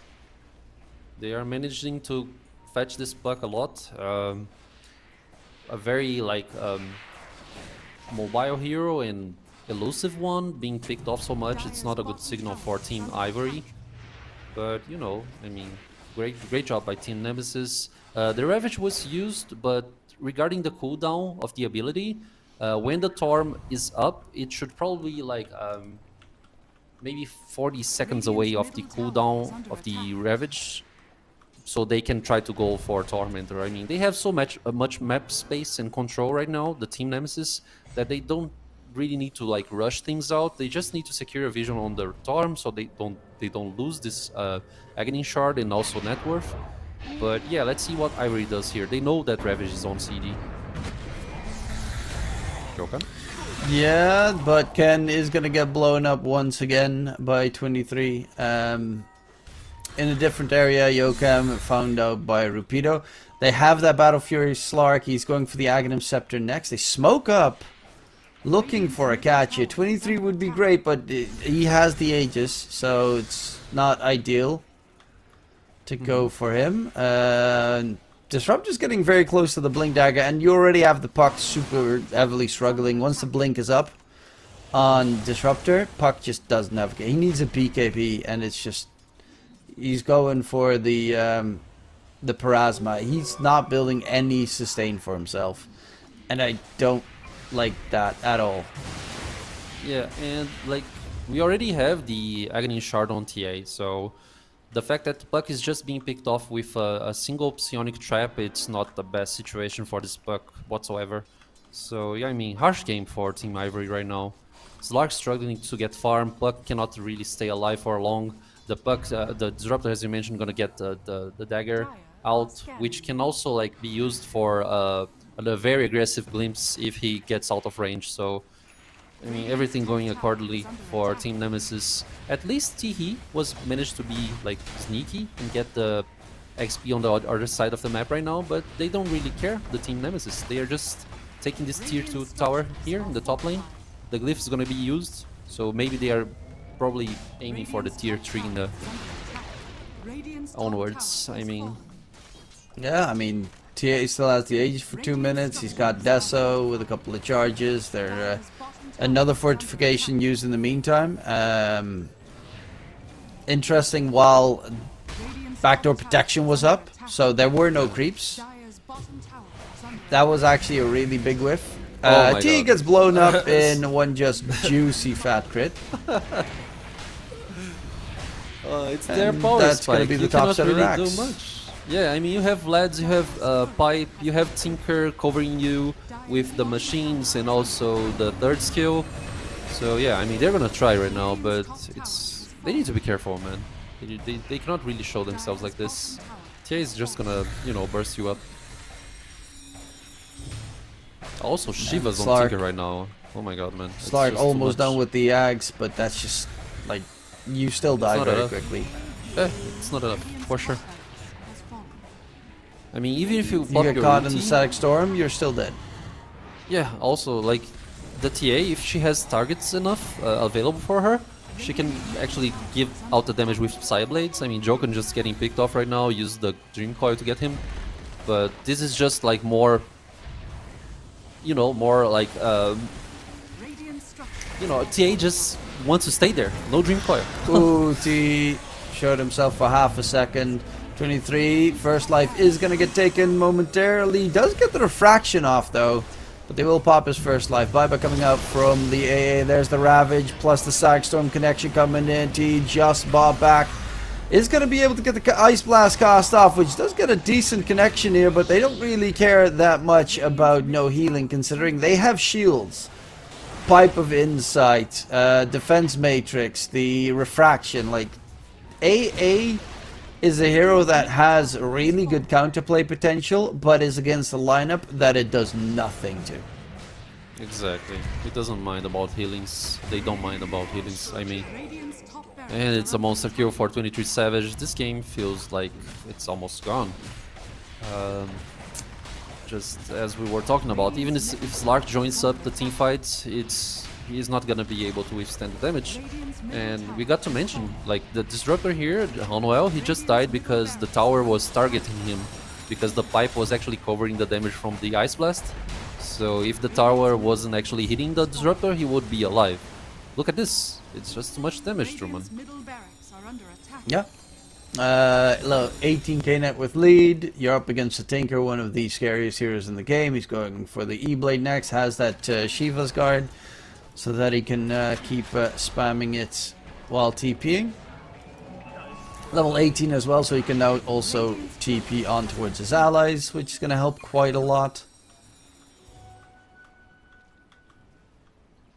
And this TA is almost done with a full on BKB, and with the BKB up there will not be any damage to kill the TA. They have the Spirit Breaker with a mate, you know, technically he could bash stun lock you, but yeah, that's not gonna happen. Yeah, I don't think so. BKB almost up for TA. He's gonna aim for a Hurricane Pike since he already has the Dragon Lance. A small pause here, but you know. Game is just flowing. 18k advantage. It's just too much. Oh, Puck spotted. Can they kill her? Tinker's here. Ooh, And yes. yep, with the shard, warp flare control coming in. And there's the spam, the constant roots. And like he has the Mystic Staff. His courier died, so he actually doesn't have the Parasma recipe. But you just can't play the game on Puck without BKB. Like, he's queued up that he wants a Nullify next, but without a BKB, there's literally no play potential. Yeah. Or Hell, even, I like, wouldn't even mind it if he has, like, a Manta style at this stage. Just something. Yeah. I mean, even EU Scepter or something, but yeah, it's lacking something. Because it gets to that point that no one on your team will actually protect you. Like, you won't get a Lotus Orb because your team is so far behind that no one can really do something for you. You don't have, like, defensive supports. You won't probably reach that state where Spirit Breaker will add an Aghanim or something, where he can get the Planner ability. So yeah, I mean, just a game for this block. And they are just going in. I mean, even without Aegis, you get BKB on TA, what can kill her? That's the thing. Yeah, TA just keeps getting shields on shields on shields. They're gonna go for the backline. Disruptors, the target here. They catch in the Ravage. Slark though. Ravage, boom goes the dynamite. He's dead. Gems dropped. No buyback available on him, and they can just continue pushing further. And yeah, that's no problem for him. Yeah. no BKBs popped on TA as well. I mean, And that's a shields. one shot. That was a That- pretty hefty yeah. one shot glimpse on Timber. GG called. And that is game one, very dominantly going to Team Nemesis. Yeah, they had zero issues with this game. Yeah, exactly. I'd say like draft-wise, this had a good advantage, but like execution-wise, it was something else. You know, like losing both Bs on the laning stage there on the 7 minutes mark. The Hanwell rotations as well. It was so great, man. Like if you are support 5 on a stale game, you like where nothing is happening. Portal to fetch kills on the enemy HC is just insane. So yeah, the movements were all on favor for Team Nemesis. It's just execution overall. That's a little bit worrisome if you see your lane matchup as the Slark. I think they already knew that they were playing against a tied Tusk. Like they last picked their Disruptor. So technically there could be a change, but Tide was going to be the offlaner. You pick the Slark to counter the Tide, and then you just get walloped in the laning stage too heavily. That's something that can't happen. To try and recover, you get the Battle Fury. I mean, it's just not great, especially not if the other lanes are struggling so much. The puck got caught 50 million times this game. Static Storm dead. TA Trap dead. Tinker Root dead. So, yeah, Ivory just had nothing to show for it. Like, the AA pick, the enemy picks Tinker, and I guess Ivory thought that this was going to be a support Tinker because of their last bans as well being mid laners, and against support Tinker, AA technically would be okay because support Tinker tends to build into heal items. But for the most part, yeah, this AA had zero use the entire game. It was just a glorified extra. Yeah, I agree. I mean, on laning stage, you get like Cold Feet level 1, maybe 1 point or 2 in the second skill there, the Vortex, but it's not nearly enough to actually kill the Tide Hunter or Tusk. Like both strength heroes, very tanky. They also, you need like levels to actually make the Slark strong enough to actually give out the damage on the laning stage, and also you need controls to actually let Slark click a lot of times to actually drain that essence shift. So I mean, overall, it's just like a strange draft for me, and also execution was not enough. If the game was not very like coordinated, very well coordinated by Hanwell, probably we would see something different. But like since it was like reaching opportunities, I mean, we saw what we saw right there. Yeah, it was a very one-sided affair in favor of Team Nemesis in game number 1. We're going to go to a short little break before game number 2. We'll be right back.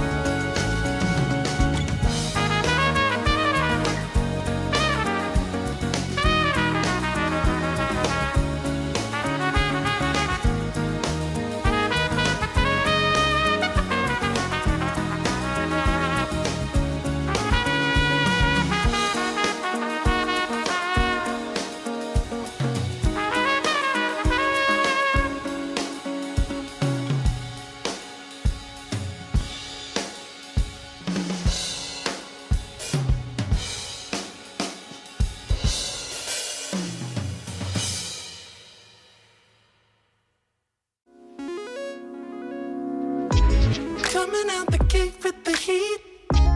Everybody's playing in the street. We got the summertime magic in this beat. Sun is in my eye, feeling high. Only good vibes, I'm alive. And if you see me driving by, don't be shy. I'm so excited. You know just what I wanna do.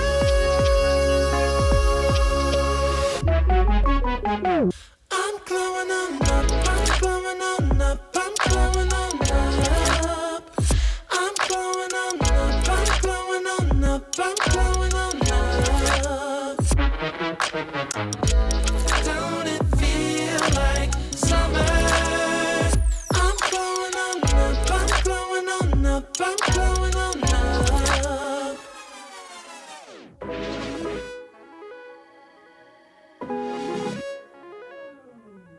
Glow up, show up, soak up, aromas, flow to Sonoma, roll up to Nola, trope up, blow up, slow up, show up, get real, choke up, you're flowing, you're glowing.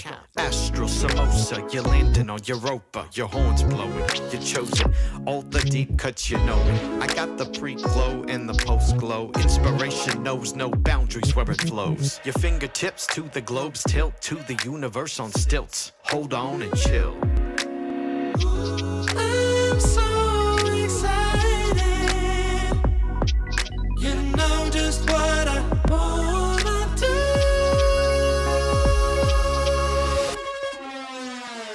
I'm glowing on up, I'm glowing on up, I'm glowing on up.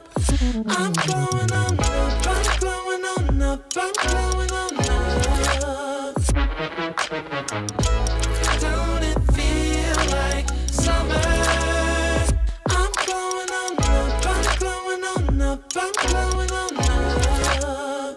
I'm glowing on up, I'm glowing on up, I'm glowing on up. I'm glowing on up, I'm glowing on up, I'm glowing on up. Don't it feel like summer? I'm glowing on up, I'm glowing on up, I'm glowing on up.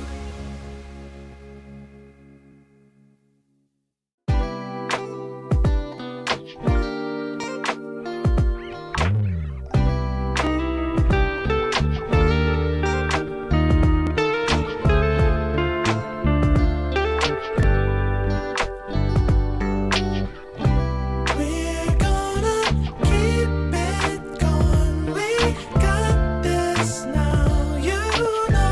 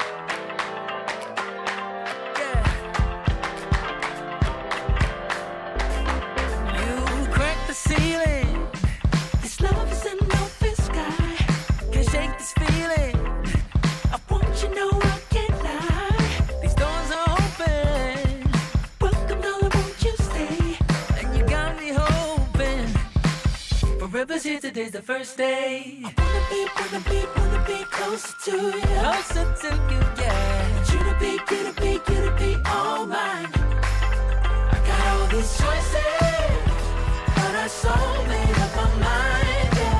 There's nobody better, gotta be you. A thousand voices, cause it's so good to be alive, yeah. There's nobody better, so it's gotta be you. These myths are busted, the grass is greener on my side.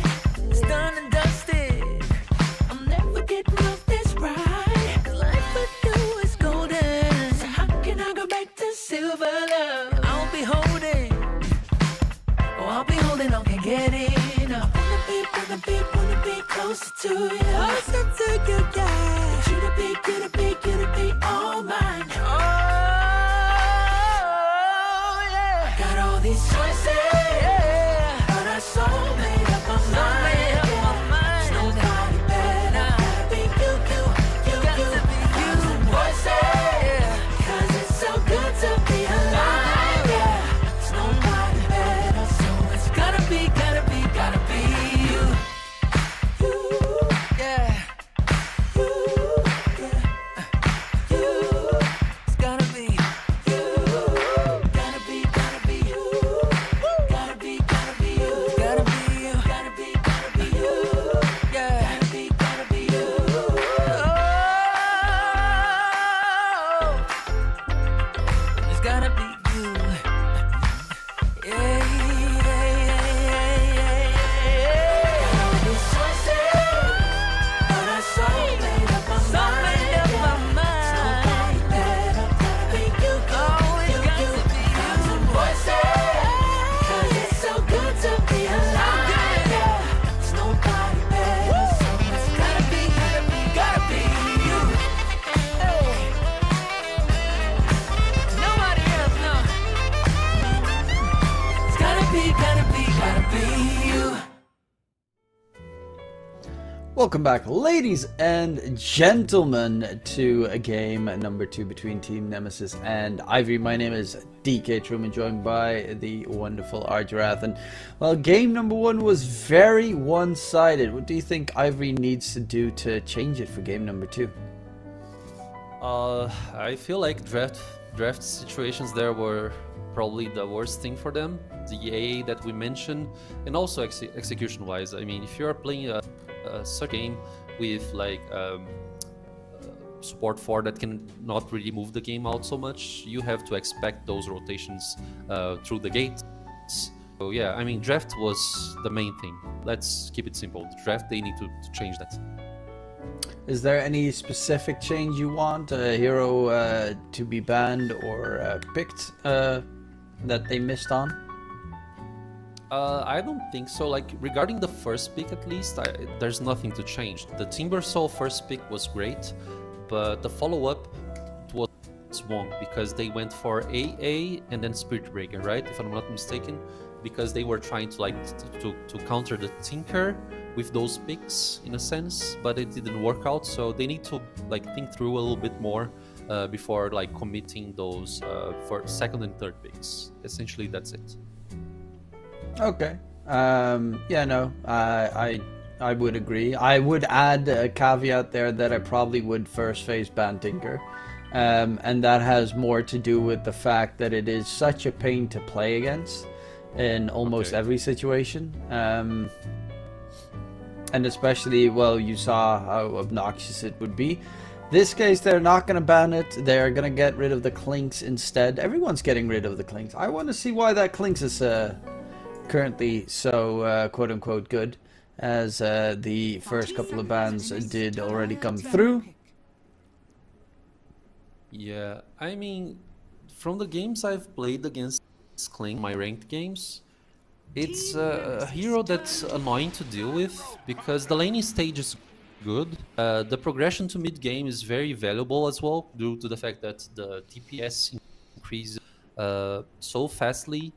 And I mean, the death pact for Clinks, he can like withstand plays so easily too. So I mean, there's a bunch of things that are making Clink so strong right now. I cannot really pinpoint those things very clearly because I'm not an HC player myself. I usually flex HC and offlane roles, but yeah, Cleanse is just strong, you know. So I think the respect bans are okay there. And we see some changes here in the draft, right? Team Nemesis, they still go for the Tusk as an opener. The Tinker was not really banned on the first ban phase, but we see here Gyrocopter for Ivory. So I wonder if they are planning to go for IO as well, which is usually a very nice addition to the draft when you have Gyro on your side. Yeah, Gyro. I do like that they picked up the Tusk on Team Nemesis immediately afterwards to kind of deny it for the Gyrocopter, so that you don't have the drinking buddies combination. But considering you're playing against the Gyrocopter and how the previous game went, it wouldn't be too surprising if 23 went for another TA pick. TA Tusk lane, very solid, obviously, and could go that route in game number 2, especially considering both are really strong against the Gyrocopter as well. Yeah. Nice bans being brought.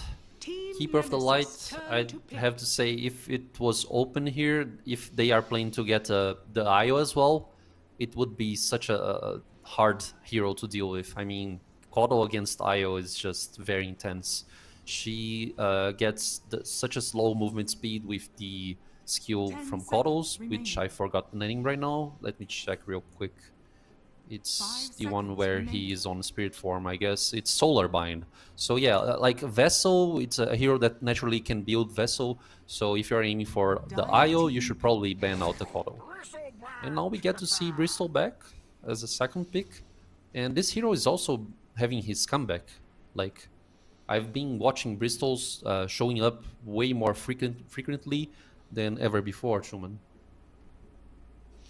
Yeah, they've been looking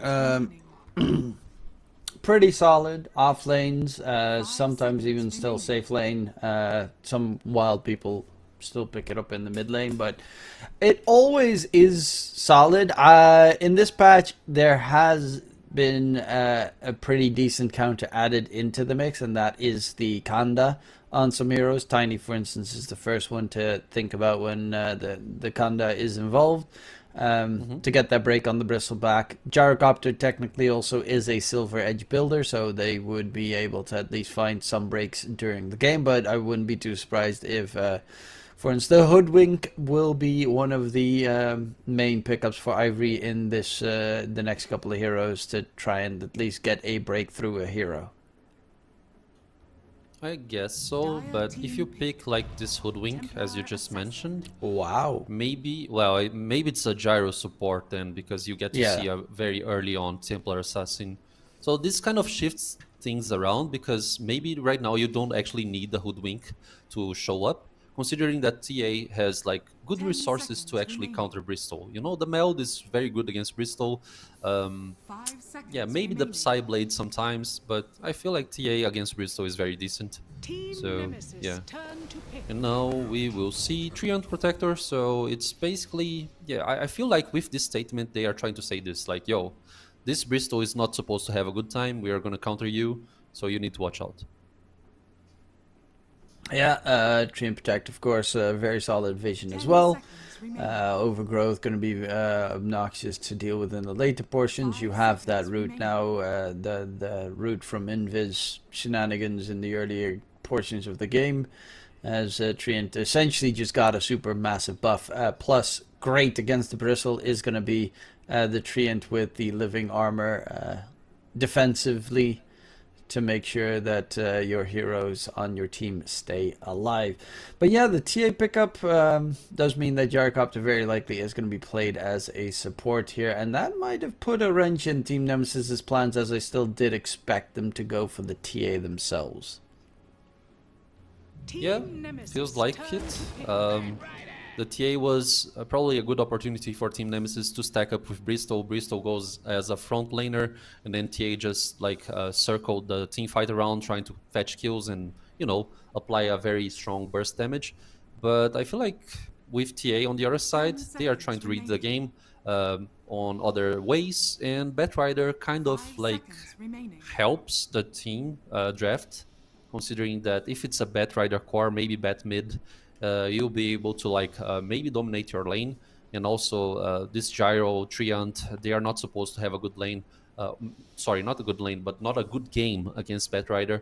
And also Templar Assassin, you know, like the refraction charges are gonna be blasted by Batrider's first Napalm, and also first skill Napalm, and the third skill as well, the Firefly. So yeah, I mean, it's a decent pick right here, the Batrider. Can also be flexed into support as well. Yeah, they don't show their complete hand just yet. And it also depends on the next pick what their game plan is going to be. They're going to go for the Tinker, and this makes things very interesting because this could be a mid Tinker or a mid Bat or Pulse 5 Tinker or Pulse 5 Bat, or, you know, the Tusk can be a Pulse 5 as well, like the weird stuff all over the place. Bristle can be safe lane, technically, if they want to go that route. Also Tinker, like Satanic used to do that on the last year as well, like Tinker HC, so it's very but does 23 flexible Savage do draft. that? I mean, I don't think so. It's a very niche thing, but you know, people like try to copy themselves from time to time on like specific scenarios, so I wouldn't be surprised, but I feel like it's gonna be a middle lane Tinker, man. And yeah, like Storm Spirit's like one of the heroes that can actually handle the matchup on the middle lane, and it's quite decent against Tinker because if he's like trying to be on the fog and plays like, you know, like elusive Tinker style, Storm can just like go and fetch some of the Tinker info and whatnot. But at the same time, like you pick Storm into like a possible Batrider mid, it can be a thing against Storm Spirit, right? It's probably a bad matchup for him. Yeah, because they can just put the Batrider mid, Tinker Pulse 5, as we know Hanuel plays at Pulse 5. And then Storm can get bullied very heavily because Storm has terrible attack range. Batrider has great attack range, and just in general, the spamming of the dots is hard to deal with. I've seen plenty of Storm Spirits get absolutely mauled in that mid lane. And then you have a mid lane Batrider that's essentially got a free game because still nothing on Ivory beats the Bat. I agree, 100%. Like, you compromise the turn hate from this Storm Spirit so much with the sticky Napalm, and Batrider nowadays as a core, he hits so hard. So the laning phase here is something that we need to watch out, because otherwise it's going to be another like very one-sided game. And it's also they are expecting the last pick to be a safe lane on Team Nemesis, which makes a lot of sense. But Bristleback obviously can still be played as that safe lane hero if they want to. It forces TA to then go for a Silver Edge, for instance, to try and counter out the Bristle safe, and then they could get something for their offlane role. They could also technically still put the Batrider offlane, which would mean it would lane against a TA Treant. And then it would destroy a TA Treant. So honestly, any lane that so far you put the Batrider in, it should have a good time. I mean, if Batrider doesn't get like much damage stack on him on the laning phase, he probably will dominate the lane, because like regarding TA and Treant, when you have the root and also the meld to reduce the armor from this Batrider, if he gets like initiated, maybe it's a problem for him. But you have probably a Tusk by your side helping a lot, so yeah, I agree with you, man. It's a nice Batrider pick overall for this game. It's very strong. Nemesis, turn to pick. And they're gonna go for the Underlord last pick, so that's at least the hero that gets rid of a little bit of the damage taken. To be fair, there was also a time when Batrider safe lane was a thing. Just want to throw that out there, though it's very likely not going to be the case this time, because that's the only lane where you actually have to deal with potentially... I mean, he's not going to level Pit of Malice in the beginning anyway, so you might actually run down the Underlord in that lane as well. Yeah, I mean, Underlord last pick, as you mentioned, can reduce some of the damage with the Out-Trophy aura, but the Pit of Malice overall is great against Tusk, it's Batrider. But I don't know, man. The draft seems wonky for me a little bit, and you will now get a last big Husker as Oh. well, which is also like I have no idea what they they're are playing and aiming who goes for. where. Yeah, I mean, Husk can go mid because he will dominate Storm Spirit nonetheless.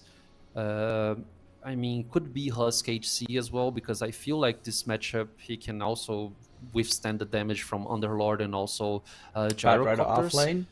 Pulse So, 5 Bristleback. Oh, that's new. I mean, from everything we talked about, this was the last option that we foresee. Yeah, I did not this one see is that new, one man. coming. I have it has been played in a couple of high level pro matches in the last year. I can't remember who it was, but there was someone that played it Pulse 5 in like 2 games or something. I mean, the minus armor from the viscous nasal goo is really solid to have. That's about it, and it's like surprisingly defensive with Snot Rocket Facet as well. It is a weird one to play Pulse 5, but I'm loving this. Like, Bat Rider destroys his lane, Husker destroys his lane, Tinker has an okay time against the Storm Spirit for the most part during the laning stage, so... And they have... Yes. But they do have a way to kill the Huskar. That's the TA. TA is a hero that does have that potential of, like, big crit blow up to destroy a Huskar that is playing at, 20% of his HP. Yeah, but like regarding laning phase, if they don't really watch out the rotations by the gate especially, they can be caught very easily because like Underlord's not a hero that can actually be elusive, or he's not a very mobile hero as well. So like a nice tusk rotation with the gates can actually secure some good kills onto like the Underlord and also the Gyrocopter. Like both heroes, they don't have ways of escaping anything. So depending on what it's gonna be a problem for Ivory. So yeah, let's see. The drafts are interesting. We were not able to actually foresee everything naturally, but yeah, I mean, let's see how this goes. I mean, who the hell foresees a Pulse 5 Bristleback? That's like...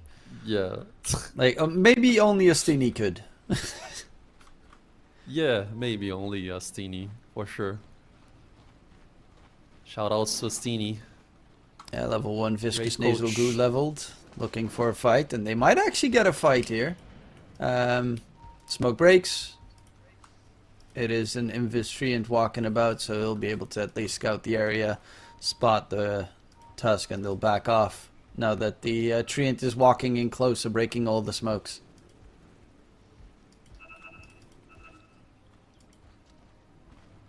The Huskars never go for the other facet 30 anymore. seconds to battle. He also went for the cauterize one. Yeah, the other one stacks damage over the lens, right? The fire lens? The burning spear. Yeah, I think that's what makes the it, other facet does. The other facet makes it percentage-based damage. And this one, it gives you an extra dispel, which is nuts that the hero that gets countered by Spirit Vessel has 2 dispels. Yes. That actually, I think, is probably the biggest BS I've ever seen in the game. Is the fact that you give a hero that's countered by a dot 2 dispels makes very little sense. I agree. 100%. It's like an already hard hero to deal with when he gets life break, and then you just give him another ways to dispel things. It's just insane. So we see here 23 Savage just walking towards the laning phase, and he went for 3 little gauntlets of strength there. And I feel like maybe they're gonna have some trouble, the Ivory team, to actually contest Husk's farm on this lane. Like Bristol is already being a hassle. Like Yep, playing very this is the aggressively. power of Bristle. Minus armor, slow, right click. And Husker doesn't even need to join into doing that heavy damage. Of course, Gyrocopter does have Afterburner, but he leveled Flak Cannon level 1, so he doesn't even have the Rocket Barrage to run faster and outrun the Bristle. This is quite interesting, the way that it's Gyrocopter, Flak Cannon, Harass. Yeah, it's like harass and also push wave scenario because they feel like I feel like they want to push the wave towards Husk. It's not a very good hero to clean out the waves too, so I don't know, it's strange. I agree with you. It's something else. Well, mid lane Mac. He's not getting the best right click fest against the Storm Spirit of Ken, and that is not too surprising as Storm Spirit has insane farming tools with the Overload and the Static Remnant to make sure that he gets creep hits, and Tinker's attack speed and animation are so absolutely dreadful comparatively. But Huskar, yeah, now he has Berserker's Blood, so no, he'll be just fine. Yes, for now, yes. He already used all his tangles. Maybe he wants to like bring another one for himself. I don't know. So Water Rune's I don't being think he secured needs here. to. He has like passive Tango regen almost at the moment, and has a Fairy Fire, and that's all Husky needs. I think Trent's dead, right? Yeah. Yep. A slow burn there from Raven, push back with the Flame Break. Kato though needs to be a bit careful, has 14 Like- shadow sticky napalm stacks, and he is just he has refraction, but it's gonna burn off in a second and he is dead. Yep. He walked back to hit some creeps when he had 8 stacks of sticky napalm on him. You're just dead. There's nothing you can do. Yeah, both heroes there, the Treant and Templar Assassin, they actually soak up so many sticky napalm charges, and also like Jokan securing the Lotus as well on the 3 minutes mark here. It's just too strong, man. Like, and also like the creep wave momentum is just near tier 1 tower. I mean, how are they gonna be able to actually print out some damage on the Batrider and also the Tusk playing like this? They need to execute a pull or something, like ASAP.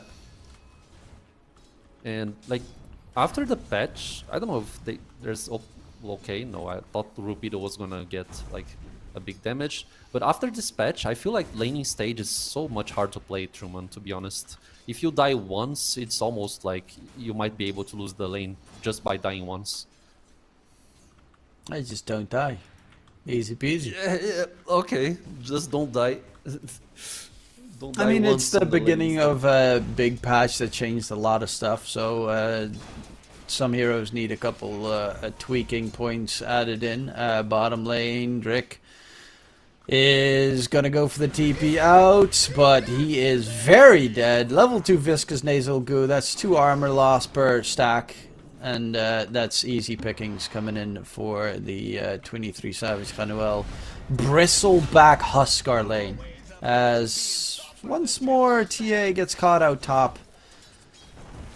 Yeah, this is kind of to be expected from both these side lanes, and mid lane it's an advantage for the Storm, which is also to be expected. Everything is going kind of the way you see it coming after the draft. I mean, to be fair, he only died twice top on the TA, and I find that pretty impressive considering that lane should never be able to get won by them. Like, that lane is impossible. It is. It's not easy, especially with Tusk helping you. Now he just trying to jungle. The Treant was able to actually pull 1 creep wave, so they actually regained some creep wave momentum toward their tier 1 tower, but it's still not enough to actually recover the game. You're gonna need the Storm to make those plays, those movements, which he should be able to get like level 6 pretty soon, considering that he's actually winning the matchup. And Huskar was being chased bot lane. 23 Savage, is he good? Ken is No, coming top, not quite yet. but there's also a Bristleback nearby. Storm does want to make a play, it seems. But TA is not going to be able to join. Raven's going to be the target here. Did Ken get spotted? Zip in onto Raven bottom lane. 23 is dead. Raven dropping low. This could be a big kill if they can secure it, and they do find it. So a kill on each side of the map, and that is actually exactly what they needed on Ivory to try and recover. Yeah, maybe they kill Storm right here because he's trying to play aggressive towards the illusion room. So no, due to the fact that Ice Shards was used like this. But yeah, I mean, if Storm was, you know, trying to get that room there, he was an easy target for Tusk and also Tinker. But yeah, like nice movements overall from Storm, and also the fact that they killed the Husk tower under the tower as well was very good. But now, I mean, TA is just not gonna get any time to be there in farm. Yeah, they got the kill previously top lane when TA was jungling. He walks back to the lane and he dies. It's just you can only jungle at this stage. Hope that there are some there's a double ancient stack, but they're gonna need a lot more to try and get him to recover. Drick in the meantime under ward vision is making sure that the Tinker's creeps do not spawn. So just body blocking a creep wave, the creep camp there, to make sure Mac doesn't get really big farm, but Mac's got some counter warding going on and will be just a-okay. Drick running in, Hunwell is here, and there's counter ward spamming coming through, but yeah, he's even throwing out a sentry ward to make sure that the camp won't be able to respawn creeps. A lot of effort here to kill off this Tinker's game. Exactly. Probably won't be enough to actually stop his Oh no, it's growth. a Tinker. He can Growth. TP anywhere on the map. Yeah, exactly. So it's not gonna be enough, I guess. But compared to the game 1, this game is much more stable. You know, the game is being studied by everyone, so it's probably not gonna be that one-sided game for now. At least not for now. Tinker? Yeah, he not does gonna have an be tired. arcane rune, so he has a little bit more of a spam. But if he wants to clear out that triple ancient stack, which is spotted by the Treant, but nothing that they can do. Maybe Treant can steal up a couple of the experience pieces, as that won't even be the case. Mac is just going to be able to farm up this triple ancient stack and get quite a hefty amount of money out of it.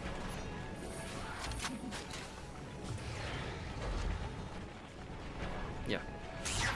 A lot of money, good XP as well. So now Tinker almost level 9, and compared to Storm Spirit, he's actually doing great. Storm is also level 8, almost level 9. We get to see Husk here being contested by this gyrocopter from Drick, but the armlet is just there.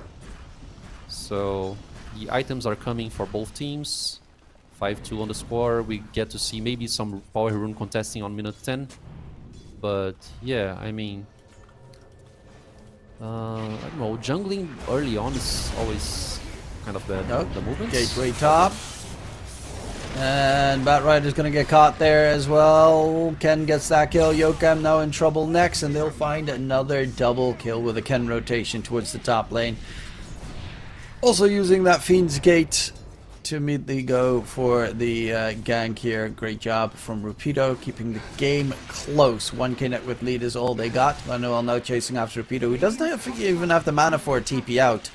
So is dropping low, does get the mana now. Is he going to be able to get the TP in? Oh, too slow attack speed on the Bristle for that last hit.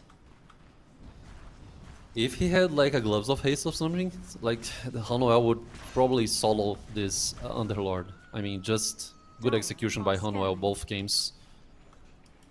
And yeah, it's a Bristol Sport 5, which is easy. Every time we see with haste rune for Storm, trying to fetch a kill on to Batrider. Can he do it? Yeah, Batrider used lasso. His Firefly just ended. Homing missile chasing in after Raven as well. The Batrider very low. Snowball safe, but Raven should be left dead. Is going to get taken down. Yokam dropping low. Max trying to help out as much as he can, but no kills being secured just yet. Hanuel just forward is giving some just will be able to get the zip up to the high ground, but they managed to get the kill. But these kills are looking good. Raven a third time to the Storm, and Ken is single-handedly keeping them in the game. Yeah, Ken is holding up for sure for his team. 5-0 is his score right now, going for that Kaya. I think regarding net worth state is actually mirroring Tinker's farm too, a little bit more, but like, yeah, Tinker already has. He's gonna get the dagger too. Should probably translate to the power threads that Storm has. So, yeah, I mean, both middle laners here are doing a good job. Kato now being able to farm the triangle, it's good for him, considering that I feel like jungle net worth is not so good right now. Did they change the economy on the jungle? I feel like you are so much like where to get your hero up if you are exclusively by an early moment of the game. You know, that's what I'm trying to say here. Well, they are for the bristleback bottom, and they do blow him up. Change things. I don't think they changed The bounties of the jungle bounties. I think they changed the lane creep bounties, like the flag bear creep and the melee creep. Yeah, I don't really. That's why I'm trying to seek some cover from you. But yeah, I feel like when you go to the, when you go to the jungle, it's always a problem. We saw Slark on the last game trying to recover the game from the jungle. It's not great, but at least he has to actually farm the creeps. I really do like that in this patch. You have like the talent tree. You don't have to spend a point from your normal spells for your talent. So when you hit level 10 talent and you get a skill point in a spell, I really do like that, because it felt there were some heroes that just didn't choose a single talent until 25 minutes. 25 minutes into the game, and it's not what is supposed to happen. And I'm just happy that I have more stuff that I can use as a superior. I get stuff, yeah, my spells faster than I otherwise. Yeah, I feel you. As myself, I'm gonna agree with you. There are two rune contests in the host. Can they do it though? Esports, they are trying to be sneaky. I have the underlord if you need, but at the same time you also have Tinker to actually react here and be aggressive as well, or defensive. Well, big zips from Ken. Storm. Raven is very fast. He's got the Boots of Bearing and the Cobalt Cup, so he's trying to catch, and we'll just go for the TP out. And yeah, Boots of Bearing fully done on the Batrider. Gonna go for the Blink 4 stab. Top lane, Mac dropping low. Twin the gateway used. They will take down Mac. Yogam is trying to hold the supports in place while Raven's trying to catch back up. T is gonna be slowly burning down. 23 even joined the fun, but they steal the Shrine of Wisdom, get a kill onto Mac, and come out on top by a lot in that little skerfuffle. Yeah.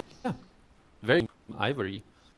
Team Nemesis start a good game, but it's everything minute by minute, especially when Storm is getting so much of this game, and Storm just like the region will be very valuable team fight. So it's great movements by Ivory. You get to see playing fair and cut off. There is some TPs coming in. Rupido could target if they can grab him, but he's going to back off right now. In the meantime, TA is third in net worth. Has just been AFK farming the jungle, and that's just the beauty of TA. Even in a lot of games in the past, you had like TA versus Huskar mid, for instance, and then TA gets destroyed, dumpstered in the mid lane, and then, 20 minutes TA is top net worth because she just farms jungle so incredibly fast compared to a lot of other heroes. True, man. I'm actually sources to jungle out the jungle efficiently. So yeah, I mean that's a big sure. I mean, you just need level 6 and you can kill off a 17 stack ancient camp. All you need is Sight and Sonic Trap, and that's it.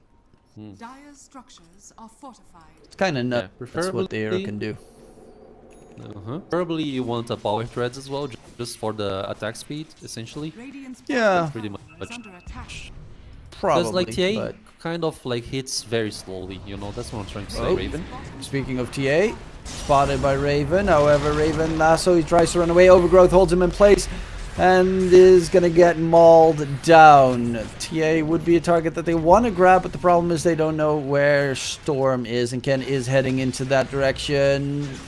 Mac has to be a little bit careful. There's going to be a big zip coming in. Mac blinks out thanks to the defense matrix. Snowball save comes in. Drick dropping low, but it's 5 heroes surrounding them. They lose Yokam.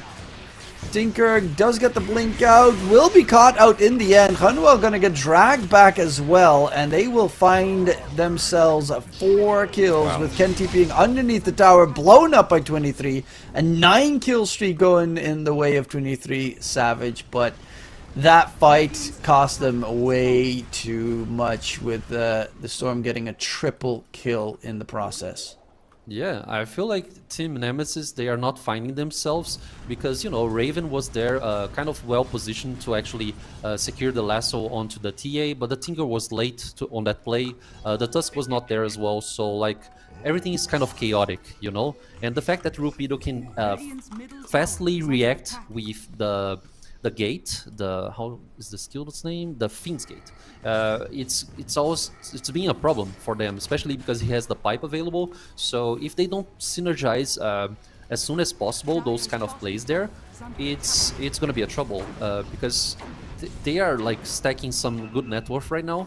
Okay, that the 23 Savage got a almost like 1k lead on net worth by killing Storm, but it's still not enough, you know. They need more. They need to synergize, they need to read the plays properly, because I feel like they are just kind of reacting on what Ivory is doing, and I mean, that's Ivory's merit right there. They're just doing a great job, great Dota right now. I mean, I think the item that's being built up on the Tinker is going to be the most crucial one at this stage. He is going for the root, the shard, which will counter the Storm heavily. Storm is close to finishing up the Orchid. We'll have it before the shard is finished. Actually, we'll find a little treant lurking about. Overgrowth comes out, going for the TP, and is going to be able to get the TP to safety. As they Fiend's Gate summon their teammates to get that kill onto Yokam in response. But yeah, that shard from Tinker is going to be so incredibly impactful. Storm Spirit, in the meantime, he went for Yashakaya, which means he is considering getting a Manta style this game, as splitting it open and then getting a Kaya Sanj later with the Manta style would be a pretty good tool to use against the spam root from Tinker. Oh, initiation, TA. but I don't think they want to actually sustain this. Okay, Yeah, so no, they are just gonna just back gonna off. disengage. Without crit, TA doesn't really have the damage output just yet to blow up a Huskar with that amount of HP regen. So, like Storm, he has like Malevolence up right now. He just he's gonna probably Back. solo Tinker. No, because Nah. of the laser. Yeah. And also the Kaya Sanj being a pretty impactful thing. The Yeah. a lot of sustain now has the Veil of Discord going for that Shiva's Guard build. It's gonna tank up the Tinker a lot. Tormentor's about to spawn though. Treant has his shard, so he's got those eyes in the forest spam. Yokam is going to go for the catch onto Teehee. Tormentor's got taken down. It's a free shard for the TA. That is really big. As Treant, elusive. Is he going to be able to get out? Surrounding him. Eventually he'll get caught, but honestly, all things considered, they got the shard. He wasted quite a lot of time on the rest of the enemy team, and even a couple of resources with the dust sentry wards being placed. Yeah, I mean, they bought time, but at the same time, they're just starting the Roche as well. I mean, they get Torm, they just lost the support 5 on this transition here, so it's very good movements by Ivory overall. Like, getting these first Ages, it's not really enough to seize the match and, like, go high ground, because, you know, you have Tinker on your team, you have Batrider to maybe change the position of the enemy hero in favor for Team Nemesis, but it's a very nice lead, especially considering the net worth of the Tormentor and now the Roche advantage as well. So, I mean, Ivory doing a great job. They adapted the game a lot and now, Manuel. Yeah. The team fight is Manuel gonna erupt here. Bristleback, dead. Oh. 23, gonna get stunned immediately afterwards. That's not good. And they're gonna twin gate on top of Fiend's gate on top of him. He is silenced. He's gonna pop the BKB, jump back in response. Yokem is dead. 23 trying to man fight. Has the armlet. Can he toggle? No, he cannot. Is dead to rights. They will lose the TA in the meantime, as Mac will go for the TP attempt out, but is gonna get dragged back. Fiend and get the catch coming in with the Pit of Malice, and they find another as they make that a pretty painful fight again. Team Nemesis getting crushed here by the King Ken himself. Yeah. Storm Spirit is just like Radiant's bottom being tower devastating to this game here. And he is applying so much damage, as we can see on the fight recap there, like 4k damage just on the Storm Spirit. He didn't lose the Aegis. It's just too much. So, I mean, the BKB was being brought by the courier there. Otherwise, if he didn't actually have the recipe, 23 Savage would be dead. But he popped BKB and still didn't survive. He tried to toggle the armlet, but it was not enough. So we see a 7k lead advantage on the net worth, and everything is kind of like crumbling for Team Nemesis. Again, they need to synergize their resources better, because otherwise they're just going to be getting eaten over the map, and that's not good. Still doesn't mean that this is always going to be a straightforward continuation this game, because you still have to push high ground into a Tinker. That's always pretty scary. Who can scale pretty heavily against a Batrider as well, who's almost on with the 4 staff. Pushing high ground is just not safe at any stage of the game, and that's where things could get problematic when you go to ultra late game Tinker, where he gets like the BKBs as well, and the Wind Wakers and stuff like that, where it's almost impossible to control a Tinker. The game gets rough. Yeah, I mean, late game scenario is it's something that we need to watch out here. If Ivory let this happen, because you know you have TA on your side, you want to end the game kind of fast, you know. So it's like TA's power spike right now, but I feel like Team Nemesis, they have the item resources available to actually contest this kind of power spike. So I mean, it's just about if they can do it or not. Because I agree, if you like Tinker late game, it's just bullshit, bro. Sorry for they're gonna go for the the cursing here. no, the Fiend's Gate summoned to try and get players there to kill off the Tinker, but Tinker got the blinker just in time. Interestingly enough, as well, like obviously the pipe's great, but you're gonna get to a point in the game where the Underlord has the Gleipnir plus the Aghanim Scepter. Okay, everyone just DC'd. That is going to be problematic for the Tinker to deal with, as you'll have the global presence of essentially 2 heroes with the Storm zipping in to catch him. Storm also is almost fully done with a Nullifier. He's flying. Yeah, the Nullifier is done. It is flying in as so it is a pretty tough one for the Tinker with that defense matrix spam to deal with. Really, that like the rest of the heroes don't have anything very specific. It is primarily just defense matrix. Yep. Defense matrix is the only resource that he has right now. Maybe a defensive snowball as well. Try, but it's not enough, because you have the Firestorm from Mord on the team fights, usually trying to, like, you know, stop that blink dagger usage. So yeah, it's quite hard for Tinker to actually withstand the team fights just with defense matrix. I agree with you. So he's actually aiming for a gold scepter. It's still maybe not enough for himself to actually deal with everything that Ivory has in the right now. That's still not perfect, but it's better than Null and Void. yeah, this Ken Storm is scary. Everyone is been, so hopefully we'll be able to return to the game momentarily. 3 Savage, I'm also waiting for the impact of that Huskar last pick that they went for. To really show he is going for the Satanic. Obviously, that should help quite a lot to try and sustain himself in this game. Because in that fight bottom, like, if he got a good on the toggle, that fight could have gotten really rough for the Dire team.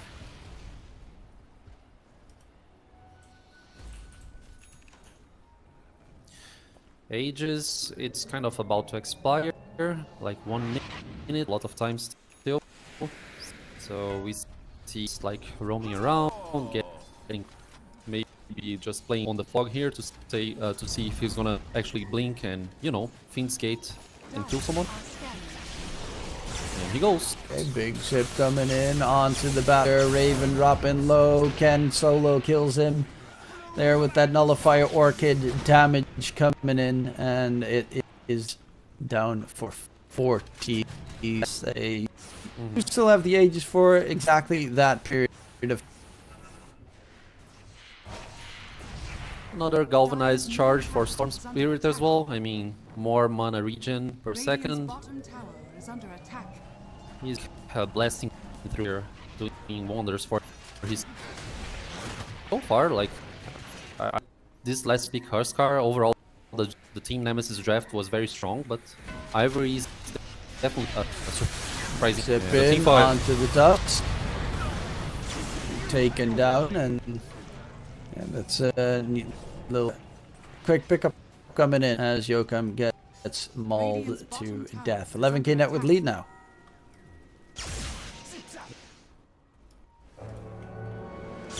Aegis does get reclaimed, and as you said, 23 galvanized stacks, a lot of mana regen on the Storm, 30 mana regen passively.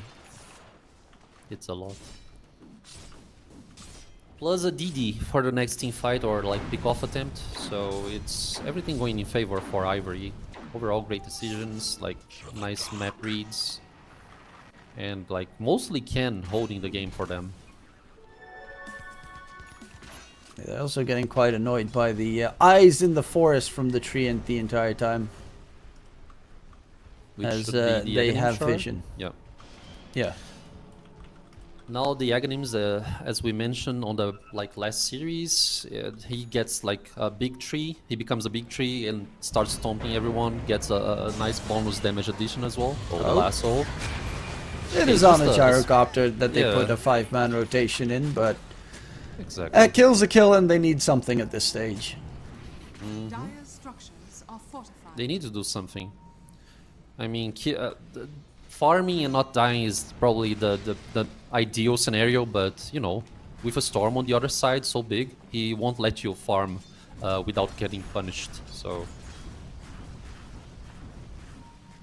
gem on 23 Savage. The BKB is there for quite a long time, and it was used once. And he's aiming for that Satanic that you already mentioned. After, he's looking for an Assault Cuirass, which is decent, I guess. I don't know if Husk should build anything else, considering that the most damage that he can apply is based on his second skill as well. So he actually don't need like a Daedalus or something. He just need to withstand and apply the Burning Spear damage. Okay, Invisibility Rune for Storm. It's not the greatest rune for the Storm Spirit. But they do find Raven with it, and the Nullify makes sure the Force Half doesn't work. Bristleback being rushed at as well. He does get a lot of viscous nasal goo stacks on towards the enemies. So they are very slow at the moment. Jumping from 23 is going to go for the quick kill onto the Gyrocopter. But in comes Rupido, and they're going to try and back off a nice route as well. But the BKB has ended on the Huskar. 23 needs help quickly. Nullify gets thrown out. And he is trying to heal up with that Satanic. It's working so far. Zipping from Ken. He's out of mana on the Storm, but they're trying to maul this Huskar. Are they going to kill him? Yes, they are. Tinker's still spamming as much as he can. Hunwell showed his hand. Taken down, and Mac is going to be the last one. Will be able to get the blink out. They make it a 2 for 4 trade, and again, it could go a lot better, but they lose Raven so early on. The Batrider Yes. with the lasso, with the big control spell that they need. It was a 5v4 scenario. So losing Raven so early on, it's costful for Team Nemesis. You want to play with Batrider on the upper hand, you want to use the lasso aggressively, or at least try to react on a counter initiation scenario. But yeah, I mean, Ivory just controlling the map space, and by that they want to control the Roche pit as well, considering that you also know when the Roche will respawn when you have TA on your side, so they go for the Roche. And yeah, I mean, with this Roshan and the Roche banner, you can most definitely try to go high ground, which was not the case for the first Aegis. They just like controlled the map, gave like a lot of kills for Storm Spirit, so he stacked up those galvanized charges. But yeah, I mean, just TA trying to go for the Roche is not enough. They need to stack up the heroes and like establish some teamfight space here. Yeah, Bristle, he still only has his shard so far in the game, so very minimal. Jump in. Lincoln's was on the Storm. They're Yes. given by the TA. Kato saves the Storm Spirit, essentially, Pretty much. and that is a really good team play. And now Storm Radiant are does have his Manta style, so as a way to get rid of the spam root from the Tinker, or the silence from the Husker for that matter, as they're smoked up, looking for a catch, coming in from behind. They spotted out that the smoke was there. Walrus punching, quickly going for the TA. In comes the Fiend's Gate, charged forward by Lupido, joins in the fray, but the Husker, they managed to already kill off Katu. 1-for-1 trade so far, as they're going to chase in for more. Yokam gets a couple of shields on him to keep him healthy, zipping from the Storm. Are they going to be able to continue? More nice Manta from Ken. Will be able to get the zip out of there immediately, as it will be Drick burning down slowly but surely and taken out of the running. Roche is up 60 seconds for the TA, but with the Storm still alive, it feels so scary to attempt it. It kind of feels scary, but at the same time it doesn't, considering that Tinker can replenish his mana so easily and come back to the team fight kind of globally. So yeah, I mean, they just need to reset these things here, and I mean, they can try to establish this wall. Going Wait for up. 23. He does have a BKB TP, and he's just gone. Yeah, I They mean, will get they the forced Bristle buyback. in response. Look at that slow. Bristle back gaming. But he gets the tower, gets the TP out, still had that BKB available. Doesn't have it if the enemy team is going to go for Roche, but TA is still not up for another 15 seconds, so it's not like they could make a play just yet. And they're looking for the Storm here. This time they do have the lasso drag, and the control is there. Blow him up. Ken dead for 90 seconds now that the TA is up, and this should open a very big avenue for them to go for that Roche. And yeah, they're giving them a big shot back in the game. Exactly. I mean, even though the game is like 100k net worth lead for Ivory, it's something that you cannot like perform, like giving out so much advantage towards Team Nemesis. Like Ken knew that Aegis was the option here and probably the main objective, but he just got picked off like being kind of greedy. So he's gonna get punished, and the second Aegis is gonna go towards the Team Nemesis probably, unless like Ivory contests this properly. So I'm just gonna let you do your thing there, Truman, because we are probably gonna see some action. Yep, they're looking to take this Roshan. Gotta be careful on the Husker. He doesn't have the BKB for a bit. The Roche is dead. The Aegis is on the floor. It got picked up by the Husker, and now they're going to look for more. They already found one support. Make that number 2. You've got that Aegis on the Husker. You get a double kill to boot. You get the gem as well. And that net worth advantage just dwindles quickly, and it all stems off of that huge lasso where finally Raven is the one that initiates the fight instead of the one that gets caught. Exactly. The gem was initially bought by Team Nemesis, if I'm not mistaken. So they just got the net worth back, and I feel like, considering everything that we saw right now, maybe they should also contest the next Tormentor, so this way they can really get some good net worth money towards Team Nemesis advantage and side. So, I mean, the game is changing right now. The comeback is right there. Like, 8k advantage is not so much.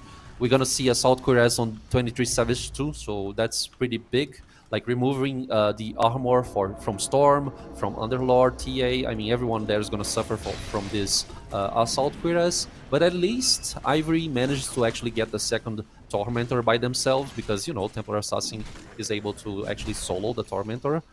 So yeah, I mean, everything's considered the bad process there that Ivory just suffered. At least TA gets a good advantage out of it. Yeah, and Underlord with that shard very strong, of course, in any point of the game, because it is percentage-based damage against a hero like Oscar. It deals, yeah, he does have Berserker's Blood, so he has the magic resistance pretty high, but being able to at least do a percentage base of his max damage and burn damage the entire time with the increased Firestorm count now is going to be good for high ground defense, because that's something that they are also fairly decent at on the Dire side. They've got the Treant with the living armor, of course, Pit of Malice plus the Firestorm spam Storm. Potentially an Ags later in the future. Might need to consider going for a BKB earlier on. As we, yeah, Manta is nice, but they have root spam essentially that they can use against him. Yep. Not that BKB is like the saving grace of everything, because they do have Tusk with the Wall Punch and the Lasso Drag, obviously. Yeah, they have ways to counter some BKBs. And like, if we get Aghanim Scepter on 23 Savage as well, which is what he's aiming right now, it's also a problem, because then suddenly you get someone taunted, and yeah, I mean, this could be very big too. Tinker's almost done. He can buy the Scythe of Vice. I would assume that he's going to possibly keep some buyback money though in the process, or is he gonna? No, he's gonna buy the full Scythe of Vice, which has a high upside. Oh, 23. The Zip comes in, Zip goes out, takes some damage. He just doesn't really feel like he is fearing that TA at all. Like, you see 5 hits flying in, normally that kills someone, but he still has 2k HP. A couple of defensive tools as well. They've got a Glimmer Cape, they've got the Defense Matrix spam. Going in for that tier 3 tower in the meantime. It still has the Aegis as well.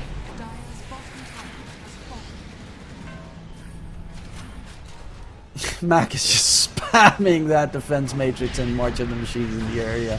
Yeah. And the fact that Tinker grew up to this point here, he has so much mana that he can like be in the team fight there for a long time, giving out the March of the Machines and also the shields, on contrary to other times. You know? Oh, 23. The fight. Went in for a little bit. In comes the hits from TA, but he is still armor toggling his way nicely. There's the Axe reveal. Going in onto Rapido, dropping low the Underlord. He's taken out, zipping forward. 23 going for the fight. Drick's going to get taken down. Lasso drag onto the TA, taken for a spin into enemy territory. They bot back coming in on Rapido as they're going to go for the control onto 23. Walrus punch, and that gets the TA actually to the high ground on the other side, where he'll get the blink in. Going in for 23, who doesn't have the Aegis anymore. Did pop the Satanic and is healing pretty nicely in the process, though. Still very much alive. But Mac is back. And then it becomes rough. There's the kick coming through. They're going to go in for the TA. Can they take him down? He does have a couple of decent stacks on him, but he's going to be just fine. 23 is actually the one dropping low, and it's going to be the Ken Storm Spirit coming in clutch here. Nullifier onto Mac, has the BKB, is going to try and get himself out of there, but doesn't go for the TP attempt. Taken down by Kato. Triple kill coming through, and how it looks so perfect for the Radiant side. It crumbled so fast with, again, Ken coming in on that Storm Spirit. Yeah, I mean, Ken again, like holding up the game for Ivory.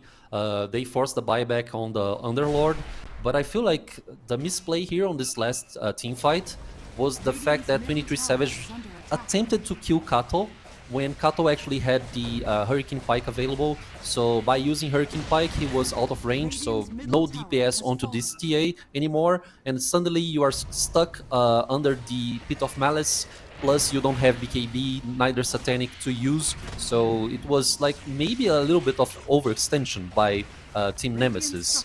So yeah, with that, they regained some net worth lead. Ivory actually didn't lost the net worth lead by any time, but you know, it was very costful losing this Husk, and now they're just like trying to, you know, get some hexes here in the middle lane, which should probably set up a very nice advantage for Ivory, because you know they were not able to get Lasso anything. drag onto Lasso. the Storm Spirit. They're gonna go in for Ken, but Ken in response going in because there's no two main cores on the Radiant side alive. T very slowed down. Husker comes back alive. Raven gets the kill because T gets shredded. But bottom lane, range racks are gone. Kato's just continuing, and they can't really catch up to him either, and they'll find almost 2 sets of racks secured here for the Dire side. 16k net worth advantage, and yeah, that was a rough one. The Unlord's now also level 25, so has the Pit of Malice route talent picked up. Yeah, Rough I mean, stuff.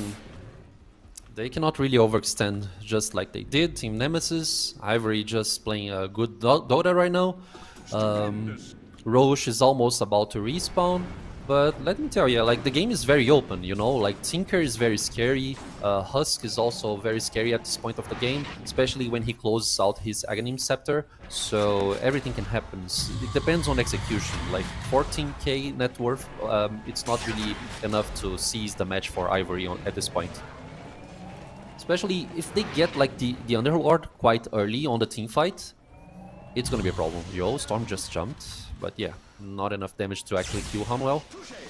But yeah, once again, if they kill the Underlord, the Team Nemesis side, if they find Underlord with a lasso or something, it's gonna be a 5v4 scenario, considering that Underlord just wasted his buyback. So that's what they need to aim right now. And they went for the smoke, so if they have vision, this could be a problem for, you know, for the Ivory team. Yeah, but they're out of mind, out of sight. Ken is the one that actually broke the smoke on Raven, but he doesn't get to jump in to get the catch. And it is not going to work out in their favor. Roshan is going to be up in 40 seconds. T's going to get a courier snipe. Oh no, could have gotten it.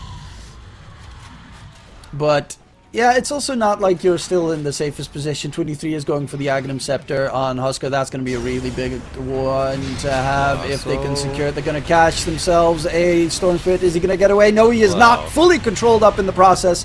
They do lose Yokam. Buyback from the Storm is going to TP in and rejoin the fray. 23 needs to get out of there, as he is still staying in the area right now, and he's just going to get shredded. I mean, pop BKB, TP. That's honestly what you essentially should do. 23 buys back, going to TP and on towards the outpost. Mac with the BKB trying to stay alive, but he's taking so much damage. 23 is here, ready for action, going in for Ken. Buyback from the Tinker. They're really trying to finish the game off right now. 23, can he find the targets he needs to? Jumping in deeper. Mac is dropping low on the Tinker. He's going to get destroyed by Kato. And they don't have a Tinker for 120 seconds. 23 doesn't have a BKB. 23 doesn't have anything, and that is game. Nemesis just get destroyed. Exactly. The comeback is just right there. I mean, not really the comeback, because Ivory was dominating the game quite for a long time. But yeah, considering that they kind of like used every buyback and no BKBs available, for them, they are just gonna lose the game. Again, it was a second scenario of overextending their advantage. They had the total chance of bringing the comeback, but now it feels impossible. I mean, the Divine Rapier on TA is gonna lasso right-click in the tower. fountain. Maybe that can help, but Ken can just zip right back out. A lot of damage was dealt, but They have the pushing power. TA almost took down Raven in the process there. The tier 4 towers are almost gone. That massive Fiend's Gate right there to block off any entry. There is an Aghanim Scepter on the Tusk though. Wow. Yeets in the Underlord. Rupito doesn't have a buyback available just yet. Raven quickly buys a Ghost Scepter to try and stay alive as they're playing a dangerous game here towards the fountain. Can get spotted, but they finish it off in the end as it will be Ivory with the second game. And well, it was definitely a very interesting game. Did not see too much of the impact of the Huskar or the reason why you necessarily, picked the Huskar in that case. It was fairly tanky, but it also lacked control. Like if he had the Ags, maybe before that fight you could have gotten something going, but every single time it was just they got out pretty nicely with the Pit of Malice spam and everything that they had with them. But yeah, great job from Ivory showing that they can beat that Tinker. Exactly. So it's not really a big deal if you let the Tinker goes out there. But yeah, Ken with the execution on the Storm Spirit, you got a maybe MVP for this game easily. And also 100%. the last pick on Underlord was very valuable as well, considering that the Pit of Malice would kind of counter everyone on the other team. If you overextend the team fight, as we saw, the huge Pit of Malice on the team fights there was a nuisance. Even when you consider the Husk had 2 ways of dispelling the Pit of Malice, with Life Break and also his third skill, Satanic, 3 ways of dispelling it, BKB, but when BKB is on CD, you cannot really go out of the Pit of Malice anymore. But yeah, I mean, overall, was a great game. Yeah, it was a very good game coming out from Ivory, and they're going to take us to a game number 3, a final decider here. Of course, we're going to go towards a short little break. We'll be right back for the final match of this best of 3.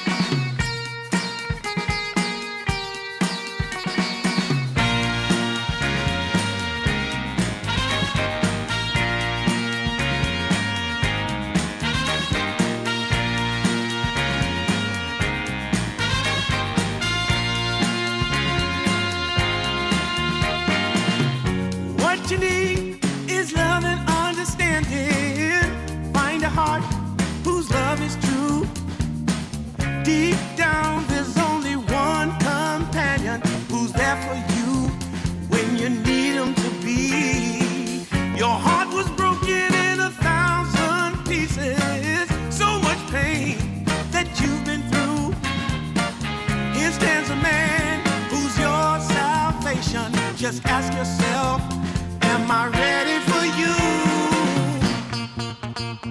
100% now. I'm ready. 100% now. Yes, I'm ready. Eyes wide open. I'm ready to move. I'm ready to move. 100% now. Take a chance in a new direction. Any place you wanna go. I don't have all the right answers, but one thing I know, I'm so ready for you. 100% now. I'm ready. 100%. You know I'm ready. Yes, I'm ready. Eyes wide open. I'm ready. I'm ready to move. Well,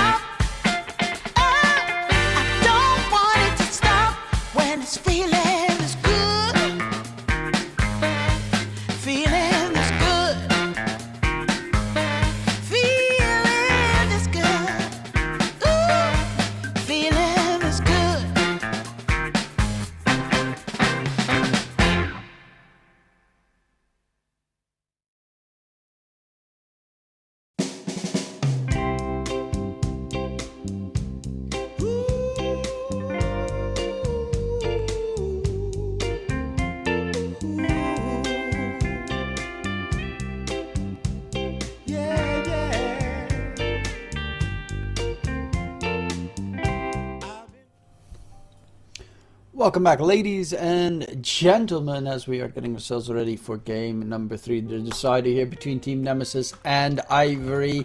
An exciting showing so far, 2 games. We've seen a Tinker now. Will they make it a game number 3 as well, is the big question. Arjarath, do you think we get to see another Tinker game? Yeah, I think so. We have the chance to see another Tinker because it wasn't really the problem for the last game. It was like an overall execution problem on Team Nemesis side. They were lacking some sort of synergy. We had some adaptations as well, like a Bristleback position 5. At least that's what we think it happened because, you know, Bristleback 5, it's not the greatest thing out there, but I mean, maybe they picked it like consciously, and it was the initial intention by Team Nemesis. But overall, I feel like Tinker is just okay to be seen again. Okay. I didn't hear anything because you had. Sorry, my bad. But yeah, you should trust me. You should trust me. It was good info. I believe my you, bad, Shuma. 100%. I just noticed it, man. Yeah, but yeah, that happened. Jumping into the draft now. Tinker not banned. Interestingly enough, curious if they're going to go for that one once again, but we did see definitely that Ken can show himself with the Storm Spirit last game, so if the Tinker comes up for Nemesis, I would expect that Storm to follow suit quickly. Yeah, I guess so. Like Storm being available for this third game of the set, it's not the best thing for Team Nemesis. I mean, Ken just showed that he dominates this hero a lot. And now we see a Slardar opening right here. I mean, it's decent, I guess. I mean, overall, great hero, good stats. He can be a nice front laner, reduce armor. So maybe they want to get a Templar Assassin again to make that armor combo, stack reduction combo. So yeah, but now, oh my god, we get to see the Keeper of the Light, finally. It's being shown here. That is going to be very like the mid-Mac Coddle. Also very good against Slardar because you tend to just get the slow and the blinding light pushback, and if you eventually get to that point, the Axe, but obviously Coddle also likes stuff like Scythe of Ice, and the E-Blade are 2 tools that the hero likes to pick up in its current state, so not too shabby against the Slardar. I think it's a very good pick. You're also really fast when you're in your ulti form to try and run away. Exactly. Solar Bind, the skill that should probably compromise Lardar's movement over the team fights. Maybe a late scenario Aghanim Scepter for Keeper of the Light as well to get that Will-O-Wisp on the team fight. It should be troublesome for Ivory. Unless they have BKBs available, then that's not a big problem overall. You know, there's always answers to it, but BKBs only last a maximum of 9 seconds. Eventually, they will run out, and they're going to go for the Storm, so then you're looking at a Coddle support for Yoka and Pulse 4. Okay, that I also do like, because it still does the same annoyance against the Slardar, but you also give mana to the Storm in the early mid game to make sure that Storm can keep zipping. Cooldown reduction is always nice as well. Combos with a lot of different heroes in the offlane position. You know, we get to see like a direct answer for the Storm Spirit and kind of like a nice answer for Kotal as well, because Glimpse is just too good against Kotal, and the Static Storm against Storm Spirit is just great as well. So a nice addition to Ivory team. Yeah, I feel like it also helps Slardar to play the game because, okay, Slardar wants to initiate with Dagger, he wants to be the front laner, but when you get the Glimpse on your side, it helps those heroes that actually need to fetch and chase to get the damage out. So yes, Disruptor and Slardar is a nice combo and a nice opener for that draft for sure. Yeah, looking forward what they can do here. Storm Spirit is an early BKB builder. That is to counter out the Disruptor Glimpse shenanigans, which is pretty nice. That makes things very interesting though. Naga Siren. I have seen Naga Safe Lane being played quite a decent amount as of late. It is also a very good setup with the Disruptor so that you can get a Song of Siren into a static some kinetic field wombo combo. That's going to be pretty neat. But Naga Siren against Storm Spirit Coddle feels like a lot of AoE magic damage to clear out those illusions. And I know from the past that Storm Spirit does get, you know, it blows up those Naga illusions pretty quickly, unless he gets rooted by the Naga or bashed by Naga with Ags or bashed by the Slardar control. So it's okay. Now it definitely feels like the Naga is going to be more problematic to play.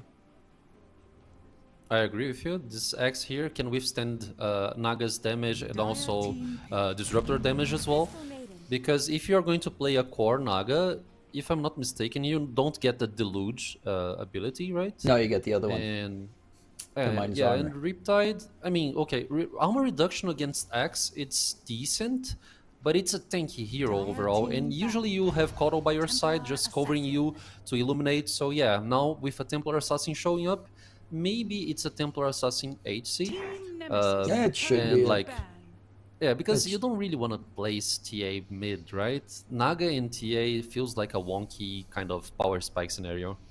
And you're up against 4 heroes that have really big AoE spells that deal with Naga Siren, so those illusions are easy targets. 10 seconds. So you're just going to use Naga for the fight reset or the setup with the disruptors, static storm, kinetic field combinations.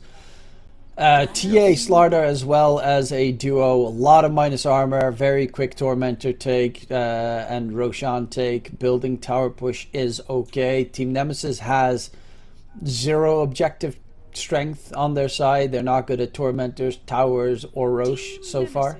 Turn to ban. Exactly. I'm thinking through about this Naga here.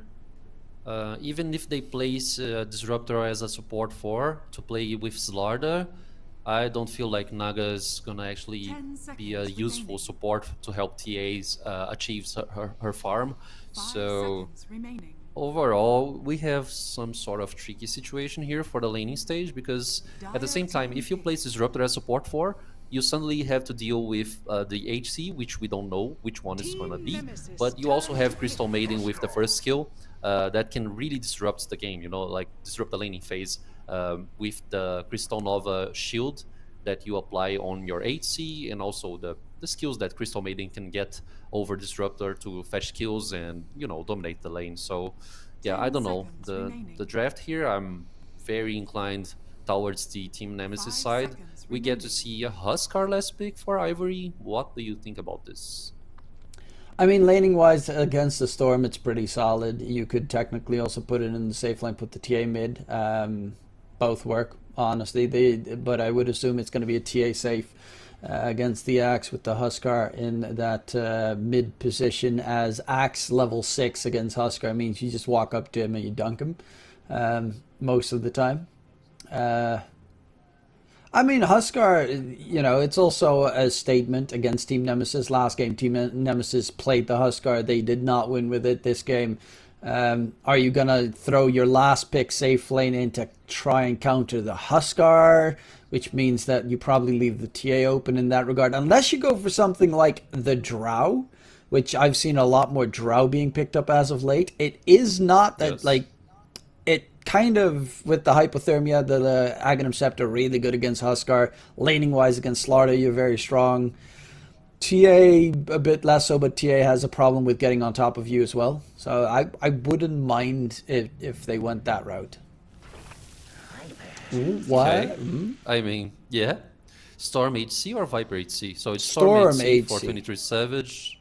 Laning phase wise, I don't feel like it's the greatest hero to pair up with Crystal Maiden, you know. But overall, like the context for this game, the Storm is HC is pretty good, to be honest. You don't have much controls to actually deal with Storm, so I don't know. I mean, it's decent, I guess. I mean, the Viper mid should be like very disruptive against this last pick Huskar. So Max should probably have a good laning stage against this Huskar. That's why they kind of like shifted things up. Yeah, I do think so. I mean, obviously with Huskar that he is now, because the first spell of Viper is dispellable, right? Viper The Strike? poison touch, No, you say? the Yes, poison thing, yeah. That's dispellable, so poison attack. Yeah, I think it is. I think it is. But the then it's ulti is only not. then it's only a bit scary once Viper hits level 6, I would assume. I'm not a mid laner. Yeah, but, Honestly, like the Storm, they have quite a lot of control and catch against the Storm. Song of Siren, Static Storm combo, TA traps. Huskar has a silence. Slardar has obviously Bash with the Deep combinations to use. It's not like it's an Storm needs to get a super fast BKB this game. I agree. Yeah. Or he tries to like maybe show up on the last minute of the team fight and really abuse the mana condition to actually fetch some kills. But let's see how it goes. Regarding the matchup, Viper wanna actually upgrade the first skill for a long time in this matchup. You can go for the points in Nether Toxin, which I kind of mentioned in one of those games, that Viper can transcribe some good farm with the skill on the jungle. And you actually protect yourself a lot against magical damage, which is primarily the biggest damage that Husk has. So Corrosive Skin, Nether Toxin, the Facet Caustic Bath, I mean, I think he can withstand this matchup quite easily. Oh yeah, no, So, the yeah, Viper should be it's a nice fine. pick. I do think that the Huskar could have an okay time as well, but the Viper should win the lane. It's not as bad as like the old Viper had Nether Toxin breaks, and that one was just nuts. Like you couldn't even walk in the lane at that stage. Now it's once he hits level 6, if you get the Viper Strike off on Huskar, Huskar dies. But you need to get to that point first of level 6, and that's when Huskar already actually. Exactly. So yeah, maybe a trade farm scenario. Maybe someone will dominate this lane. We'll get to see what happens. The movements on this third game of the set, third and final game for this best of 3. They are gonna pop that late smoke, I guess.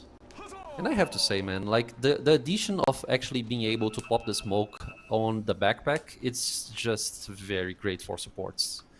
Like it's one of my favorite changes of this patch, I guess.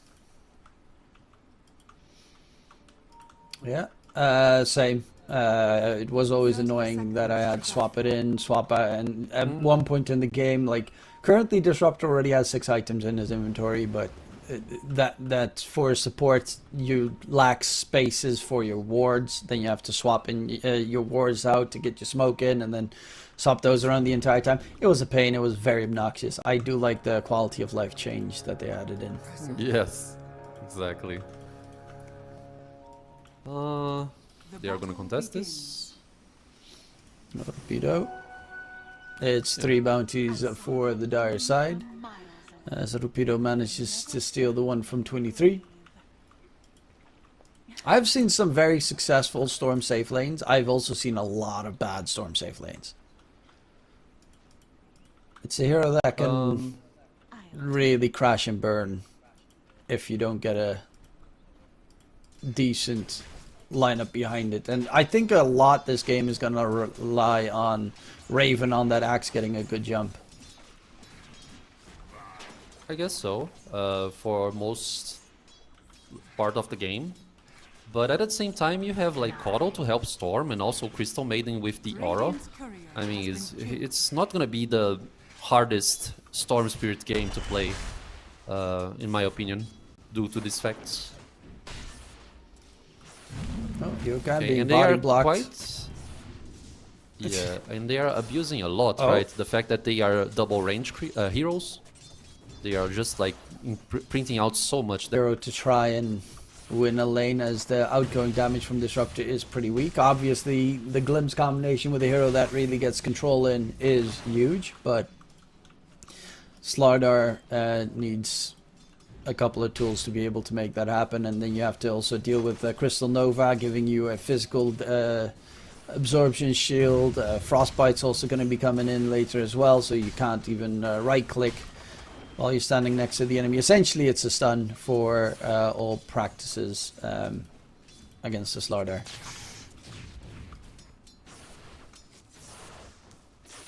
Yeah, I mean, so far so good. Storm getting out lots of last hits for himself.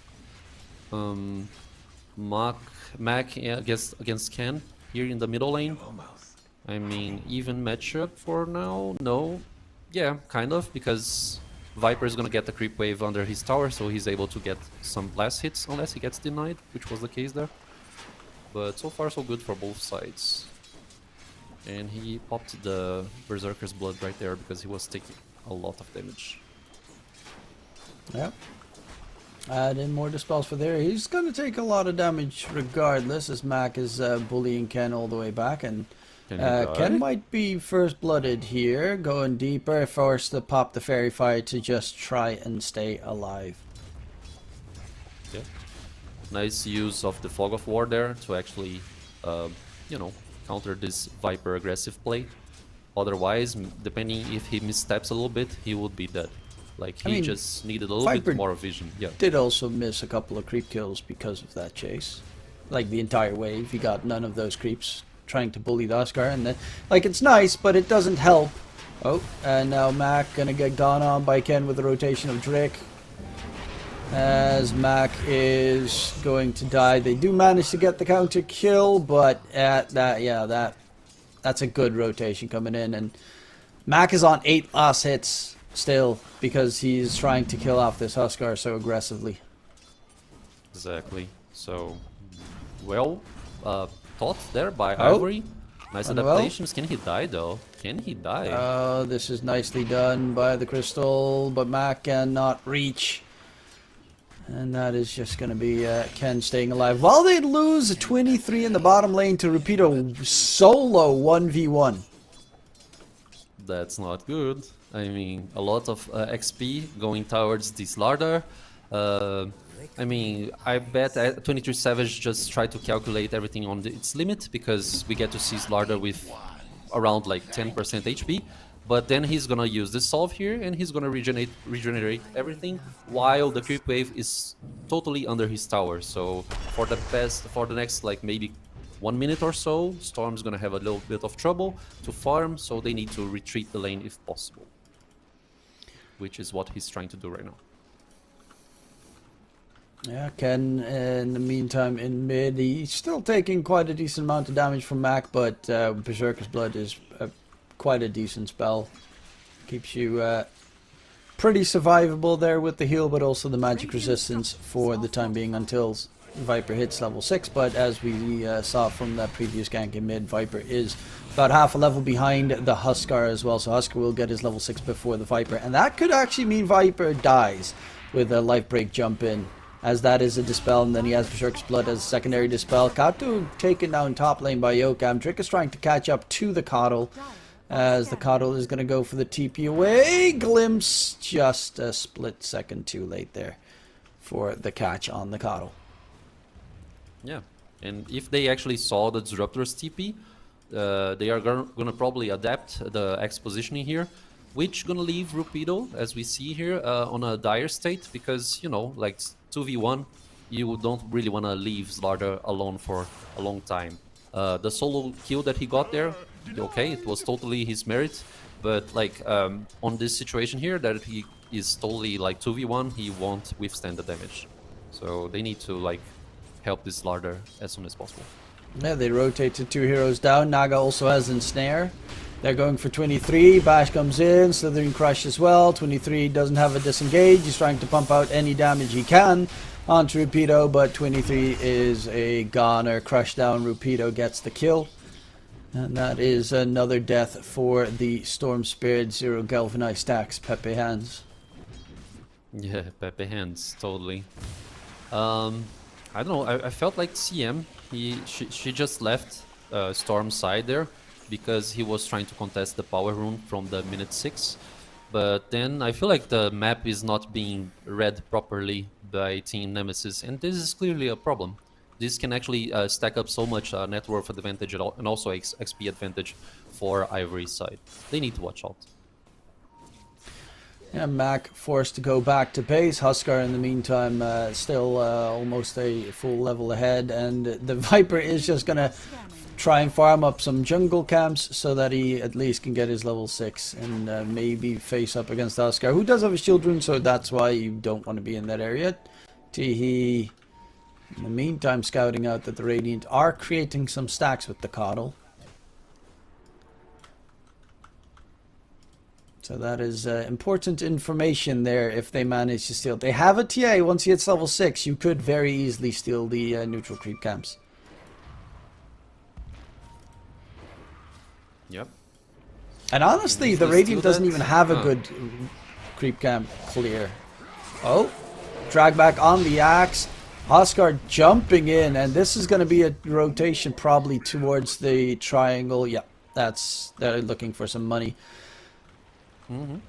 I mean, What's they also have- interesting there, did you just see what happened? Radiant The TA got forced forward randomly by the Vulture. and that actually towards- helped the. Yeah, that killed the axe. Uh. He just got like forced aft closer. Yeah, Ra- RNG sometimes helps you a lot, right? Those I random mean, what Vulture can you do? pushes are just BS most of the time. Yes. You cannot really account for that anytime. If you do and you actually use that on your side somehow, you can actually like manipulate these like vulture plays. You are Dota god, man. It's insane.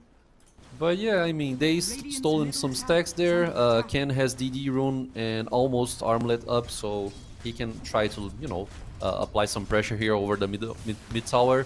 Viper level 7 too, at least. He's actually being capable of like getting these XP situations ratio 1-by-1 or something like that. And yeah, Armlet should be coming for Huskar right now. He's very close to it. Rupido just farming some stacks. He's going for first item dagger after the soul ring. I mean, they are dominating the net worth lead, the 3 cores of Ivory's side. LTE roaming around the mid lane to try and maybe defend if need be, but it's just a passive one at the moment. Manuel going for... I don't necessarily know what he's going for. He's just pulling the creep wave for no reason. They didn't clear the ancient stack, but it's only a 2 stack, so it's not that important. And Storm, like, technically can clear ancients, but it just will cost him everything if he does. Yeah, Which probably is he kind has of the to downside. do. Yeah, I mean, maybe Coddle helps him with Illuminate on this sort of like stack clear attempt. But yeah, it depends, right? Because some ancient creeps, they tank up so much like magical damage, which like Coddle shouldn't be able to help so much. Okay, 23 Savage just trying to stack another little froggies. Dire's middle Here. tower is under attack. Also, I did... Yeah, no, it was a 1-for-1 Shrine of Wisdom trade. This Crystal Maiden's level 6. And... yeah, that's pretty high for Pulse 5. And they are gonna use the Crystal Maiden ulti to clear out the double stack Ancients. Why not, right? Nothing is actually happening over the map. But yeah, I mean, CM's XP, very good, considering that Drick and Teehee, they are just level 5. CM is spending so much time trying to find that sentry ward that was placed. Placed 2 sentry wards in the area, still hasn't found it. Radiant are scanning. Feels The bad. one that's countering the ancient camp. Mm-hmm. Sneaky, sneaky, sneaky, sneaky. It's sneaky. I hate so much when that happens, to be honest. I hate the ones at the top small camp, where they like you can place it, you cut a tree, you place it behind it, and it's like Yes. I gotta walk all the way around, and then oh it's not there, then it might be there, and then you like spend 30 seconds trying to figure out where the sentry ward is, or they Exactly. deny I kill hate your those sentry ward in the meantime, and I get really salty. Yes. Yeah, sometimes you're trying to like deward this type of sentry on the second like 55 or something, and you won't be able to get it, and then you get salty, just as you said. It's so annoying.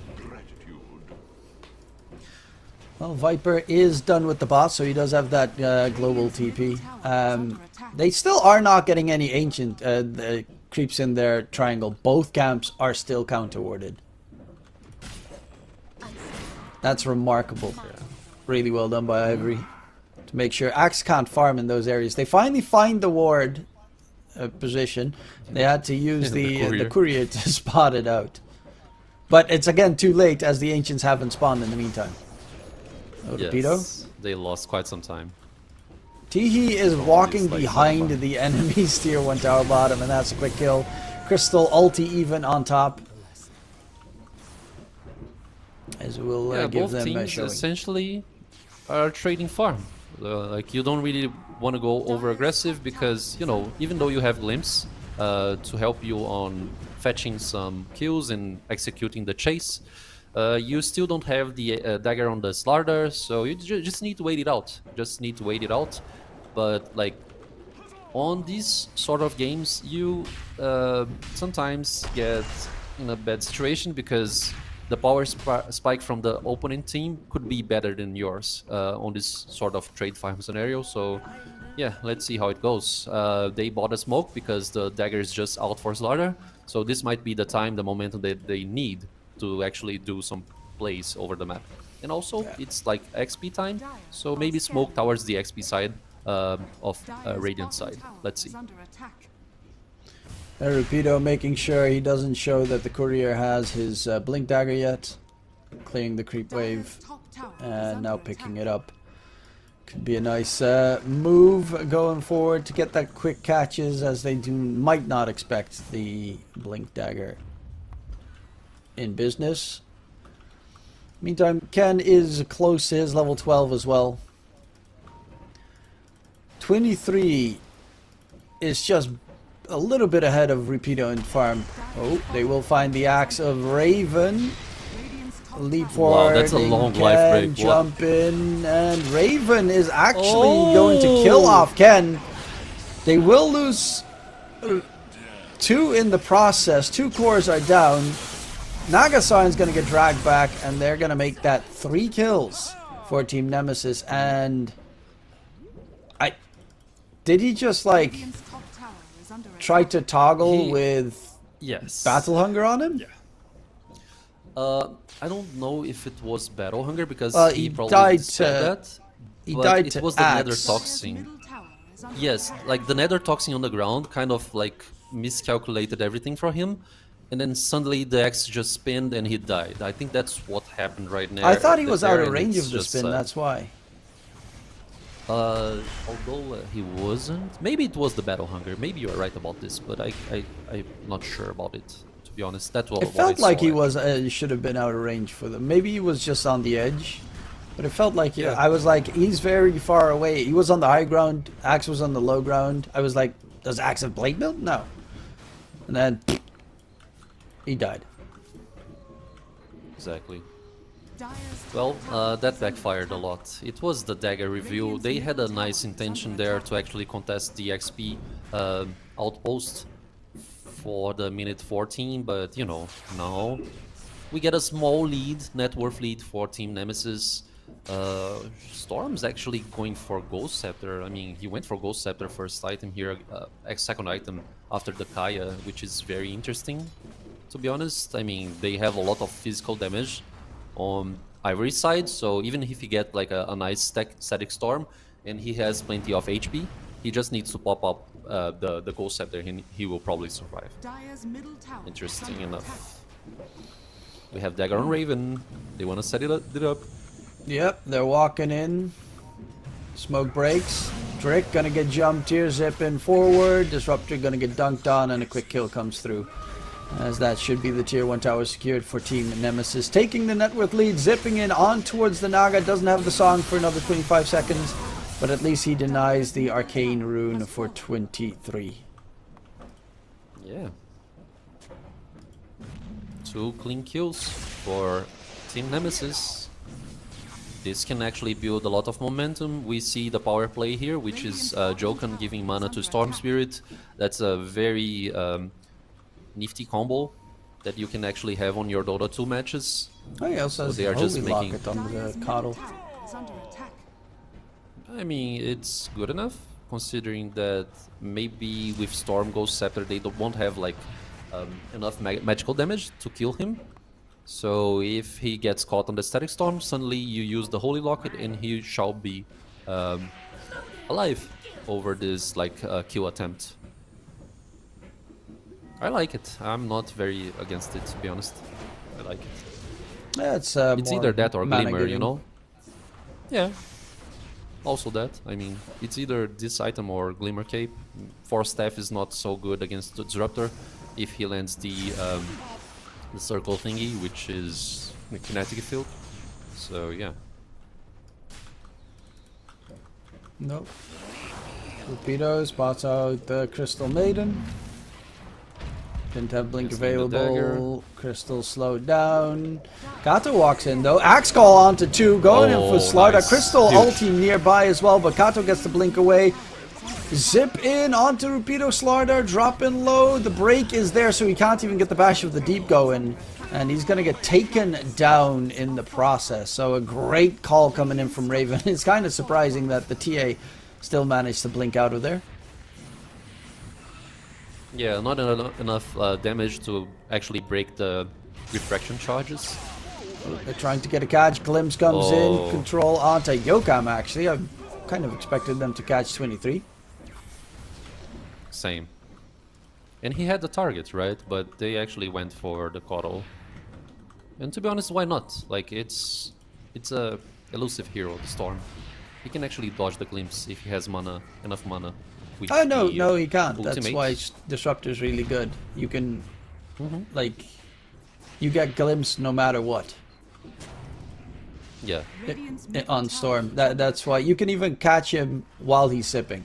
That's why it's such a good Disruptor is so weird against Storm Spirit. So you're not actually able to dodge? Is that No. it? You're not able to dodge Oh. Glimpse. I thought you were able to. Just like kind of Buck uses phase shift. Dire's No, When because Storm is like because zipping in, you know? if I'm not mistaken, you get glimpsed while middle of your zip as a storm. That's why there are other spells that counter storm zip. I'm trying to think of which ones. There was another one. Yeah. Nah, I can't think of anything. But yeah, Yeah, you it's should be fine. able to I'll trust you. catch him while he's zipping with glimpse. The glimpse. It's weird how that works. I mean, I spam Trust Disruptor. you. I've had it happen a couple of times, unless it's actually that's the exact moment that they stop sipping, which doubtful. tower is under attack. But yeah, on buckets because phase shift puts you into an ethereal state, so nothing works on you. Yeah. Like OD as well. Radiant's middle tower Yeah. has fallen. Radiant's bottom tower But I is thought under it was like the same concept, you know, because Yeah. when you are zapping, you're like out of bounds. Like, you're everywhere, Yeah, but I know. you know, not there. It might just be my mind that Dire are I'm gonna have to look it up. It's fine, bro. It's Dota. I mean, it's so much like things to think about. It's sometimes we get confused, and maybe I induced you to get confused too. I mean, 6 years ago it says you can zip through everything with exception of glimpse. Unless they changed it. In 6 years time, which is very possible. Song comes in. They're gonna go for the axe here on the side. Don't want to use the static storm in the process. Now there is going to be a jump in onto Huskar. Huskar is dead. They turn their attention towards the storm spirit and almost taken down, but we'll be able to get away. Mac is looking to get rid of those refraction charges. Roche is almost dead as well, so it's a pretty big one if they can secure it. Rapido get the control in onto Honeywell, glimpse onto Mac. They get away, but in the Roche pit, Storm's going to go for it with Yokam back and him up. Unless he gets like bashed 3 times and he dies. Like, 23 Savage just playing on the limit here. He will get the Aegis. That's very great for Storm Spirit. He's gonna be able to play very aggressively on the next team fight. Rupido is trying to like secure some kills. Yokam quickly removed, but Kato is gonna die in Wow. response. So Not they a good do manage trade. to get a kill, but that was yeah, that was not worthwhile. Not a good trade at all. And we maybe need to mention that the fact that almost Jokan was able to heal Axe on this last team fight. He was there tanking up like 3 heroes and whatnot, and the Illuminate was almost reaching through, but the damage came out, so Axe died. And I mean, everything went accordingly for Team Nemesis, considering that they get this Aegis. It's just a lot of advantage for Storm. It's immense. Yokam's even going Guardian Greaves, which is more mana regen for the Storm, and he's literally just babysitting 23 the entire game. It's actually kind of weird, because Coddle has Chakra Magic, which gives him the cooldown reduction, but that means that you still have the healing cooldown debuff from Guardian Greaves on you, or from the mech on you, which still means that you can't, like, another cast of it sooner doesn't do anything. Dire's bottom tower is under attack. Yeah, the healing cooldown. It's kind of weird how the combination works. It works well with cooldown reduction, but not with the Chakra Magic combo. So it's actually kind of a counter. It counteracts himself, essentially. Okay. But currently top net with it is 23 on that Storm Spirit safe lane, going for the Manta Parasma. So not except for the Ghost Scepter that he picked up, it is very much the mid lane Storm Spirit build. Yeah, pretty much. Yashakaya, sometimes we get to see some Storms building up Soul Rings as well, but considering that you get so much mana from CM's Aura and also Kodo, oh, the song, the TP, he's gonna be okay. So yeah, maybe sometimes we see Soul Ring for Storm, but he has so much mana for him in this team here.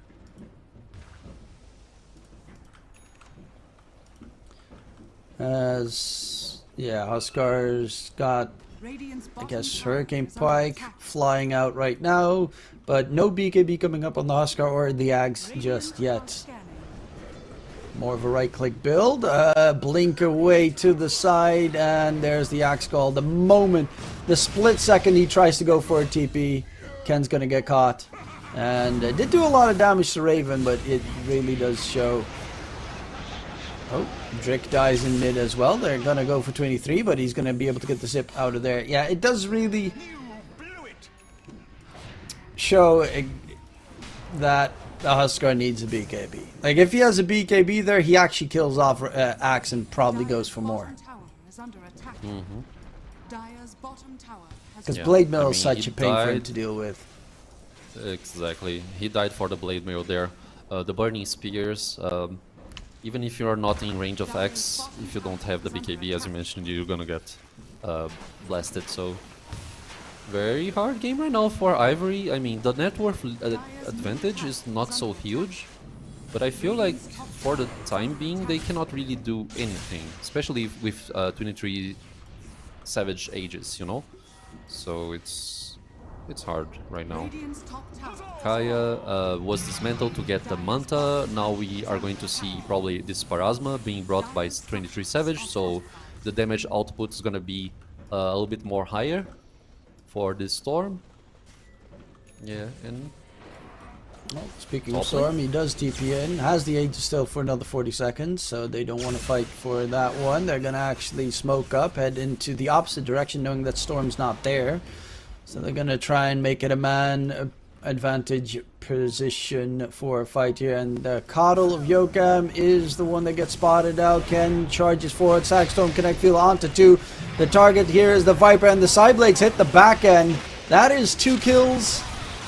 Raven gets the call in onto the Huskar. Zip comes through. Huskar does drop dirty, as they are going to look for more. Rupido gets a Slitherine Crush, disengage. Raven takes a lot of damage. They glimpse 23 to the other side of the map in the meantime. And they're gonna go for that Crystal Maiden as a last one. Possibly Aegis has been reclaimed. Zippin on towards the Storm Spirit. Rapido does finish off Honeywell. Yokam bought back for this, as there's going to be a zip forward. Kato chilling, and Invis does have refraction in the split second, does get the pop-up, goes for another meld hide, while the backline Rapido takes down Yokam. Storm Spirit, there is a glimpse available as well on the Disruptor. He's going to get dragged back. Actually gets dragged closer to Rapido where he dies. But now 23, Kato is walking in, has that Blink Dagger. Up the high ground, is he going to risk it? No, he's going to just back it off, and 23 stays alive, and they're going to TP out. But a big team fight and a huge Dire win. Yeah, especially that you get Keeper of the Light Jokan's buyback. So we get to see here on the fight recap, it's a nice gold swing towards Ivory. XP-wise, same thing. So yeah, great job. I mean, the glimpse was so intense on this team fight because 23 Savage, he got like, replaced his position, and he didn't have enough mana to go back to the team fight quickly. So the Aegis was about to expire, but the regen was not there on the right moment. So, I mean, great team fight by Ivory. They need to keep doing these sort of team fights to, to maintain the momentum here, so they can maybe win this second game. Yeah, TA now has a BKB available as well. Slarder's close to his. Huskar is going Heart, actually, instead of a BKB. Okay. What's wrong with BKB? Am I missing something? It's a really good BKB game, right? Yeah, they have two spells that pierce BKB, but Storm at this stage of the game still is a lot of magic damage. Mm-hmm. Yeah, I think so. BKB for Husk should be good. But at the same time, I mean, if you don't actually burst him out, the Huskar, if he pops this Satanic and he's able to actually get any targets to heal himself, he's gonna be very, very strong on the team fights. So it's maybe due to the fact that they don't have much control Struman. Is that it? Do you think that's the case? No. I don't know. No. I mean, I can understand Heart a little bit because that puts you at a position where you might have too much HP for them to clear. Because then you're not too dependent it's not Satanic. Yeah, no, he's going for Heart. I thought it was Satanic, but yeah, I mean, Heart. I don't know. I don't like it either, to be honest. They did change something about it. It has a new passive. Your health regen is increased by 1.5% of your missing health. Yeah, that's actually really good for Huskar. Yeah, he's gonna become very tanky, but I feel like there will be enough damage available to kill him. I might be mistaken. We should see on the next team fight. That's the problem. He gets Viper struck every single time by the Viper, and that makes it so that he's usually at 40% HP, and then he just dies because his Berserker's blood is gone. But with the I guess with Heart of Tarask, you get a lot more HP because of all the strength, but you also get a lot more HP regen added on top, so you're not completely screwed if Berserker's blood is removed with the Viper Strike. Tormentor top. Gonna be the target, as they will clear it pretty quickly on this side of Nemesis. Free shard for the axe. Battle hunger, AoE shenanigans, always good.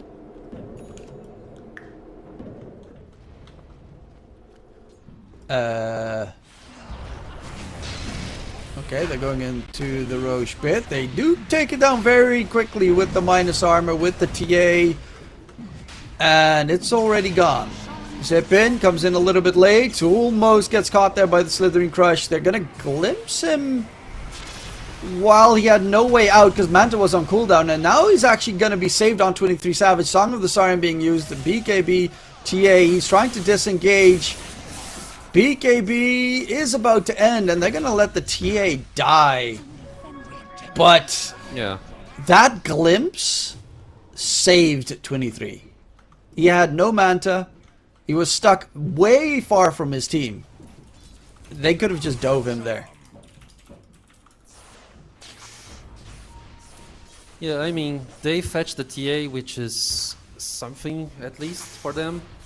The Glimpse interaction there was quite strange, to be honest. I felt like Storm was supposed to die in that play, but he was protected by his team. So now, since TA is dead, even though they have Aegis on Team Ivory side, they're just gonna go and take tier 2 tower. It's fine for them. Shiva's almost finished for Viper, which should like impact Huskar's regen quite a lot. So that's like another thing that I really don't like over the heart of Tarask. And that's pretty much it. I mean, is the game controlled by Team Nemesis still, even with the Aegis on Ivory? What do you think? Oh yeah, definitely. Like you saw it in that fight as well, they immediately tried to disengage from that situation. The Storm is very strong now, has that Parasma done. They have a lot of magic damage on their side. With the Viper also having that Ags done. Shiva's is now finished to be delivered to the Viper. He's going for the Skadi as well. So all that nice healing, regen and stuff that Husker is building is going to be doo-doo with all the anti-healing that's coming out from the Radiant side. Exactly. Well, 8k net worth lead, it's not like a huge advantage, but I don't know. Let's see how the game goes. It depends on execution, mostly. I mean, Dota, we can theory craft a lot, but execution is like one of the main factors of the game. Because, you know, execution and talent and hard work, it's gonna persevere and bring your victories. I want to see that Ags on Huskar. I do, but again, he's still no BKB. But I also want to see Ags on the Huskar, as it is so good to have to just control up this Storm Spirit who is just zipping around the team fight the entire time.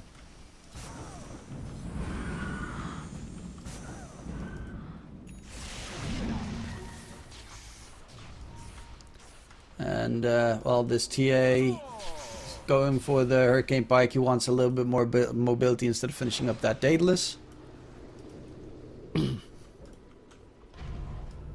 They still do have a very deadly lineup regardless, because Slardar minus armor in combination with a Melt Strike from the TA, it does so much. Like, Storm's almost all of... Actually, it might be all of his armor is gone then. Yep. Yeah, all of his armor is gone on Storm if he hits that, and Nullifier is being built up on Slardar, so then you have a counter to the Ghost Scepter, and then it's just 100% damage crits coming in from the TA that will be able to kill off the Storm if he doesn't build anything with armor. Speaking of which, he doesn't even have a BKB yet on the Storm, and he's playing against a Disruptor. Yeah, but he's aiming for that item. He already bought the Ogre Axe, so I like 23 Savage's decisions overall. Like, the items that he brought, the Ghost Scepter early on, he's like really trying to get this victory for his team with this item build here. So with the BKB, it's probably gonna help him to achieve that. Maybe to get at least a little bit closer to that opportunity. He's gonna actually drop the power threads over the background, the backpack, but maybe he won't actually miss that item out, considering that he's so strong right now. Yeah, looking like a good record. That Aegis actually gave them quite a lot of space to catch back up.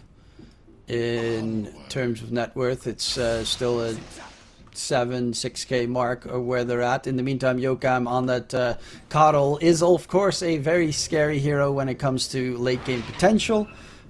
Still fairly poor comparatively, but the Aghanim Scepter and such are all very nice late game tools that will be coming in momentarily. As the Dire side, they do have that Blink available, but yeah, Disruptor still doesn't have a Blink or an Axe or even any money to build either of the two. Okay, Aegis has been reclaimed. Zip in, coming through. Repeater pops the BKB immediately. There's going to be a jump in. Yule Scepter control on towards the Axe, and on the side Ken pops the BKB, but Song of the Siren, it's actually keeping him alive. BKB from 23 still continuing on the fight. Glimmer on Ken keeps him going. Sagstorm kinetic field. Wow. But the BKB from Axe is trying to rush forward. Maybe get a good call in the pit. Yokam dropping low. Getting cropped down by Kato. But they lose Teehee in the process. As this TA still does quite a lot of damage. 23 is out. The supports have disengaged. There's the taunt from Ken. Oh no, he doesn't have the Ags just yet. My bad. It will be Raven taken down. It's actually interesting that with the Loadstorm Spell Reflect, it doesn't like Life Break interrupt the TP there, considering you would also be flying towards Huskar.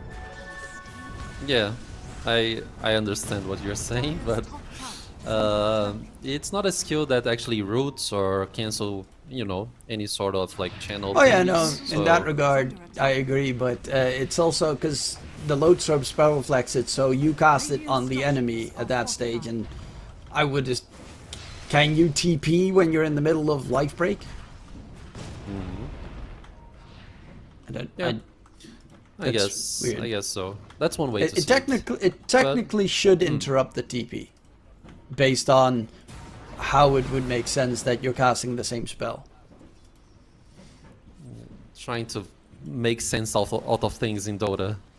Yeah, I know That's that's not- true. Should not do that. But yeah, this last team fight there, I mean, the Song of the Siren was very clutch to actually help Husk to heal himself and stay alive. And like the Naga still doesn't have the Aghanim Shard, so if she has like an Aghanim Shard, she would probably help up the healing factor so much more. But I mean, we are looking at a Viper who is very close to his Scotty, so it's gonna be a little bit more harder for Huskar to actually leave the team fight space there. But at least Huskar is actually going for the BKB now at the 40 minutes mark, which is something that he cannot really dodge anymore, in my own opinion. Like, he should actually get this item. But yeah, I mean, the game is very close for both teams. One mistake can probably change the course of the game.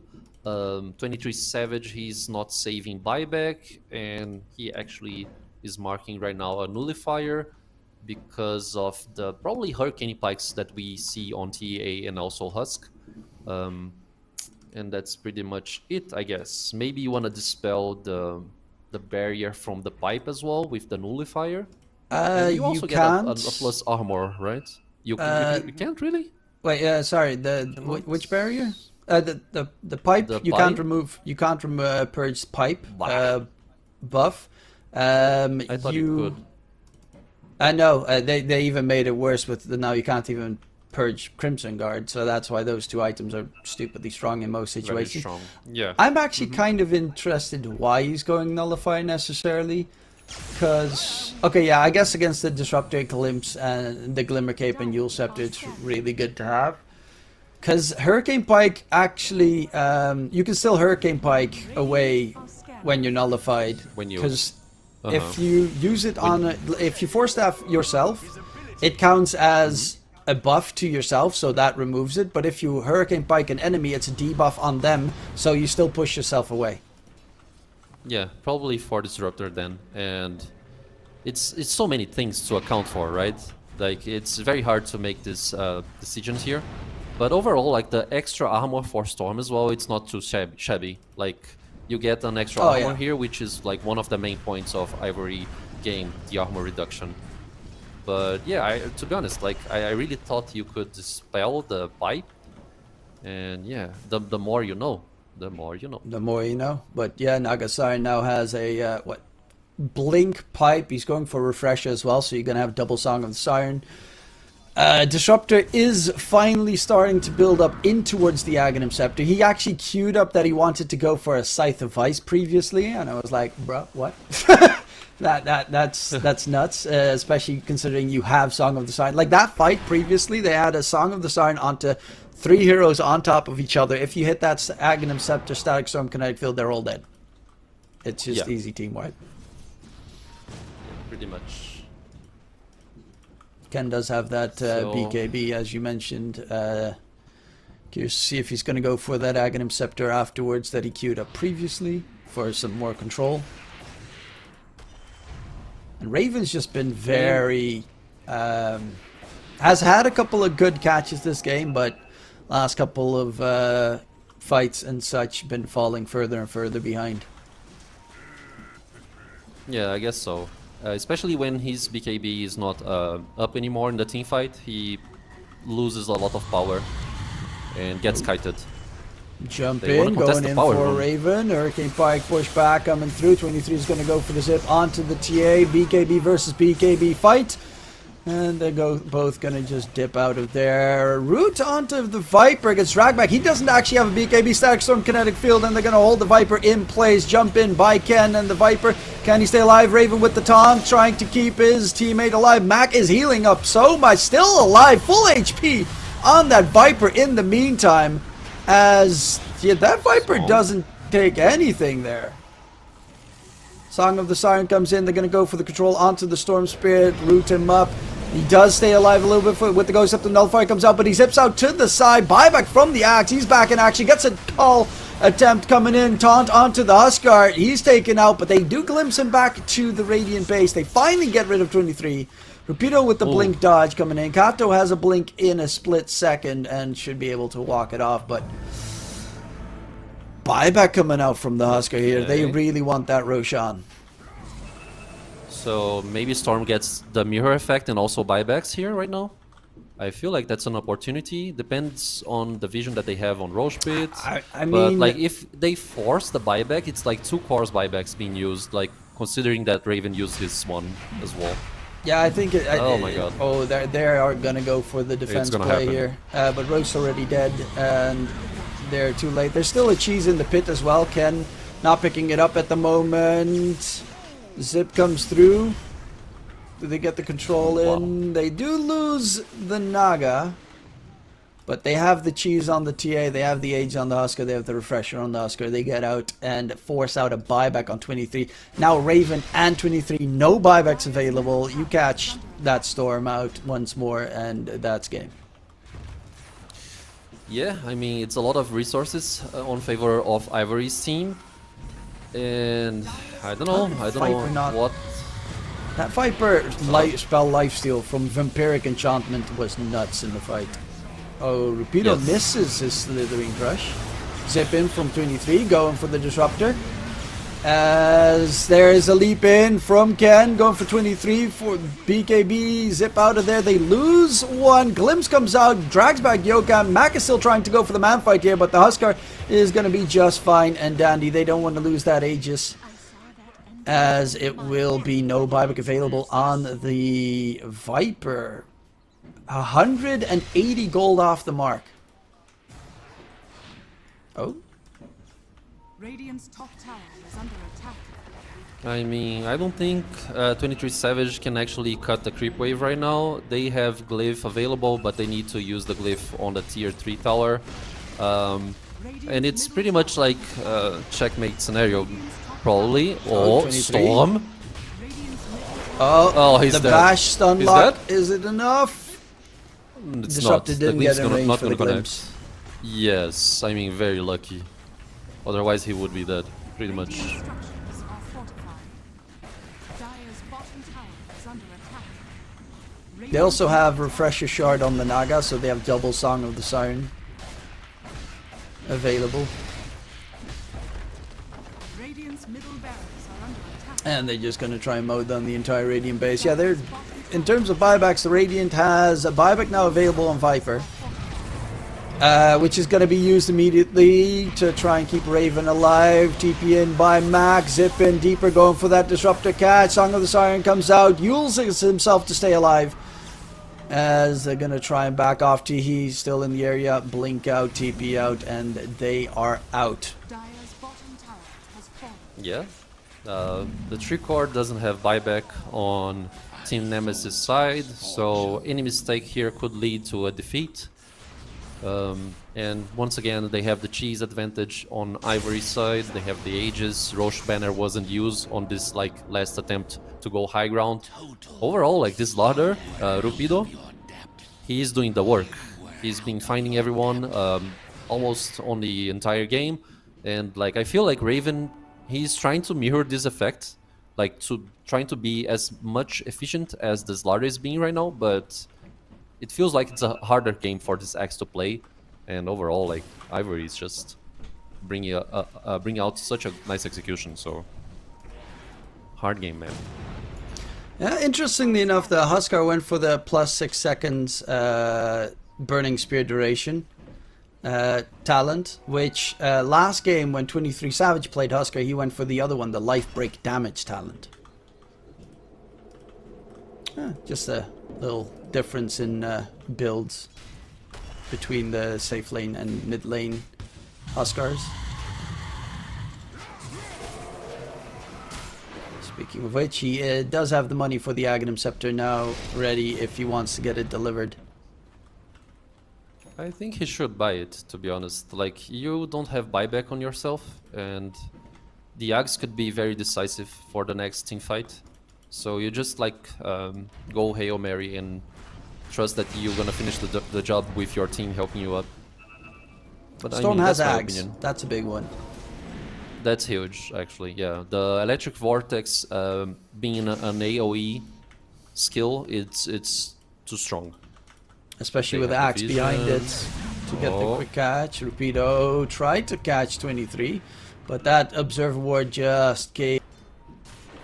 And they're going to head to the top side instead. Axe is done on Disruptor as well, so both sides have really dangerous tools. And they have a nice like high ground vision too on the Team Nemesis base, which is trying to be destroyed here by Viper's illusions, and he's gonna actually make it. Age is expired. Husk actually doesn't want to go for Catch that. coming Oh, in quickly, going for the kill onto Disruptor, but he keeps himself alive with the Yule Scepter. Axe Skull comes in with the BKB, he's going to get leapt on as the Song of the Siren ends. They have the Disruptor still nearby. Actually, Disruptor's running away trying to stay out of that fight. Song number 2 comes in. second song. We have Static And Storm. they want to go for the Axe here, but he blinks Oh, out the and they dagger. miss their chance. Wow.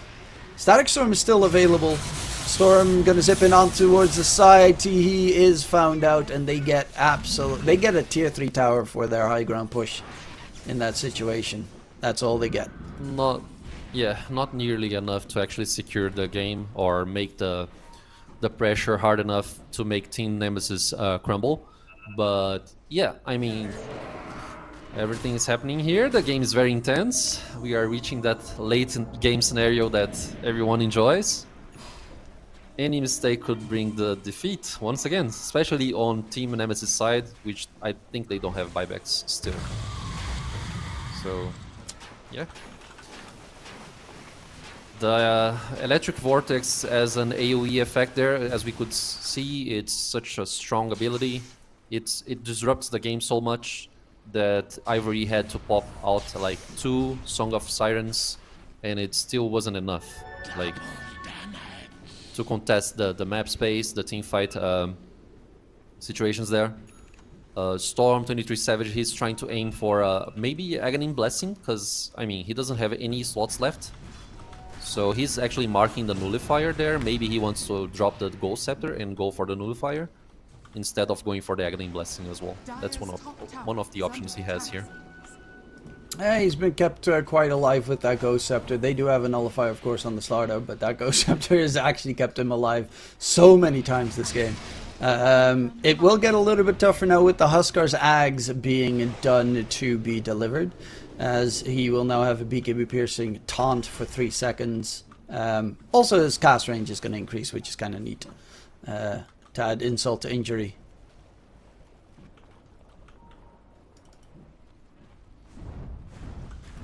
Let's see, any interesting? No Crystal Maiden Aghanim Scepters, unfortunately, just yet. Yokam does have his Ags on the Coddle available. Any other fun things that are coming in? Butterfly being built up on the Viper. That's actually kind of big because it will force the TA to go for MKB at that stage, and he kind of doesn't want to. Okay. He's gonna call. He has the vision. I mean, they don't. Really He wanna has jump if almost you don't 6k HP, and they don't really have the best Yeah. right-clicking heroes. Yes. And now a smoke by Ivory. Once again, any mistake can lead to a defeat. Although Axe's buyback already available, Viper is not. Yeah, and also they Storm- catch him. Quick jump in, Saxon kinetic field.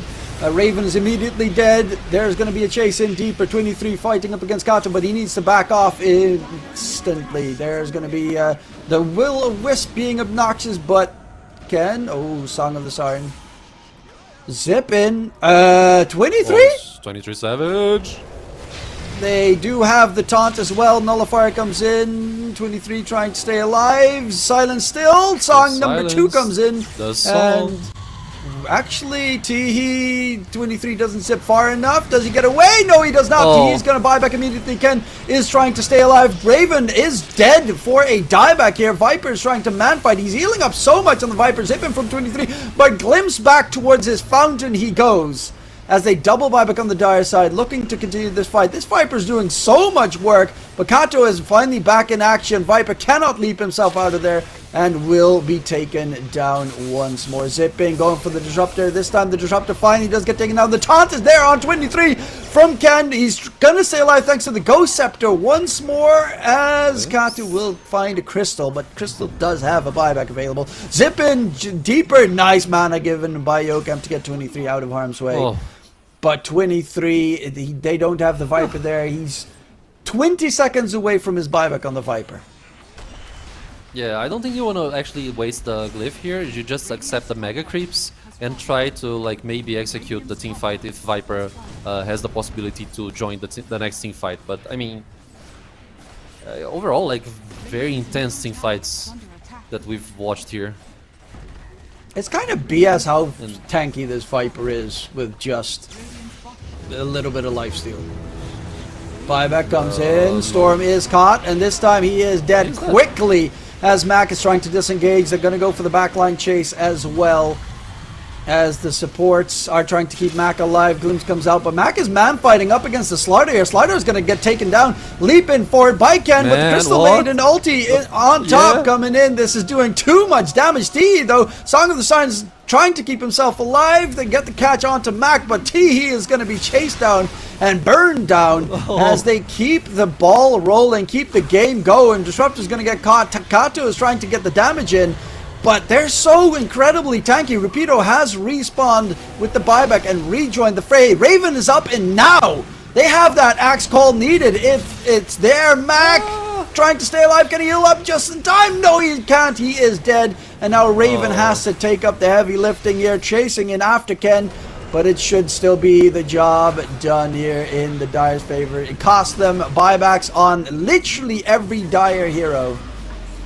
But it is going to be Ivory taking the win in game number 3. 2-1 over this like best of 3 series. It felt like sometimes it was like overall like Team Nemesis were dominating the execution, but no, like Ivory, they just stand up for themselves. They brought like insane executions. Also the draft adaptations that they brought from the past like first game, it was just insane, man. Like this last game, especially the level of execution and like readings, everything, it was just so fun to watch. I'm a little bit sad that there's not a stat showing. Like, there's a heal stat which 31k heals by Yokem that game. That first of all, obviously his item build helps, but that's a lot of healing. But second of all, I want to see self-healing that the Viper did, because with Yokem healing him from behind the entire time, but also the Viper with all those AoE dots going into the fray, it was nuts how tanky he was. Like, there were moments where he was being bashed by 4 heroes and still walked out full HP. But nonetheless, Ivory did manage to win it out in the end. It was a very close game. Honestly, at the right at the end there, it could have gone wrong with Mac man fighting heavily. He did 60k damage, most damage of anyone in the entire game. Great job coming out from Ivory, though, to take him down and take the series 2-1, especially with the reverse sweep after losing that first game so convincingly. Exactly. It was a nice series to watch. And upcoming we have, can you recall me? We're gonna have Execration. No, that's the one that the series are being played right now. Execration versus Trailer Park Boys on the other stream. So upcoming we have Truman. I'm trying to check here. I think we will be having the winner of this, so Ivory versus Execration. Execration or Trailer Park Boys, whoever wins game number 3 there. That should be, I think, the match that we're gonna be handling on this stream. Yeah, that is gonna be an interesting one in who will be securing that. I'm quickly just checking out how far they are. Okay, Execration is destroying Trailer Park Boys, so it's very likely going to be Execration versus Ivory on this channel. But of course, that does mean that we are going to go towards a break, ladies and gentlemen. We will be back in, let's see how long, 33 minutes. The next match will start on this channel, and we'll see you then. And in case we don't see, good afternoon, good evening, and good night. Call me when you need me, I'll be waiting for you. I know exactly what you want, satisfy your need. We can have a good time, don't you worry about a thing. If you want it here, or if you want it there, have yourself a good time. Act like you don't care. Get that motivation. I got just what you need. I got just what you need. I got just what you need.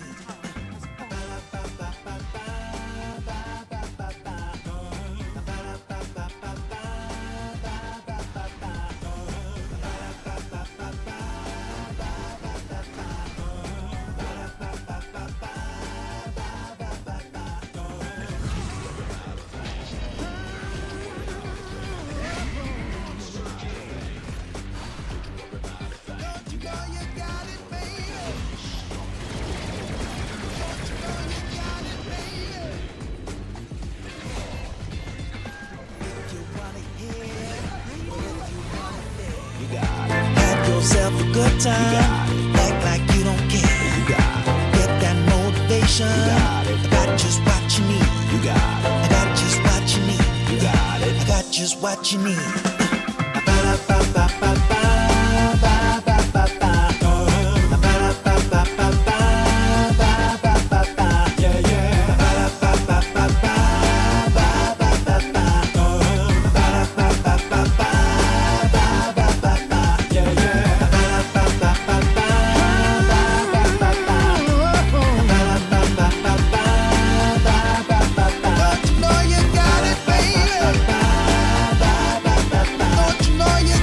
Baby.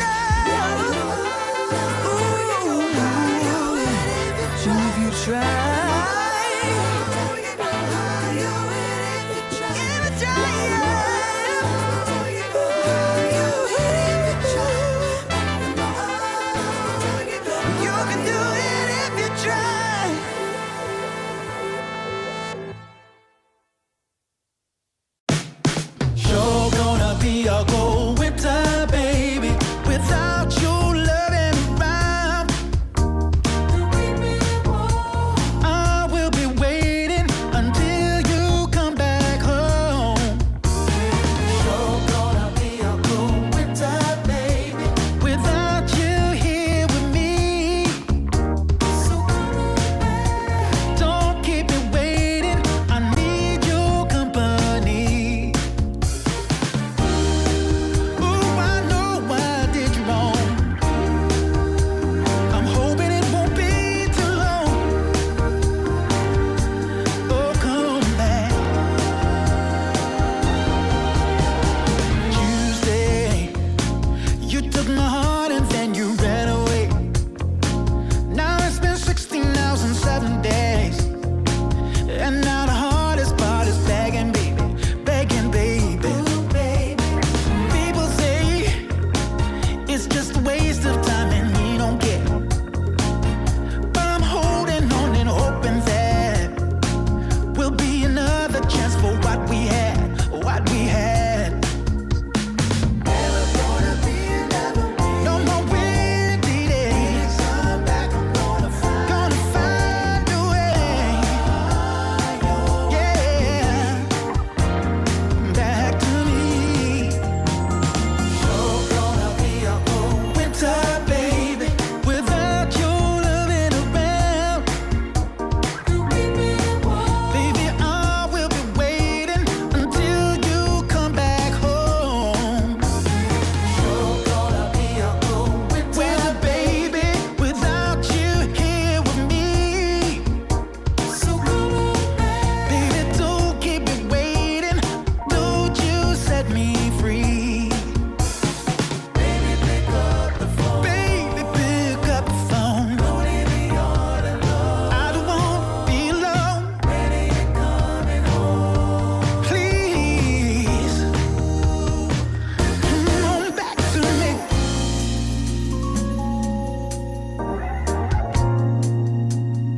Ooh, baby. Oh, yes it is. Come on, baby. Sure gonna be a cold winter, baby, without you here with me, baby. Sure gonna be a cold winter, baby. Oh, yeah.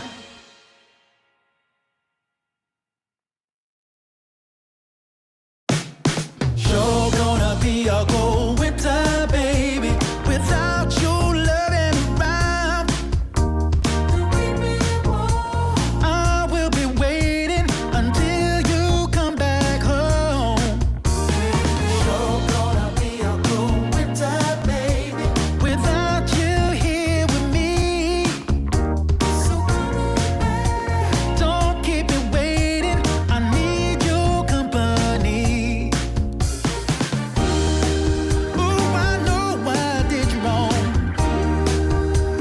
I'm hoping it won't be too long.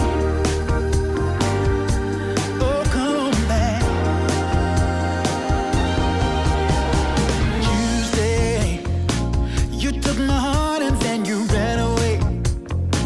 Now it's been 16 hours and 7 days. And now the hardest part is begging, baby, begging, baby. People say it's just a waste of time and we don't get. But I'm holding on and hoping that will be another chance for what we had, what we had. Never gonna be another way. No more windy days. Come back, I'm gonna find a way. Yeah, back to me. Sure gonna be a cold winter.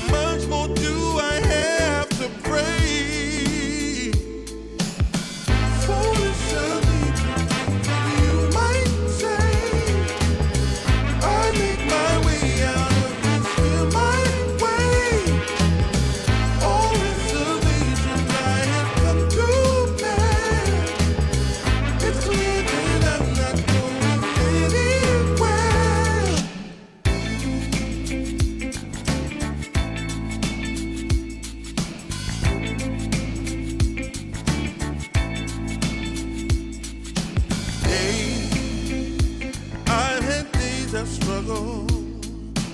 Nothing quite as rough as today. Held, I've been held up. Nothing seemingly goes my way.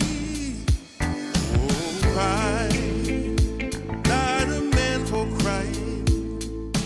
For a storm of tears I crave.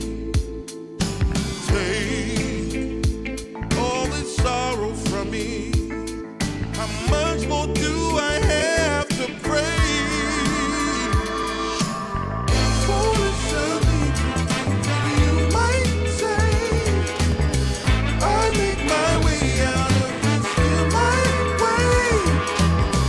All reservations I have come to bear. It's clear that I'm not going anywhere. Foolish of me, you might say. I make my way out of this here my way. All reservations I have come to bear. It's clear that I'm not going anywhere.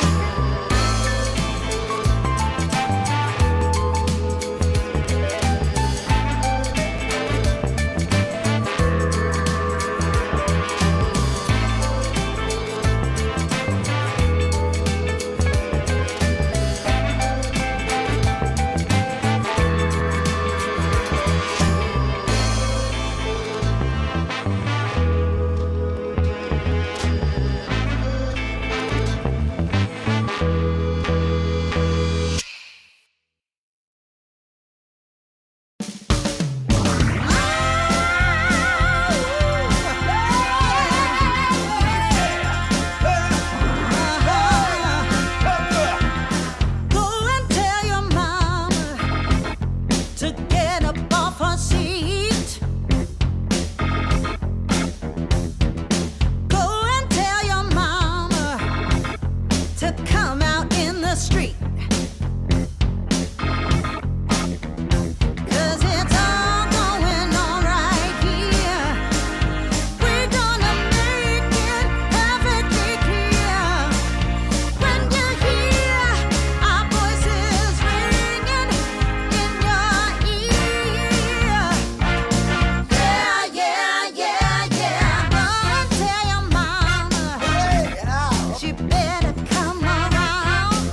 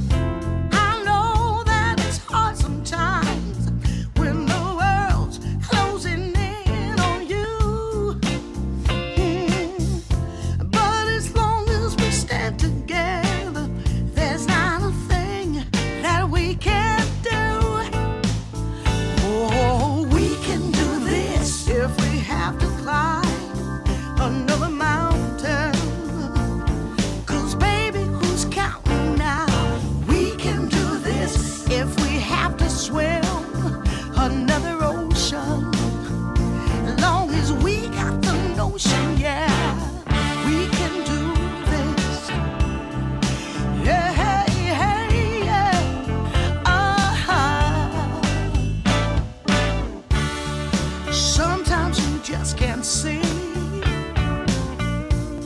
your way through the dark. And sometimes you're deeply hurt by some innocent remark. Oh, well, I know that this too shall pass, though I don't know exactly how.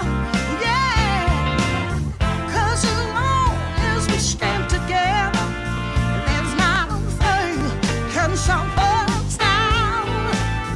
Oh, we can do this if we have to climb another mountain.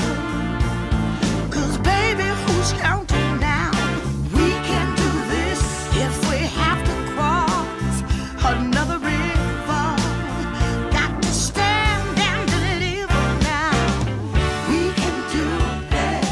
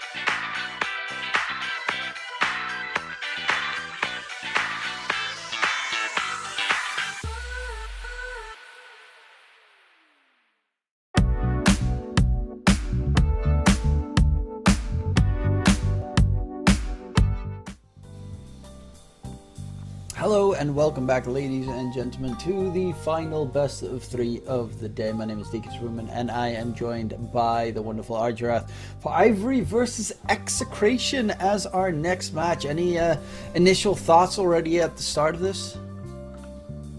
So, just the initial thought is that we are gonna watch an upper bracket game match, like a best of 3 series. And we just saw the potential of Ivory, right? They like outperformed Team Nemesis, and I know Execration is a good team as well, but they need to watch out because, you know, we just saw the potential of the team Ivory. So that's pretty much it, I think, Truman. Let's see how it goes this series here. Yeah, as you said, the upset. I think if you looked at odds, the chances for Ivory winning in the previous series at the start was like 1.16. So a really big upset up against Team Nemesis. They played really well, except for game 1. Obviously, they got kind of dumpstered in that one. But except for game 1, they played incredibly well on Ivory.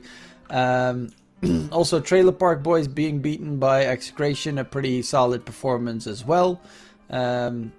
Yeah, I'm looking forward to seeing what they can do here in the next showdown. And also, if there are going to be any interesting draft picks coming in, because we have already in the previous series seen, you know, the Tinker twice coming in. Every single team keeps banning out Clinks. I'm going to check out, like, on Dota 2 Pro Tracker what Clinks' win rate is, because this is nuts. Is it that Okay. good? 55% win rate It's on the good. safe lane. Okay, Yeah. that is very high. One thing that we have to mention, actually, an addition here, is the fact that Execration actually faced Ivory on the close qualifier 5 seconds for remaining. another tournament, I guess, and they actually won against Ivory 2-0. But yeah, let's see if the history repeats itself or Ivory brings the comeback here.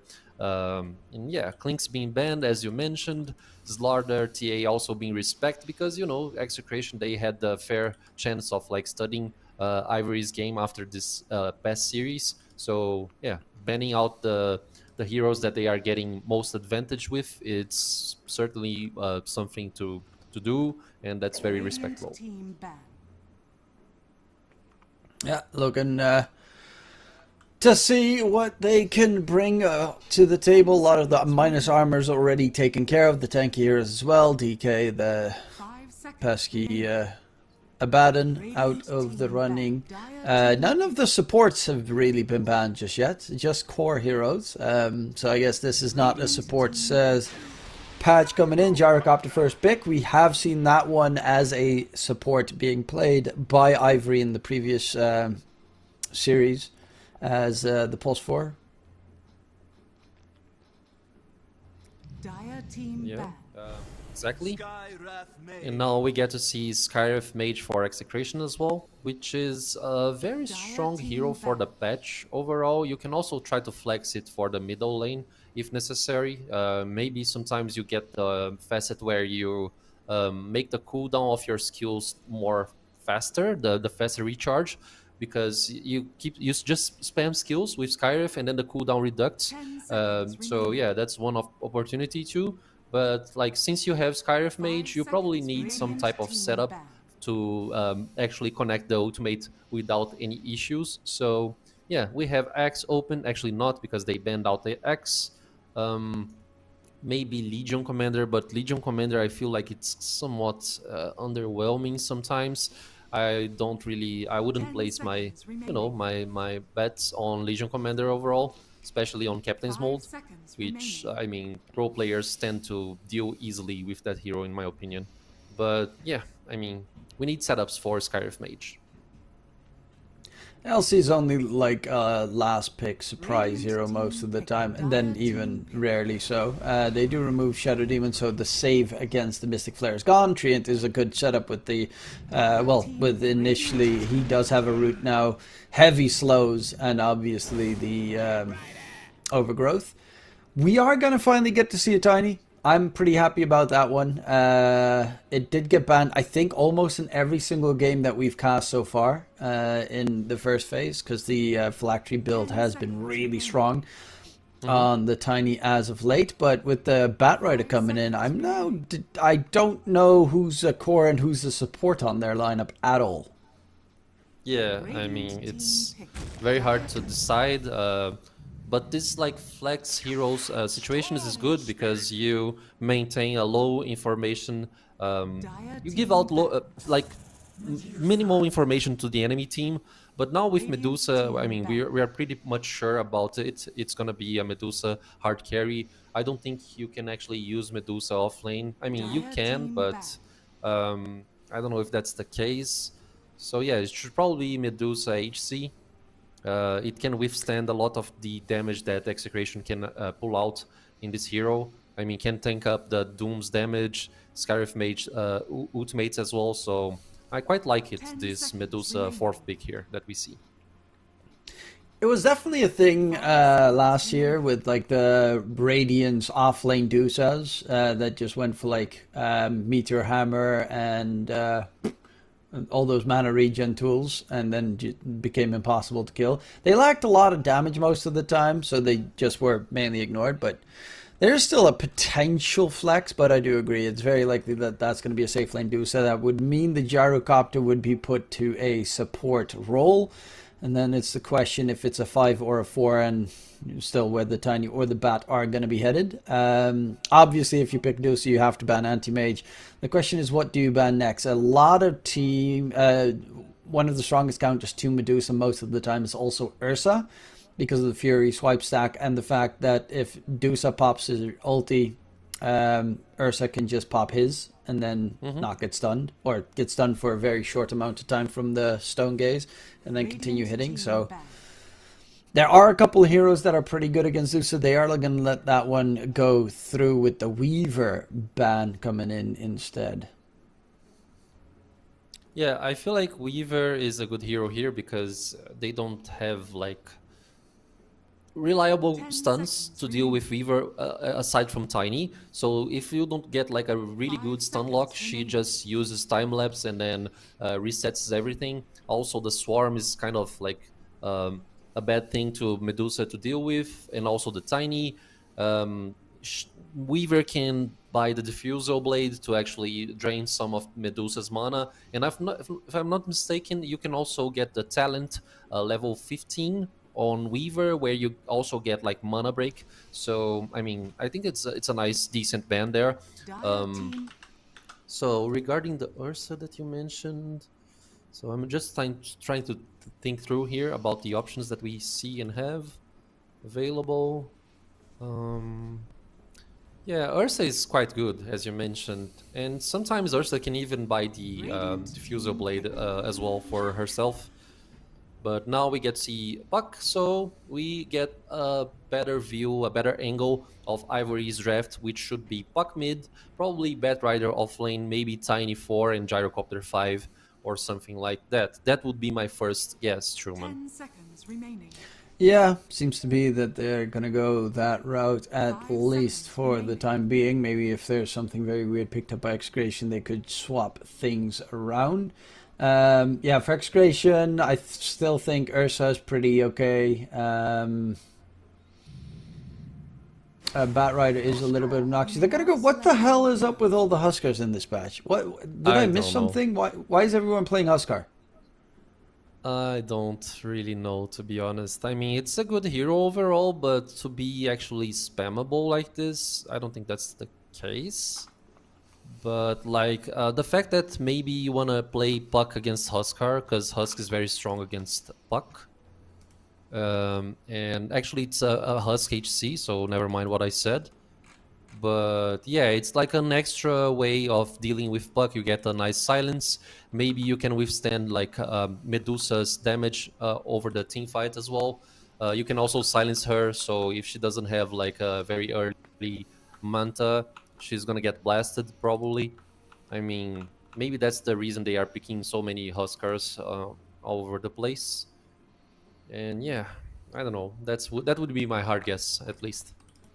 It is a tiny offlane in this situation with the Batrider and Gyrocopter supports coming in. I mean, Oscar if he was a mid Huskar, he'd absolutely dominate his lane. It's going to be a safe lane one. It's still a pretty good one.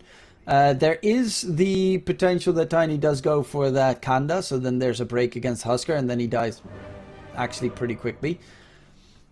I don't know what the matchup necessarily is against Deuce. I mean, I know Deuce has also tend to sometimes build Silver Edge so that you have a break. That could be pretty interesting, but curious to see how that's going to evolve. It's definitely a Scotty builder on Deuce, so you're going to have to deal with that at one point in the game. So I guess they're looking to try and maybe win the early mid game and then try and snowball in their favor. I would assume that's just... I don't necessarily know why the Huskar was chosen here. I guess so. That's one possibility there. Doom can actually scale up very fast. So, by the way, it's like an offlaner Doom, and he went for the Gluttony facet. So he's probably not aiming for Midas anymore, because Midas kind of gotten a little bit nerfed. You don't actually gain any XP at all from the Midas usage. So yeah, I mean, they really want to have a very active Doom, which I think says a lot about the fact that they want to actually accelerate the game, which you just mentioned. So, yeah. Honestly, I think Gluttony is a really good one. Good.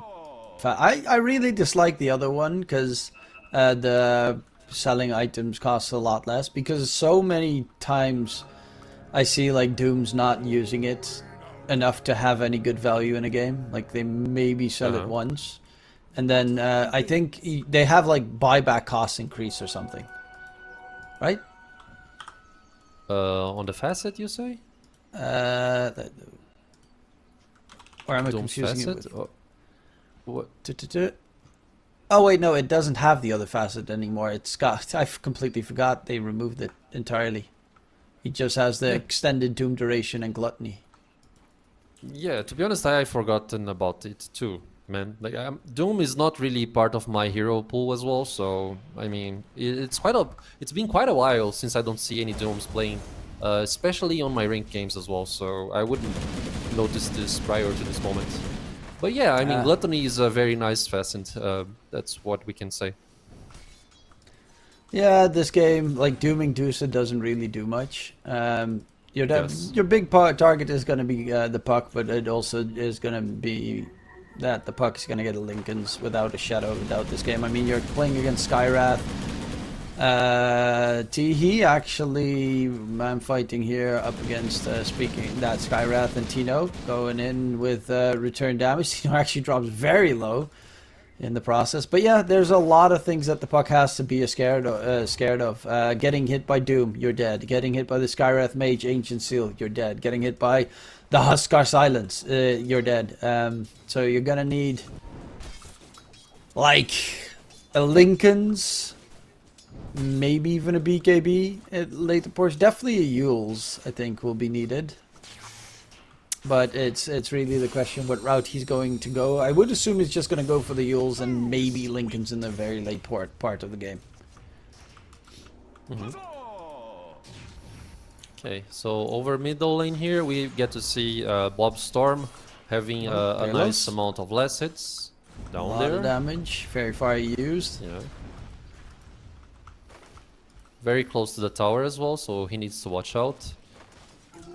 But yeah, he's not gonna die for now. Treant's gonna have like a leech seed anytime soon, like in 1 second, so he can try to root. And maybe they get any sort of aggression opportunity here. But no, I don't think they will. Unless they win in. Yeah, he takes quite a lot of damage on Palos. Is gonna get first blooded, as the Treant is gonna smack Rupido a couple of times, but it is still the Tiny with that first blood to try and get very strong in the lane itself. Yeah, I mean, I think they knew that Berserker's Blood was on cooldown, because level 1 of this ability takes a long time to come back. CML, he's gonna protect himself with the living armor right here, but yeah, Bob and Ken on the middle lane. They are contesting Lotuses on the side lanes. And Lotus actually went in favor for Execration, right? So a little bit more of sustain for the lane, which is always good. Dire are scanning. Yeah, it's definitely not too shabby. In the meantime, Trin's a really strong, solid hero. Has they go for living armor levels. He's gonna chase after Rupido in the meantime. Hits him with the good old root of that leech seed. It's so weird now. It is, but That I leech feel seed like now is Triant the root. actually. Yeah, I feel like Triant deserved that buff because this hero was kind of dead prior Oh, to it was 100% dead. 7.40.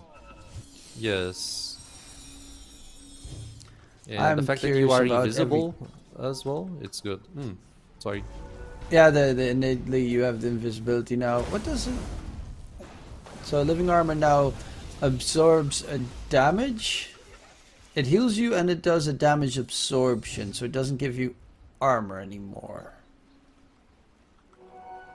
Okay. Which I think that's a nice It's addition better. too. Like, yeah, shields. having a we saw the global- potential. Damage block and damage block decrease. So each time this spell blocks damage, the effect is decreased by. Okay, Dire's bottom that's kind of tower cool. Yeah, is under it's attack. I'm liking it's this. better than before. It's better than It's before, very for sure. nice. This is actually useful in keeping your side lanes alive. So I guess you max. That's why they max level living armor and play 1-1-3 most of the time. Oh, trick Batrider is gonna get the TP away. Back to base he goes. Radiant's bottom Yeah, tower just is being a under attack. nuisance there, trying to like find some opportunities here and there, trying to secure rooms for the middle lane. A very like slow game, not like intense aggressions all over the map. Can he die though? Infernal Blade, yeah, he's dead. Okay, yeah, he's been very aggressive in that lane. Tino also has Frost Attack level 2 because of the gluttony, so his right clicks do 28% movement slow, which is kind of cool. Dire's Yeah, bottom quite a tower lot. is under Stacking up attack. with the concussive shot from Skyref Mage. It's quite a lot.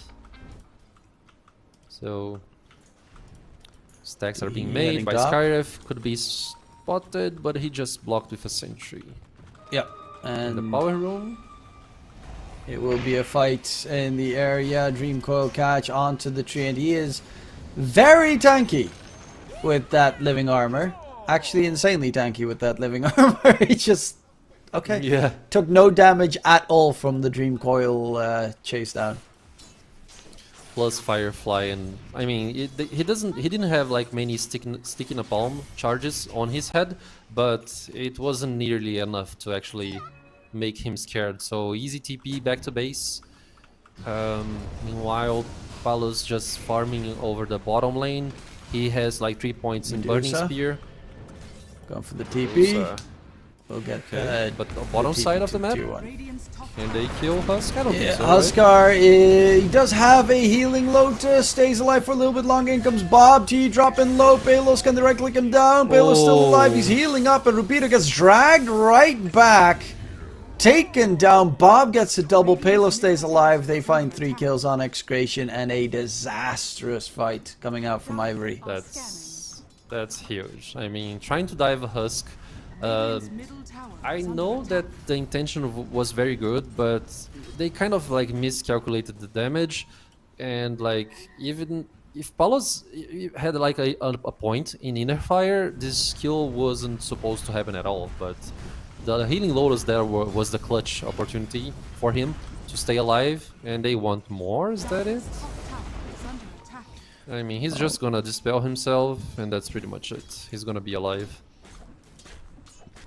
I mean, Yeah. maybe they are focusing on the fact that Berserker's blood kind of dispels everything, and yeah, and Medusa is gonna die on the top line. Got ran The game is down going by the dude. How did he die? Did he just literally get ran down with Scorched Dire's Earth? top tower is under attack. pretty much. Not even Doom used there. Yeah, It's still going root for a hand from of the Midas deep on the seed. Doom, by the way. Okay, that's interesting, I guess. I mean, the hero needs to scale his economy somehow. It's not gonna grant him the levels that he would usually get prior to the patch. Does have a shorter But, cooldown yeah. these days. Tower is under attack. Yeah, For more I mean, money, it's, less it's XP. decent enough. As What's Gyrocopter happening? gets Wow. killed off exactly the same spot as they just lost to Dusa. And yeah, they're all three lanes going really well here for the side of Execration. 2K net with leads, 7-1 in kills. Palos is almost done with the armlet. Hanamitis is almost done on the Doom. Everything is looking very solid here for Execration. Radiant's middle tower is under attack. Yeah. As Trick needs to get some XP, so he's helping Ken clear up some of the neutral creeps. They need that bat lasso to start making plays around the map. Dire's top tower is under attack. Well, it's gonna take a while because he's not actually leeching any lanes, and like there's no really not enough space for him to actually be at without getting chased down. Is also level 3. How are they this underfarmed on the Dire Core? They picked up a Shrine of Wisdom on their side on the Gyrocopter, and Gyro is currently... Well, he just turned level 4. Yes. And he's So gonna that die is here. very underwhelming. Skywrath is level 6, Treant is level 5.5. They're very much out farmed in terms of experience. Is under attack. Oh, Bob Yeah, I agree. Middle tower is under attack. is in trouble. Dream Cold comes out. Skywrath is almost here though. Throws out the silence. They kill him Oh off, my and God. Bob gets away. Somehow, I mean, that infused raindrop saving him in a big way. Chill King right there. Tower has fallen.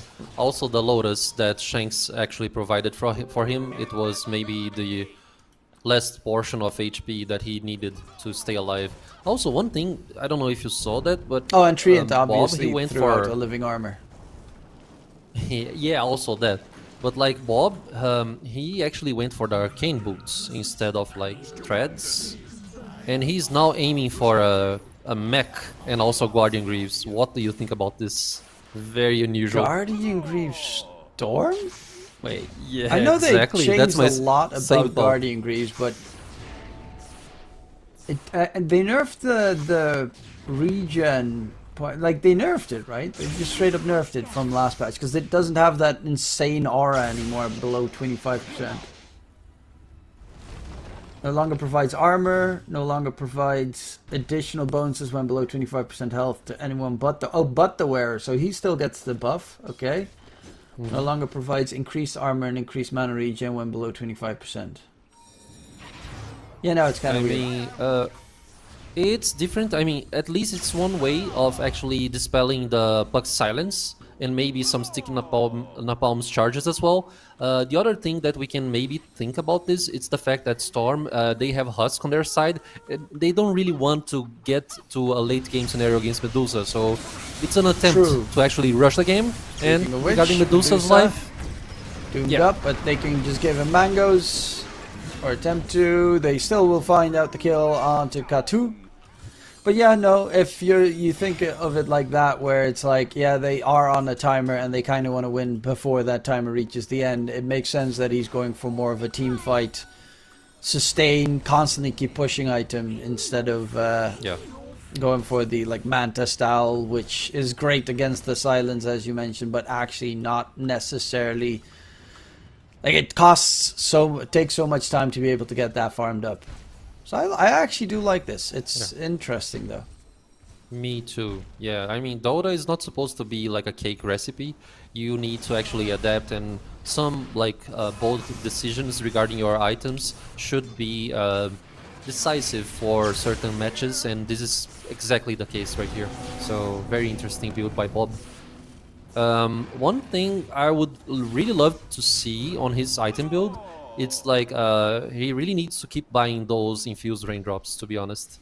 Because, I mean, okay, we have living armor to help him to sustain some of the burst damage, but like since Tiny is not gonna have the like an early phylactery whatsoever, those infused raindrops can actually give him the necessary edge to live out through some of the engagements. So yeah, I mean, he should probably keep replenishing those, in my opinion.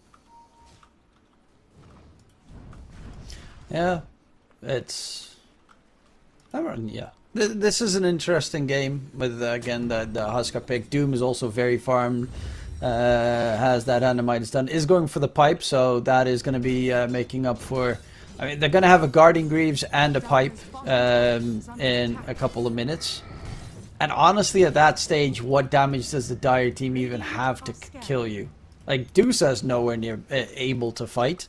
He's 5th in net worth below the soon-to-be Guarding Greaves Storm. Exactly. They will lack damage, and that by itself is a huge problem. So, I mean, Puck has Witchblade, okay, but it's not enough. Oh, they got the lasso on the Treant. And CML. What is this sustain? Oh my god, he's actually going to get the kill. From beyond the grave. That Treant is, it's a nutty hero this. Okay, I'm going to play Treant in my pubs. This is just insane. It is. CML showing us what's up.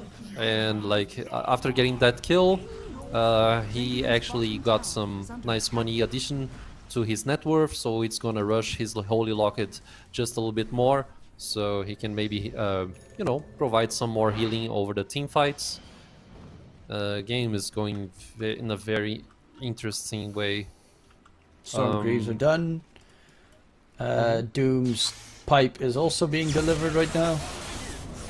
They're gonna get the silencing onto the Puck, try and kill him off quickly. Nice Ava comes through. The pipe did get delivered. There's the healing. They have the Guarding Greaves available as well, so they can charge forward. Roche is helping them, or not, potentially, as it will yeet 2 people to the side. They do manage to find 2 kills, and Bob is full HP, zipping in underneath the tier 2 tower. That Guardian Greaves coming in pretty nicely there to keep him topped up. Yeah, and considering that like they got last pick Huskar and the laning phase and the conversion to the mid game is so strong right now, they can actually go for main objectives such as towers. They can Roche easily too. So yeah, like everything is coming clear for us regarding the message that they wanted to deliver on this draft. Like this Husk last pick, it rushes everything to them. Oh, they need to watch out though. The Batrider here is like being sneaky. Yeah, but Bob knows No, he's something just funny being is up. As Drake gets pushed back, quick kill comes in, and they continue to take down Roshan. Tiny? No, he's not going to go for it. Look at the age on Palos. 9k lead, 16 minutes in, and they've built they have the items to just brute force their way in.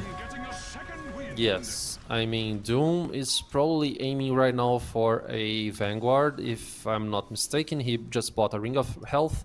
Maybe he wants a Lotus or something. But, you know, getting the Crimson Guard as well for the team is a nice addition if you want to end the game very early on. So, yeah, I mean, everything going accordingly for Execration. And how do you stop this? Bob is not an easy target with the Guarding Greaves now available. That self-healing that he gets, well, how much is it?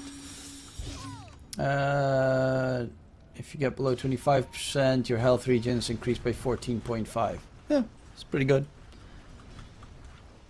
Has almost 13 mana regen per second going on the entire time, plus a Soul Ring, plus Guardian Greaves usage, bottle, magic wand, so much mana for Bob to continuously keep chasing and using spells. Finds himself a Batrider who's going to go for the lasso. Suicide play. I mean, it is a play. It is, but it still gave Bob 1 galvanized charge, so it's not nearly enough to keep this Storm out of the play. And they're just gonna find Tihi as well. He's dead. I mean, they have overgrowth if they need to use it. I don't think that's even necessary.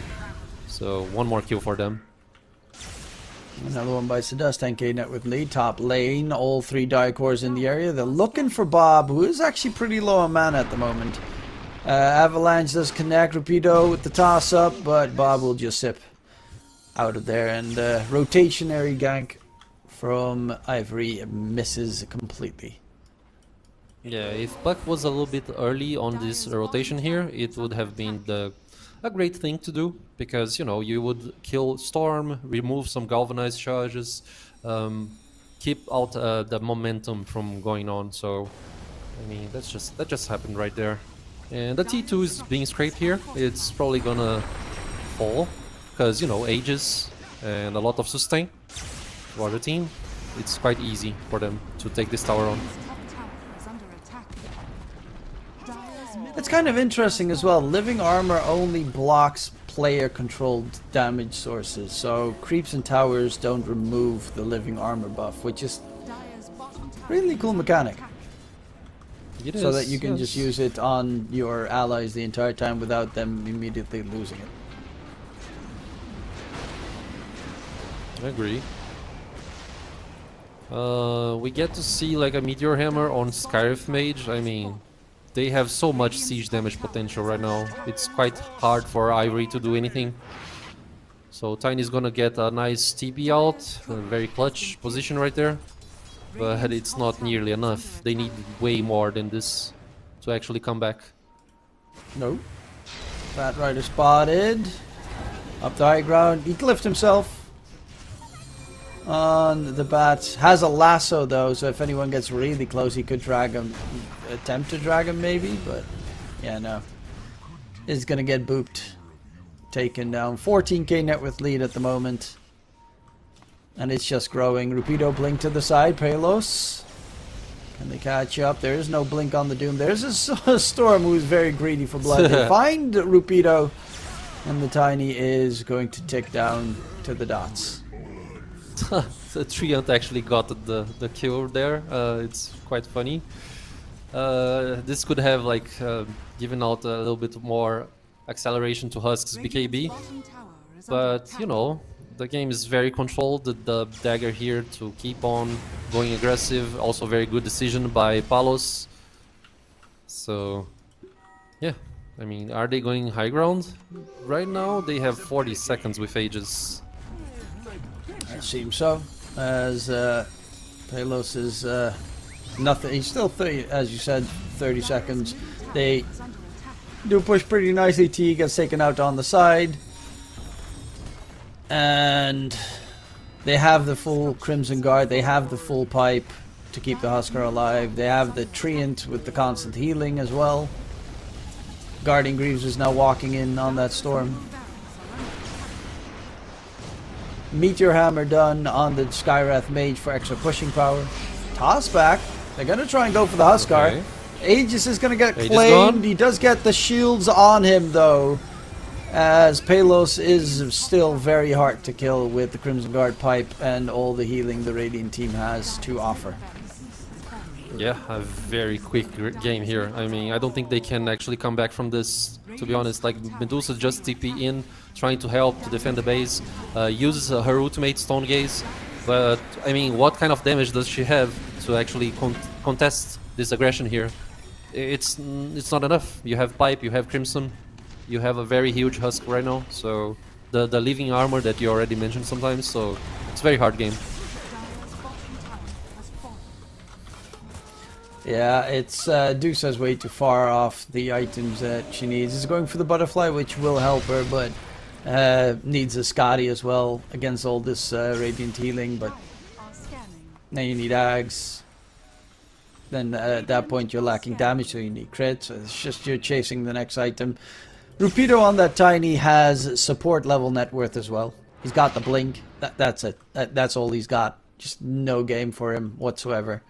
Which is understandable considering he was laning against the Huskar. Yes, exactly. Huskar can be very dominant in some situations. I mean, Okay, Sky they're have gonna to go die. in. Dream Call onto No, 2, he didn't Overgrowth die. onto 3. And Treant Oh, wow. is just no one's dying. Wow, they get the catch and they get absolutely demolished immediately afterwards. I expected kind of a call at this stage, but they're gonna Yeah, still me hold too. on for a little bit longer, even though there is like technically you do have the ultra late game because you have Dusa, but you only have Dusa. Exactly, and we're gonna see what BKB coming for Husk. Roche is about to respawn in like 50 seconds or so. I mean, yeah, you have late game, but it's a very optimistic scenario, which I don't think it will happen. But good for them, they are respecting what they brought for the draft. I mean, calling GG when you have this opportunity is just means that you gave up. And giving up sometimes it's good, but mostly it's not. So don't give up, guys. Yeah, no, but you also got to make sure because you got to keep morale high.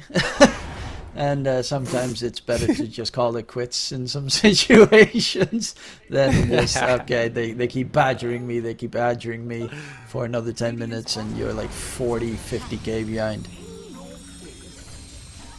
Yeah, Dying it's isn't just a fun. game. Why you have to be mad? It's only a game. Yeah, because it's Dota. It makes you mad just by playing it. Zip in, going for the bats. They get the Dream Coil on the Storm, but he is so incredibly tanky. All the shields in the world coming in. Storm full HP, full mana. They already got 2 supports taken care of. Rapido zipped on by Bob. He's going fairly deep here for that attempted tiny kill. He's going to even zip in further. Doom onto the puck in the fountain. Palos pushes him out of the fountain range. Just on the edge. They find 2 more kills. GG is called. This time they're not going to waste the round anymore. Yeah, And that is I mean, yeah. dominant performance. But in the previous series, they got dumpstered in game 1 as well. So it doesn't say anything yet. So maybe Ivory, they have the chance to actually execute the 2-1, bring the comeback, but they need to reconsider some things. Draft-wise, was it a problem? Like, was it a big problem, the draft? I don't really think it was, but it can get better in my opinion. But one thing we can most likely say is the fact that they need to sharpen the executions of some plays. Like for instance, that dive that they made with 3 heroes trying to get Husk on the laning stage and not getting any kills whatsoever, with Bob actually laning the TP, getting a double kill for himself, was not good. I mean, they need to calculate the damage on these like critical movements there, because otherwise, especially if you're playing against a snowball draft, you are going to lose. So yeah, I mean, maybe sharpen up your execution there, and let's see what happens in game 2, Truman. Yeah, there's I mean, they got 2 kills on Ivory. That's definitely not what they want to have reached at that stage in the game. I do really again want to hamper on the fact that I love Execrations. Like, not necessarily the draft. The draft was good. The last pick Huskar was a surprising one, and it worked because it was just a tempo setter for them. But I do love the fact that Doom went for the double auras, Guardian Greaves on the Storm Spirit, the Holy Locket on the Treant, even the Glimmer Cape on Shanks and Solar Crest on the Treant as well, Meteor Hammer on the Skywrath Mage, all these tools to just push the game faster. They can't kill you, we can kill them, you outlast them, because they know that if the game goes ultra late, Dusa wins. That's just the way the Dusa plays. But of course, great job from Execration playing the game just better than Ivory, and as you said, you know, that gank bottom lane did not work in their favor, and at that point you lost any early game advantage you might have. Exactly, they need to like finesse things up a little bit more. And I mean, yeah, I mean, the supports on Ivory's side as well, they were very underwhelmed with experience. So I mean, losing those sort of engagements like the dive that they made, it's gonna impact hard on this sort of thing like the XP, but you need like more ways to like, you know, to fetch XP over the map. You know, maybe the middle laner goes towards the jungle, and then you let the support just stay there farming if he has this opportunity to be there farming without dying. So you need to find ways of like contesting the map on a more like, you know, stable way. That's pretty much it, I guess. Yeah, it was also a big problem that their support just got no experience in the early game, so you didn't have lasso, you didn't have call down in the earlier parts that were needed to try and maybe turn a fight around. And then you have like Gyrocopter is already a support that becomes very weak very quickly in the game, because like the damage output's okay, but you don't have any defensive tools. Flak Cannon does the squat as a support. It's more of a snowball support than anything, as when they run at you it's going to be a problem. Bad Rider did get a blink, didn't really get to use it either that game, and Repeater just fell off a cliff in terms of the economic aspect. But of course that was just the first in the series, as we discussed and said. Previous series, Ivory got dumpstered in game 1 as well, but they came back with a 2-3 win, so we'll have to wait and see if that's going to be the case here as well. My name is Deacon Truman, joined by the wonderful Archerath, and we'll be going towards a short little break. We'll be right back after these messages.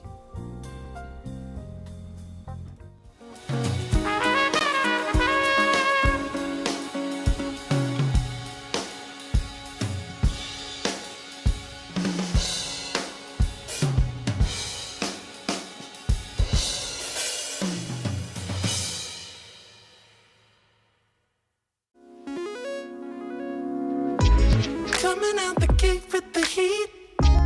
Everybody's playing in the street. We got the summertime magic in this beat. Sun is in my eye, feeling high. Only good vibes, I'm alive. And if you see me driving by, don't be shy. I'm so excited. You know just what I wanna do.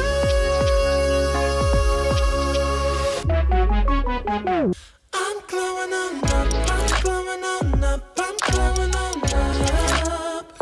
I'm glowing on up, I'm glowing on up, I'm glowing on up. Don't it feel like summer? I'm glowing on up, I'm glowing on up, I'm glowing on up.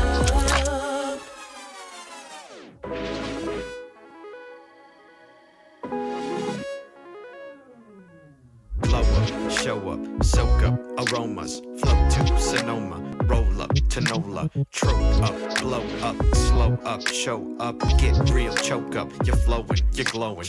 Astral samosa, you're landing on Europa, your horns blowing, you're chosen, all the deep cuts you know it. I got the pre-glow and the post-glow, inspiration knows no boundaries where it flows. Your fingertips to the globes tilt to the universe on stilts, hold on and chill. I'm so excited. You know just what I wanna do.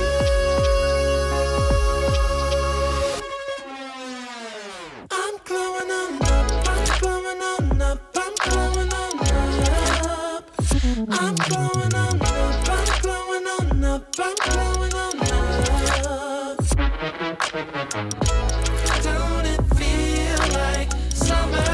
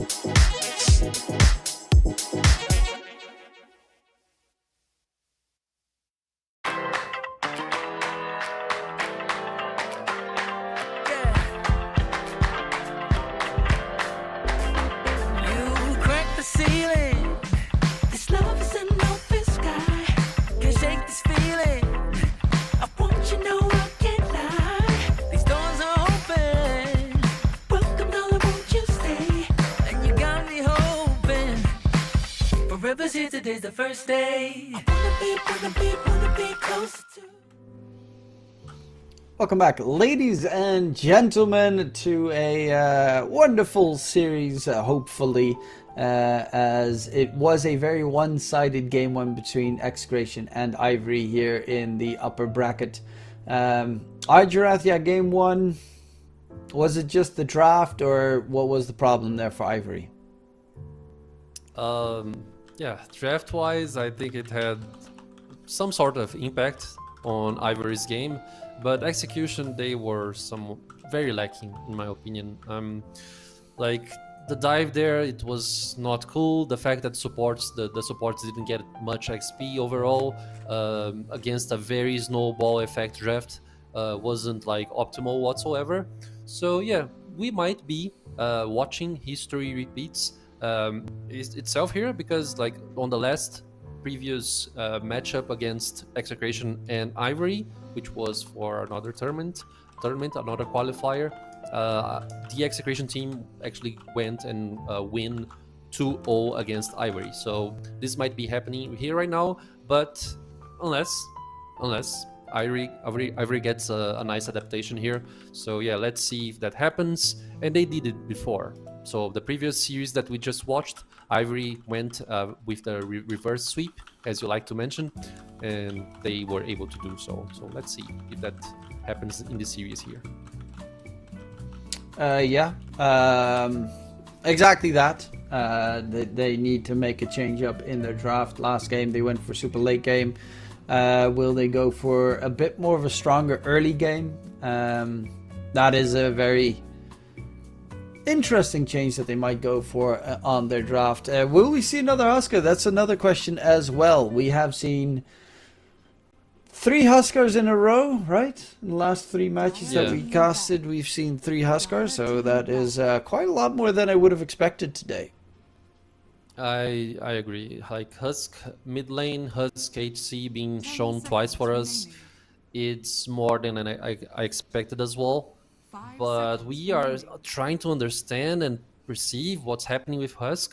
I'd say that the main thing is that now the hero, with the Culturize facet, which is not really a new to the hero, he can actually dispel things for himself. He withstand the aggressions for quite a long time. He has silence. He is able to like siege damage and kill heroes. So he's kind of like a very well balanced hero for what the patch needs, it seems. So yeah, I mean, it should be a new trend probably. Husk being picked more often. Yeah, definitely looks to be that way, as we have our first couple of bans coming in already. The Treant getting removed, I 100% agree that the new rework Treant is quite nuts, I would say. I think it's really cool how they reworked him. I'll have to try it out myself to see if I really enjoyed the new rework. Probably more than I did the previous one, because I didn't really like the previous Treant that much. Yeah, I've tried it twice or maybe once in my ranked games after the patch, and I actually enjoyed it. Prior to this patch, I don't think I enjoyed the game so much because it's a very slow movement hero, and I tend to like prefer elusive heroes, heroes that like have greater mobility. So yeah, it's not really my cup of tea, but after the changes, I think you will like it, Truman. I think you'll like it. 10 seconds remaining. There we have a couple more of the bans coming in. Klink's not banned yet. They do have first pick on Execration, so I would assume Klink's gets removed.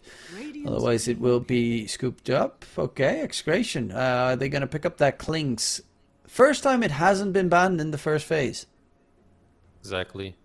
So we might be seeing a Klink's here, but Keeper of the Light wasn't banned as well, which has been a high priority ban or pick hero, but they just go for the Ember Spirit. Okay, like Ember that hero doesn't even get banned.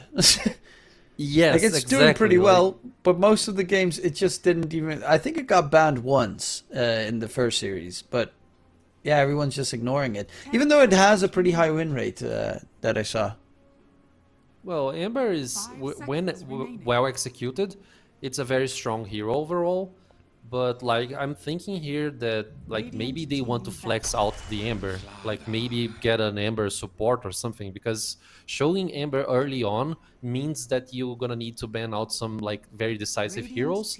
And like for instance, Huskar was open for this match, which wasn't the case for Ivory. They just went for the Slardar choice, which is like one of the picks that they actually prioritize, due to the fact that they feel very confident with this ladder here, and this ladder actually demolishes Ember armor, so it's a very nice counter pick against Ember.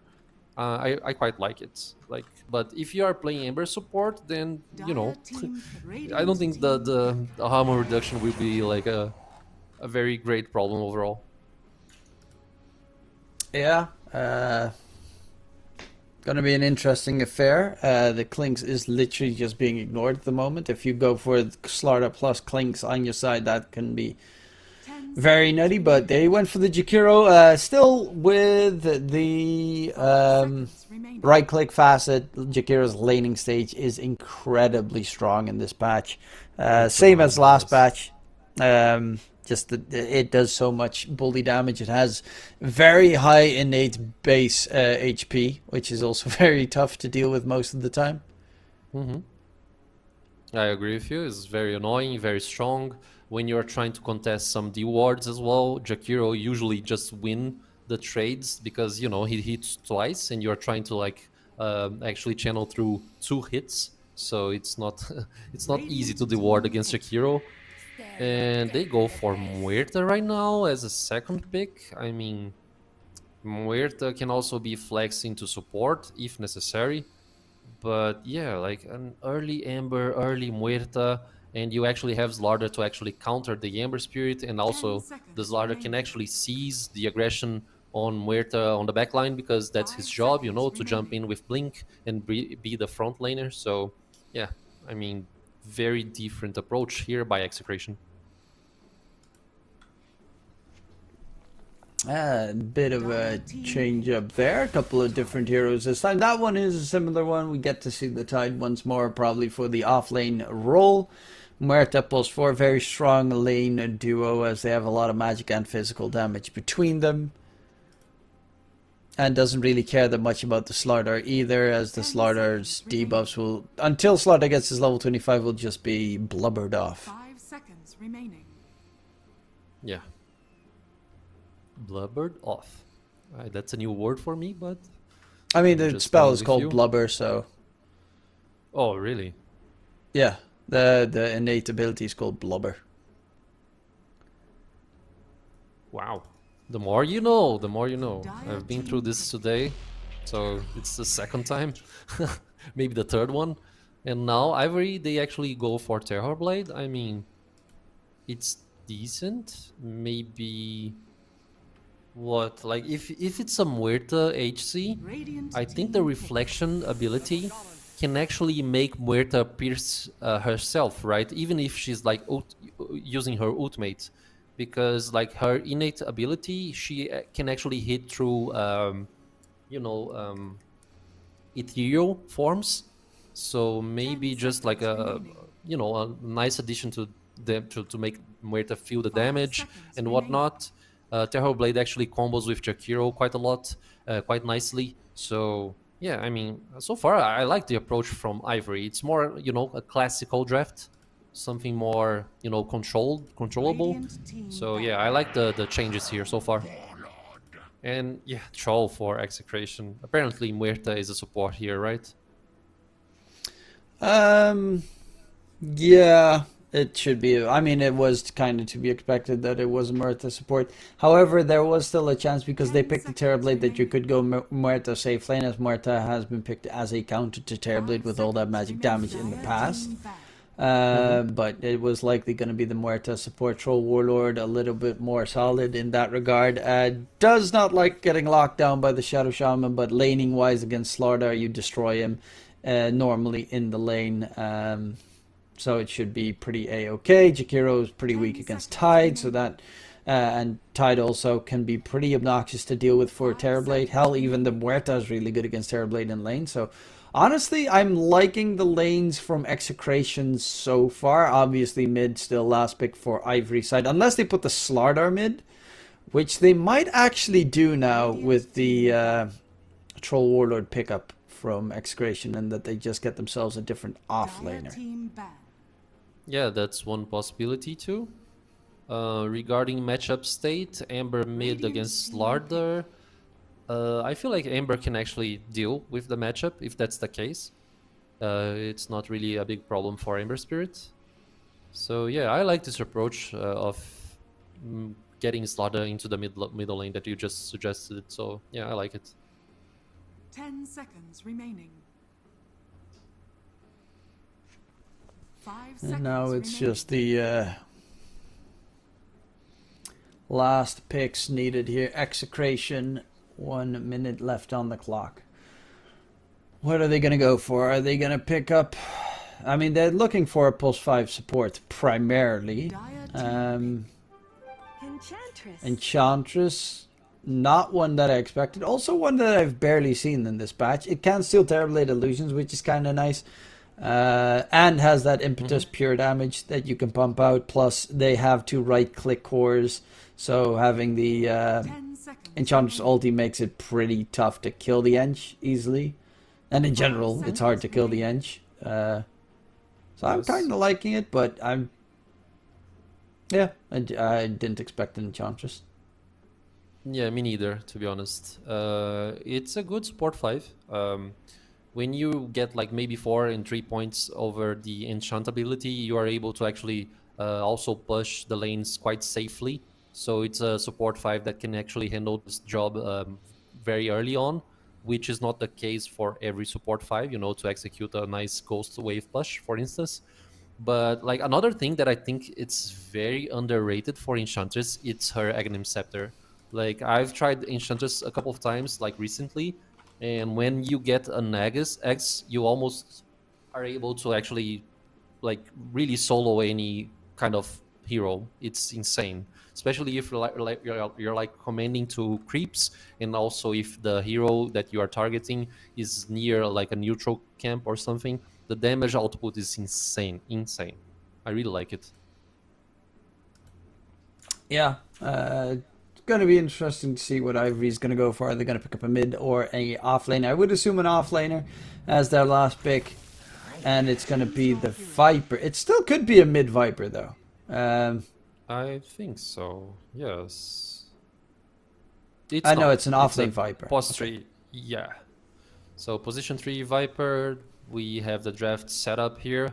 I don't know, I feel like Viper mid could actually dominate Amber's matchup, but they just decided to go with Slardar option there, which is also pretty good, to be honest.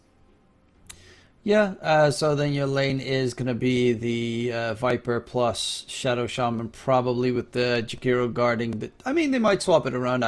It really depends. But there are a couple of tools that they have at their disposal this game on Ivory. Mid lane should be in their favor with the Slardar slight advantage. Obviously, TB is a very scary hero at any stage of the game, especially when Skadi comes into play. But you have the break of the Viper to deal with the Tide.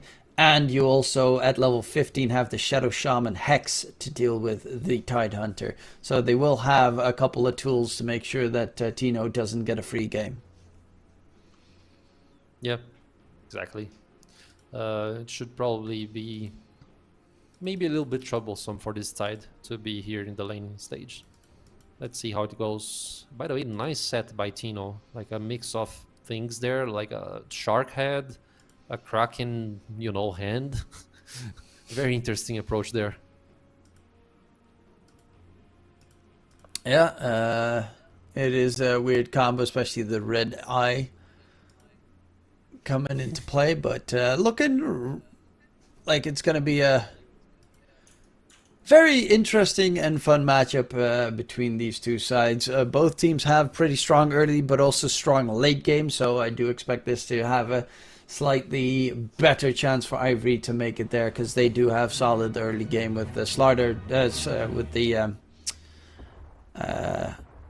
well, the mid lane that they should technically be able to win, and also the fact that they have pretty solid late game with TB, but TB can fight earlier than Dusa can, which is an important difference maker with those with metamorphosis just in general giving you a stupid amount of extra damage. Yeah, overall, as I just mentioned on the draft stage, I feel like this is a more classical approach to play Dota, and also the more easy to handle, more controllable. So you probably won't suffer for the the possibilities that Execration is bringing to this game. It's a better approach overall. I like it. And a very neat Sentry ward being placed on there.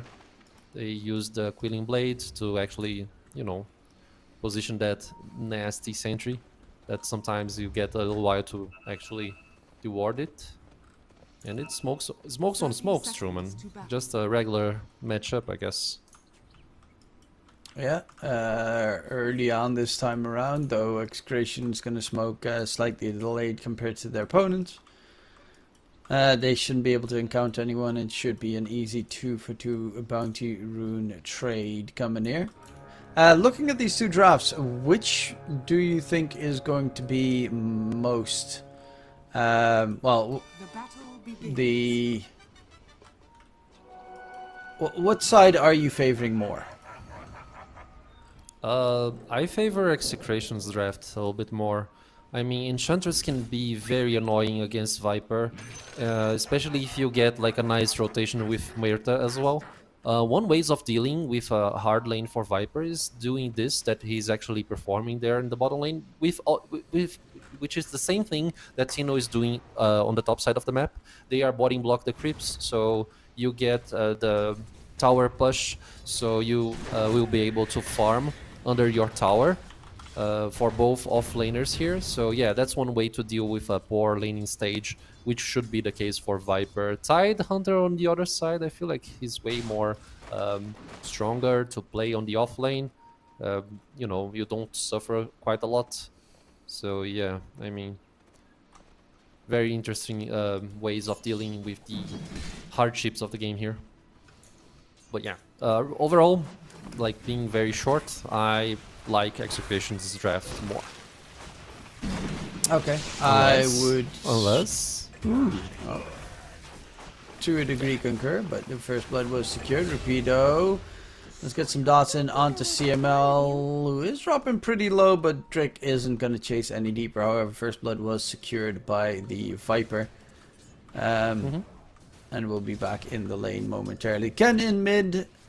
It is a Slardar against an Ember Spirits. The plus side for Ember is the fact that Flame Guard can't be removed by Slardar, so you do have that that you can level and use as a farming tool as well to clear out camps, which is, if you go for the Sleight of Fist Searing Chains build, you're more of a kill game, playing a kill game instead of a farm game, which could be problematic for a lot of Embers if they don't get aggressive. But yeah, the Drake gets taken down, and that was a Shanks TP pretty early on in the game to make that happen.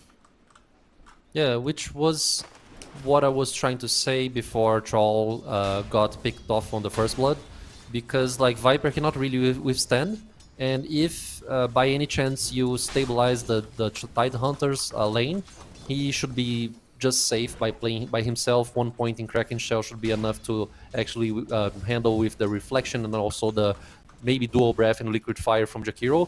But the main point is, if Enchantress has like ways of getting creeps for herself, 1 point in Enchant, 1 neutral creep, and Viper cannot really do anything, especially if Muerta is playing by her side. So yeah, I mean, they are just trying to checkmate this Viper here, but the bait is on. They did rotate a couple in, and this is a surprise that they didn't see coming. Shanks gets blown up, CML held in place. There's also the Lotus spawning right now, chasing in further for the Enchantress. No Nature's Attendants available, went for the Spellbound Facet as well, so they will find 2 kills instead and manage to get that Lotus to boot. So yeah, a bit of a Nice surprise play. adaptation. Good TP gateway by Teehee. Exactly. I mean, they are just adapting the game, and once again, I think I should say this. Really would love to see Enchantress playing with a neutral creep, which wasn't the case just right now. I mean, they had the potential to kill the Viper, but it was just a bait. So, like, playing with a neutral creep, it's like 4v3, you know? It's not like a 3v3 scenario. So, you really have to use the enchant ability over your to your favor. So you really need that neutral creep to keep going aggro. Yeah, and Enchantress is a pretty nasty hero in that regard. They are going to rotate towards mid. Bottle refill for Ken, who is having a pretty good time in the mid lane. 11 denies against the 1 deny of Bob. As top lane, it's a solo TB versus Tide Hunter lane, so both of them should be able to get easy farm. The only one that is really struggling in terms of lane is Rupido. Yes, he does have 3 assists, but 0 kills on the Viper, and only 10 last hits to back it up.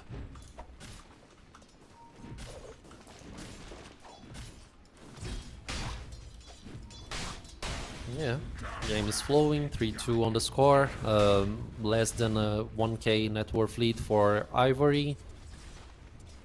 So far so good. And like Actually Tide is just trading farm with TB. Sorry. Yeah, they're currently just tri-laning on the dire side bottom to make sure Rupido gets some farm. As they are going for the troll, Shackles holds him in place. They need a TP maybe to help him. Palos drop in low, is going to get underneath the tower. Right click is there, but not to kill secured. And now Rupido is trying to make sure that they don't get a counter kill onto Drick instead. Nice decisions there regarding the movement from this troll lord, Palos. If he missteps just a little bit, he would be dead. So good job by him. The fact that it's a tri-lane, Viper is not really getting much. Okay, they just go in again and Palos is dead. But the fact that they are kind of leeching this Viper, he's not getting much XP. But since they got the kill on a level 4 troll, so the share of XP is quite good. And meanwhile, Muerta is trying to, you know, secure some nice stacks for Tidehunter, because that's one way to get like nice net worth and also XP lead. And Jakiro's contesting the Slaroon here. So, I mean, the reads are being delivered by both sides. Mid lane. Bob takes a lot of damage there, and almost one more hit. Ken gets the kill, turns his attention for more. My god, that damage. Blow him up. Finds himself 2 kills. Shackles onto CML, and the Enchantress is going to be next. 3 kills for the Slardar in mid. And now all of a sudden top net worth. Middle tower is under attack. Yeah, I mean, the support's also participating here, getting a nice fair of XP. If Muerta didn't actually miss the first kill onto Slardar would have been dead. So I would definitely I mean, call that more of a outplay, because that was a sidestep from Ken to dodge it. Then I would call it a miss. Sure. Yeah, I mean, Muerta didn't actually wait for the searing chains, although even it's like a 1-point searing chains, it could have led to a nice setup for the first kill, that shot. So yeah, I mean, overall, Ken just doing the work, and now they are just gonna steal the stack there as well. I mean, dire situation for Execration. They are just delivering the comeback so far. It's very dominant performance by Ivory. Yeah. Bob now about to finally gets his level 6. Ken is 7 and almost 7.5 at the moment. Let's see, the experience shrine was a 1-for-1 trade, so no surprises in that regard. But Bob really struggling, as kind of was to be expected. Slardar is a hero that obviously counters Ember, because Ember is not the strongest mid laner. Oh, that's kind of neatly done there by CML. Axe on Bob, but the Ember does have Fire Remnant down. As I say that, almost Bob gets taken down, but in comes rotation of Shanks, and Ken would be a big kill if they can secure it. Ember jumps in aggressively, gets taken down, and Ken is not gonna die. T's here as well. Shank's going to be held in place. And it's hasted Rune Jakiro that charges in to turn the tide, with Ken getting himself back to base most certainly on that starter. It's actually kind of cool to see also. Like, he uses Corrosive Haze on the enemy so they have armor reduction, and Jakiro hits them with that Twin Terror right-click damage. And you just see that health bar drop. You do, it's big damage. I mean, nothing is going in favor for Execration right now. Tide is maybe the hero that we need to keep some attention on, considering that he is probably the one who will, you know, bring the possibility to come back with Ravage and all the items that he's fetching. Oh, Bob. He's fine for now. Yeah, gets He's chased safe. heavily by Ken. Tower is under attack. And bullied back, but they do also have level 3 liquid fire, so their pushing strength is very strong, especially when Shadow Shaman hits level 6. So you have Serpent Wards, and both the supports are going to be really good for pushing. Then you also have a Terrorblade and a Viper with a Shard later in the game as well. Dire's pushing strength is humongous this game. Exactly. Even though he went for the chicken fingers instead of the, you know, Stacks being the big stolen, snake. but Rupido spots it. A bunch of creeps are taken out. Rupido actually, Shanks dies to the neutral creeps, so that is very much worthwhile. A triple or maybe even a quad stack being cleared while also not giving away any gold to the enemy team. Radiant's middle tower Yeah, is under exactly. attack. So nice, neat movements by Shanks. Dire's But it's top still tower quite is hard under to attack. be impactful Radiant's here in middle this tower laning is stage. under attack. But we are already converting to the mid-game scenario, so let's see if we get to see any Ravages being used, or if they are just gonna try to trade farm and, you know, bring some items before they decide to go on and like 5v5 or maybe 4v5. Radiant's middle tower has fallen. Yeah. See any interesting pickups coming in. Viper going for the Ags first item, obviously. Normally the mid Vipers get bots, but because he's obviously an offlane Viper, went for the Power Treads instead. Macro Pyre to clear out the Ancient stack. And they have a lot of dots. And it looks like they'll be able to get a quad Ancient stack in the Dire's favor, or at least the big ones are still available, and that's the most money to be made out of the area. Ravage gets thrown out, and the money goes to Tino on the tide, going in for the Slardar kill. Can they finish him off? Oh. Nice little dead shot catch there. Ken is going to get taken down finally. Bob needs to be careful of those Serpent Wards as he's dropping low. The shield is blocking quite a decent amount. Shadow Shaman will be found by Shanks. They're going to go in for Teehee. They have the pushback, slow down, and they should be able to find the Jakiro in the very end. Or will they? That dead shot? Yeah, no. More than enough damage with Shanks getting a double kill.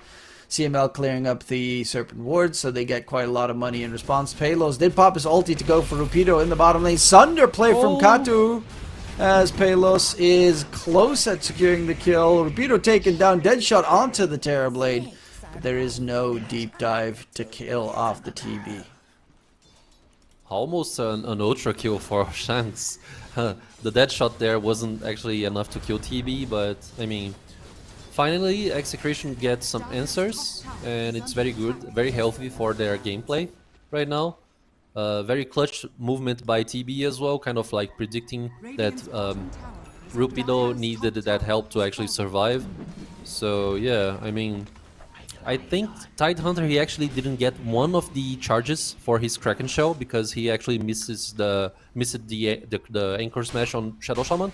But so far, he stacked up like 6 points in Kraken Shell additionally, and they are gonna find Ken mid lane. I mean, yeah, Slardar cannot die like this, especially after gaining so much momentum in farm.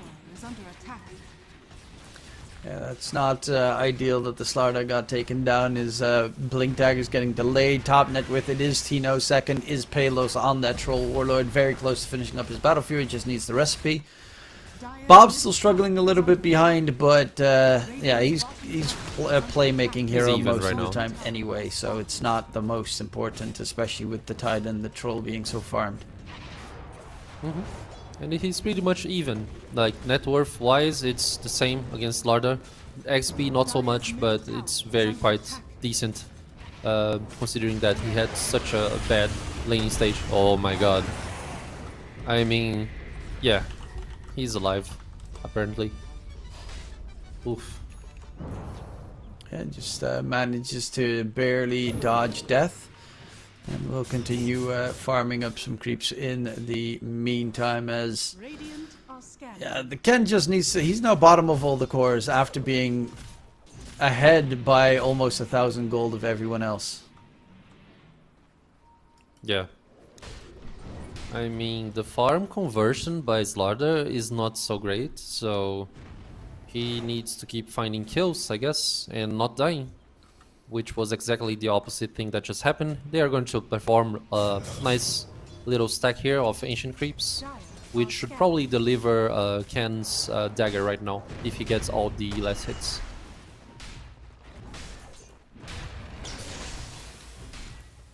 And... yeah. Are they going to be able to keep this up? Ken does have that blink dagger. They need to start making some plays on the Dire side because the Radiant really are starting to get pretty strong. Tide has the Vlad's done, is going Ags as his next item. The AoE armor reduction, slow damage that's going to be coming in will be problematic. Jakiro is a quick added kill there for Bob. Spirit Vessel, 3 charges available. Looking for the Viper, but the Viper gets the TP out in time.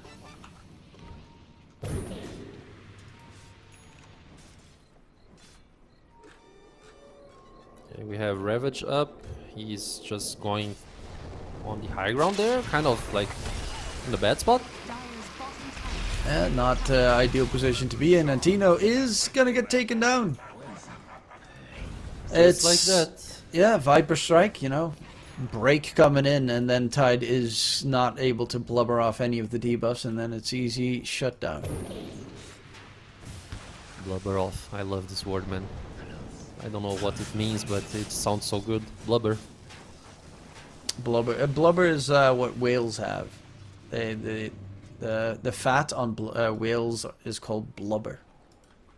Really? Yeah. Wow.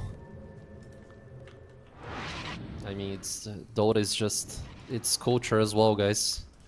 Keep it up. The more you know. It's what The they more used you to know. make candles of.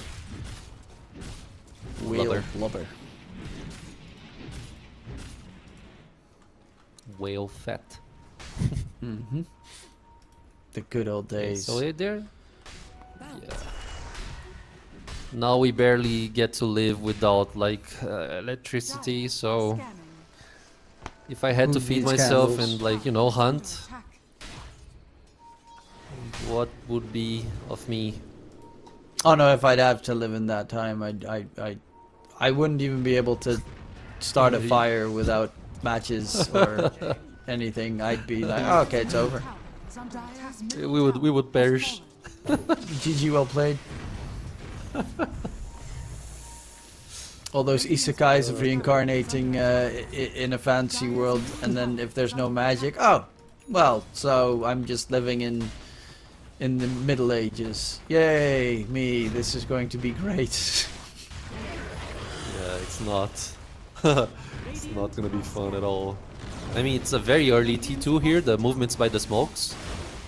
They're gonna find Teehee, but it's not nearly enough considering that they just lost a T2. Yeah, they lost a big tier 2 tower in the bottom lane. Did get a kill in response. They're still ahead in terms of net with Palos.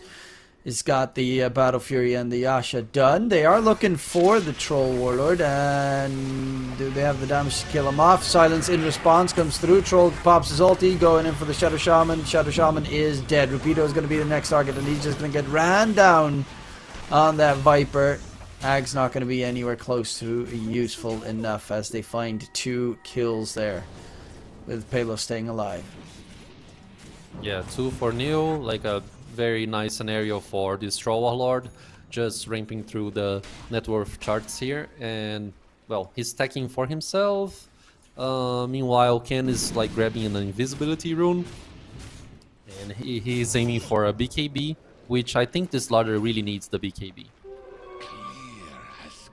There are so many controls on Yeah. Execration side, especially Ravage, like Searing Chains, which is already like level 4 for this Ember Spirit. So it's quite hard for this Larder to like move around without BKB. It is, the slaughter is really not looking too great at the moment. Trupido on the Viper, going for just a straight right click Viper core build. So no like Bloodstone shenanigans coming into play. They're taking Roche here on Execration, but it gets spotted out by Teehee, drops the Macropire. Enchantress needs to be careful in the process, and well, Roche is about half HP, but most of Jakiro's, well, the Macropire is now at least used, and they don't want to continue on Execration in case they get caught by a great Slithering Crush. Yeah, I mean, if they want to seek out the Roche, knowing that the Macropire is on CD, they could have, sorry, and tried it again, but they just decided to, like, you know, disengage and go seek more farm, which I think it's a nice decision, especially because Tormentor is almost up as well, so maybe go towards the Roche pit, the Tormentor, but, you know, sneaky movements by Ivory right here. They might be losing this Aegis. And the And Roche they are pit, going they to go. lose it. And Ember can and steal they it. try and deny it. No, they No. can't. Aegis on the Ember, on the Terrorblade coming in. Spirit Vessel is doing quite a lot of damage here. It does have that Sunder still, so you have to be fairly careful. Bob, they're going to continue here on Ivory. They're actually TPing the Shadow Shaman out. Slarder's going to be left behind, and with that, Ken is dead. And that should also mean, I mean, they are looking to chase for more, but the Tormentor should be an easy pickup for them. They just Yes, got owned I mean, by a neutral it's- creep. War stomping 4 heroes. That's actually hilarious. It's not so bad, like for Execration side, because if they get the Tormentor, you didn't really use Ravage, so there's no way of Ivory contesting the Torm, and also the fact that the Metamorphosis was used, so no meta to contest this. They are trying to find Ember Oh, on the mid Bob. state, the middle lane. That's a great pickoff, actually. I mean, That's the blink dagger yeah. right there from the shaman. when I was trying to account what happened, it was good for Execration, like decent enough, but the fact that they get a clean pickoff on Ember is not bad. It's not good for Execration. So I'd say, like, overall calculus here, it's Ivory's favor. It's in Ivory's favor. Sorry. Yeah. That's also not looking too bad for either side, I would say. They do have the Aegis on Terrorblade, which is not the best Aegis carrier in the game. But for the rest, Katu has pretty solid farm, has the Shard. Dragonlance about to be, or at least it's on the courier trying to be delivered, as he does have the Mancel as well. They spot out Palos, who is completely alone without any backup anywhere close by, and the Shackles is going to be more than enough to just kill him off. Not even needing to use the Metamorphosis, which was on cooldown. Just right clicks are there. And that, yeah, with the Ember previously dying and the Troll dying right now, it is a pretty painful couple of losses. It is most likely. Like, I feel like Ravage is not being used because he actually needs the dagger to find good opportunities. The Aghanim Scepter here can actually, you know, facilitate some executions, but they need to watch out still. Like, the great reactions here, oh my god. I'm going in, Tide, going for the TP out, but the bash is there. And the Tide is gone. Does have that Aghanim Scepter, but it doesn't matter if he is dead. Katu on the side pumps out a lot of damage here onto Bob. Needs to quickly use his last Fire Remnant. Now he doesn't have a Remnant available. Luckily enough, Rod of Atos from Shanks will keep Ken at bay. Speaking of the Shanks, Muerta has Rod of Atos, is going for the Aghanim Scepter for the AoE dead shot shenanigans. That will also later be increased, of course, if he does go for the Gleipnir. Yeah. Lightning should be a nice addition.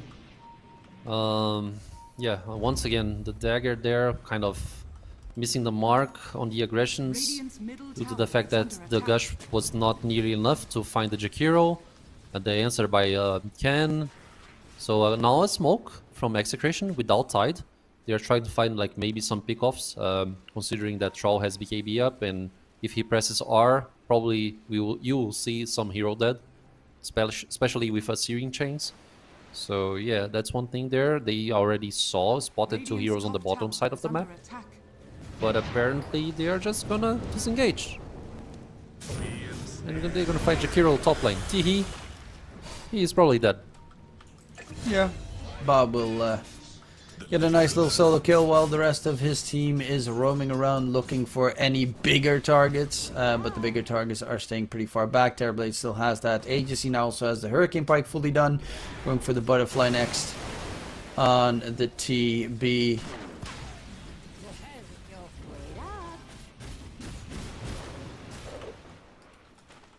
Yeah, Dire's I mean, courier has TB. been killed. very healthy right now. 14k net worth lead against like 13k from Troll Warlord. Aiming for a Scotty as well. I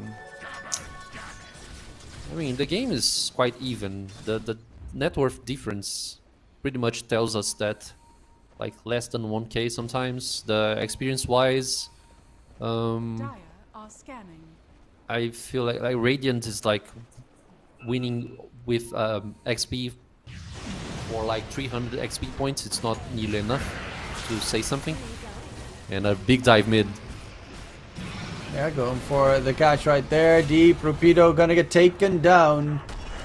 Ken wants to go back in, but there's an amplified damage still on the troll for a little bit longer. But yeah, past the tier 2, onto the tier 3 tower they charge. Without the Viper though, you don't have that break for the Tidehunter to lock him down. Deadshot sends him back. Root onto the Slardar for staff and forward. He pops the BKB. Hex comes out. They are going to try and surround and kill off the Tide. He still has the Ravage available. Throws it out. Gets the stun onto the TB. TB with the Sunder potentially. Needs to be careful. He's going to get silenced up, but he will be able to stay alive in the process. Even Sunder's his teammate there just to be able to make sure that he doesn't get caught. Yeah, I mean, hard disengage now. BKB is used. They like forced the aggression on Viper under the tier 3 tower, and I feel like the Tide positioning there, like once he knew, as you mentioned, that Viper was dead, he actually gave like the position of his hero to actually protect the troll, so it was very well executed in order for troll not to get blasted when trying to run away. So, I mean, the game is being contested. Like, the answers by Ivory on this series so far it's very good, but the game is totally open for both teams. Yeah, the game is very much doable here at this stage. Less than 1,000 gold net worth between the two sides. Terrorblade is getting scarier and scarier though. Is going for that Iascati next, so you're going to have really the healing reduction coming in onto the Troll Warlord, for instance, but also a heavy slow that will come in with all those illusions and the heavy damage that they deal combined with it. I agree. Dire's top Maybe tower is Troll under attack. needs a blink dagger to actually blink on the back line or something. They don't have glimmers to protect this Terrorblade if he gets like caught. And so far, considering that the TB doesn't have like a butterfly to protect himself, maybe he can actually die on a burst scenario. I mean, yeah, and now smokes are being brought. Ivory, they are trying to find and execute a pickoff. Ken, it's gonna lead the game. Okay, going in onto the Slardar. He does have the BKB, doesn't want to use it just yet. Goes in response. There's going to be the shackle onto the troll. Can they get him out of there? The shackle's long enough and they take him down in one fell swoop. Palos is dead. They need to back off on the side of Execration, otherwise it might cost them too much. Slardar tries to get the jump in. Ken forced to pop the BKB this time around and back it off, but a big kill. Troll did not get the BKB or his ulti cast off. Still a long way before his level 25 talent, and they get a huge kill secured. Plus the tier 2 tower mid, as they're trying to catch up to the Jakiro, but Yeah, they're gonna have to let that one slide as another couple of good moves coming out on the Dire side. Ivory looking solid. Very solid execution there. I mean, no ways to actually protect the troll. The dead shot was already used to actually cancel the shackle. The ravage wasn't up. So yeah, now they are just contesting the XP outposts. And Aghanim Shard being brought by Ember Spirit. At least that's what he's marking here in the quick buy list, which should like amplify the innate ability from Ember, and also like enhance the ultimate as well just a little bit. But I feel like it's not enough. Like, but this Roche opportunity here, it's actually great for Execration because they know that the Metamorphosis is on CD, so there's no real way of contesting this one. And it's a Roche with Aegis and Roche banner, so this can actually, you know, create this opportunity for Execration to maybe go high ground. Let's see what happens. And now they need to defend the bottom side of the map too. They're gonna at least get a lot of damage on that tier 3 tower bottom, but the Aegis did get picked up by the Troll Warlord, and as you said, the banner as well, so high ground pushing is easier for them at this stage. It's not like the easiest high ground push game for the Radiant side, but it's also not that bad, as the Dire high ground defense isn't great. However, it does feel very much like they need a bit more. I'm liking this choice though from Palos. He's going for the Disperser.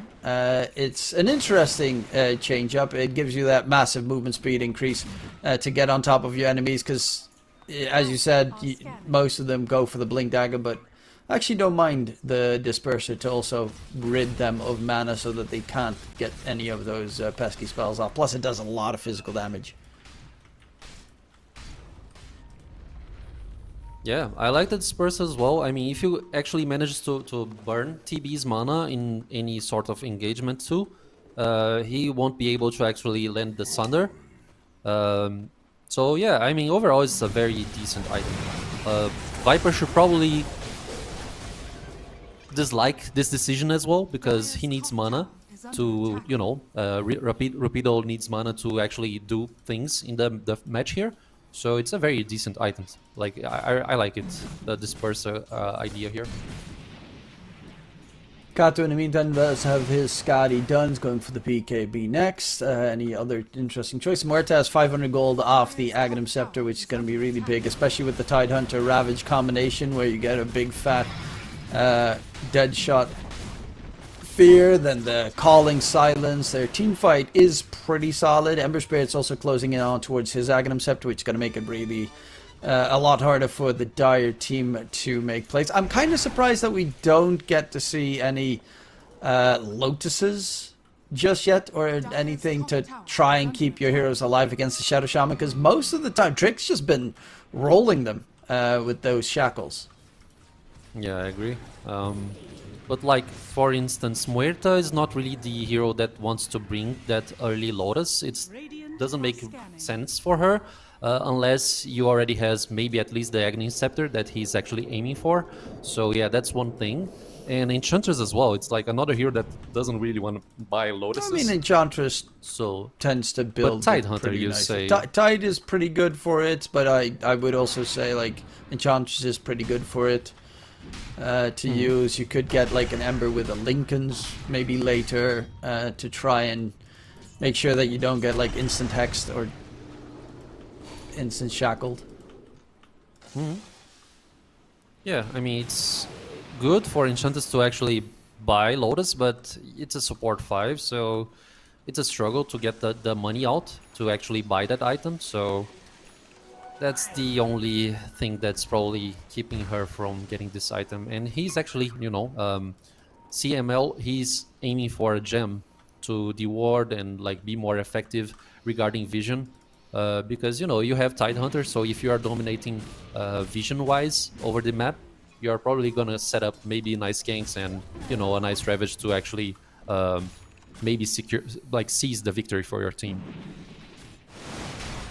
I think vision is like one of the most important things in Dota, to be honest. Yeah, I think it's for obvious reasons very nice to have, and that's why they're also, you know, Bounty Hunter sometimes still gets played quite a lot. Treant at the moment with the Shard is looking pretty nice, but also it doesn't get picked up a lot, but that's what I love about like Clockwork, the Rocket Flare, that you can always find vision anywhere on the map. Plays like that, gonna be obnoxious to deal with. Ember is looking for T-Heat, and did he cliff himself on that tiny little cliff there? I think so. Yeah, something like this, and they are just having fun. Like T just sent a haha on the chat there, so it's fine. They're just having fun. Courier, okay, Muerta is gonna lose the Courier. They saw Slaughter, but he's quite fine for now. He has Okay, BKB. that Courier died, and the Courier had like a green eye dropping, and it looked like a gem. And I think the Slaughter also thought that the gem just dropped from the Courier. I was like, is that a what? That was a weird animation on the Courier death. Yeah. I didn't see the Courier. I don't know which like skin. It's I'm the gonna have to pay attention. one that Who's yeah. Where Let's wait does? the respawn there, and then we'll know. So Aghanim Shard coming up for Troll Lord apparently. The Fervor TV also is level 20 now and has his BKB. Mm-hmm. Dire's bottom tower is under attack. Troll Warlord Shard is really good. He has that disperser, so he's got the movement speed. Needs his level 25 actually for the most part, and he's gonna get the experience shrine on the side. Double experience shrine for the Radiant team to try and get that ASAP. CML is gonna get spotted. Throws out the heal, sproing himself back to safer territories, and will immediately back off and keep himself afloat.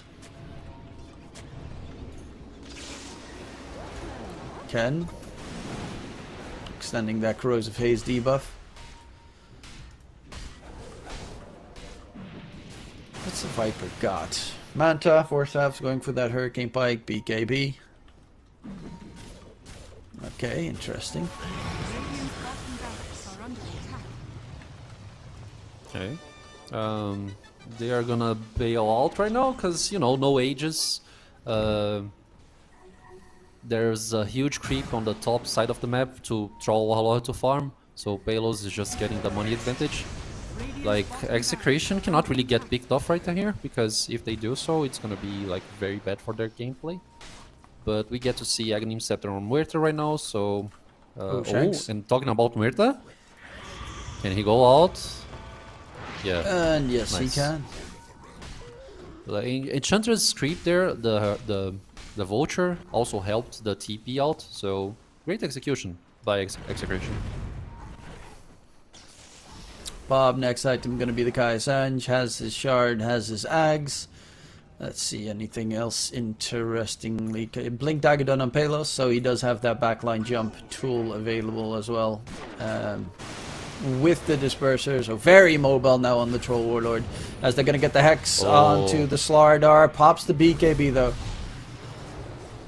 Wants to go back in, or at least showed that he potentially would want to go back in, but Roche is up in 15 seconds, and that's going to be a big target for both these teams once more, because this is going to be Roche number 3. Last time Roche was killed by Execration, so it will roar if they attempt to go for, okay, now it's going to be 2 more minutes, and that means it's going to be 39 minutes. So you have about a minute to kill it before it swaps sides. Yes. But yeah, as mentioned, the last one that killed it was Execration, so the Dire will definitely know that when they're going to attempt to take it. Yeah. The BKB of from Slardar is gonna go back out of cooldown too, so that's one thing that's positive for Ivory team. The troll, he Balos, he went for the Flayer's Bota. I think that's the name of the item. I don't know how to pronounce it, but That's an item that can actually enhance his damage. I think that's a proper, or at least one good item to get for the HC, especially Troll Warlord. Okay. They are trying to seize He Larder. doesn't have they? BKB yet for 15 seconds. And gonna I get think, yeah, he's rooted. dead. Chasing deeper. Drick. Is he gonna be able to get caught? Glimmer Cape keeps Shaman alive. But yeah, that's 70 seconds. No Slardar. He just fully bought out his AC as well. So they have a timing where they could take Roche before the Dire can get anything. TB Exactly. popped his meta, but Roche is not up. Exactly, that was something I was going to mention. They tried to pick off Palos on the middle lane there, and like they weren't able to do so. So now it's a dead Slardar plus Metamorphosis on cooldown, which is not a great scenario overall. I mean, this Roche feels like it's going to go towards Execution side, and they are actually aiming for, you know, secure some map space, considering that Roche didn't respawn. But they need to check it out because it just respawned, and still they're gonna find Tihi. Yeah. So And it's Tihi also, dead. if they get Refresher, you can have, they have options. Like, you have either double Battle Trance, double Ravage, double Scythe, or double Ember Spirit's entire Fire Remnant jump around the team fight shenanigans. They have so many options in really good Aghanim Scepter carry, Refresher Shard carriers on their team. Dire's bottom tower is Exactly. It's very good. Plus the cheese. I mean, Ember can easily maybe drop the vessel or something to carry the cheese. So it's a nice, huge advantage for Execration right now. I feel like Ivory should probably try to contest, but what can you do without Metamorphosis? It's not the best scenario. Now 30 seconds for meta. Roche, it's daytime Oh, though, no. and it's going to Yeah? start running the opposite direction. This gets a little bit dicey that they have to be careful of, because they don't have a lineup that can stun lock Roche. And by the time it's on the other side, Metamorphosis is back up. Kind of. I mean, 10 seconds should be enough, but I mean, they're trying to force the advantage here and force a team fight, apparently. Maybe just ignore Roche. I don't know. Force Yeah, the if they team fight started and again on maybe the secure Radiant Roche side, after. it's going to roar. Or, oh no, it's still on cooldown for another 15 seconds. Jump in from Yes. Ken.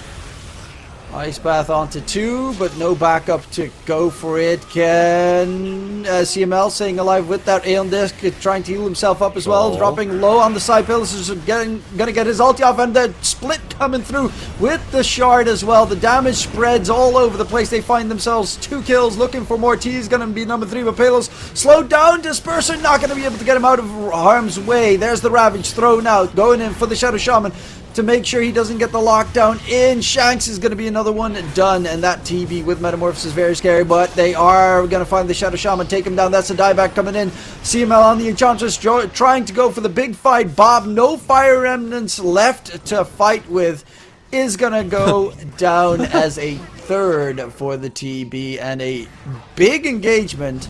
Roche is almost dead, and they're going to have to let that one slide, it seems. As Ember is going to jump back in, gets the Sleight of Fist, kills off Rupido, going in for the TB. There is no meta for another for a while, and Sunder's up in 10 seconds, but they're going to chase in deeper, force him back.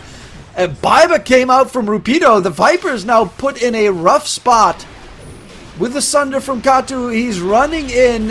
Sunder's a Tide for minimal, but Tide's going to get taken down. Does have a buyback available once more, but now Katu, he saves Rupido, which is great, but he's going to have to pay for it with his own life. Dire's bottom Yeah, and he just bought his butterfly, so no buyback for this TB. And like Viper, okay, you saved the Viper's buyback, but I mean, is it enough?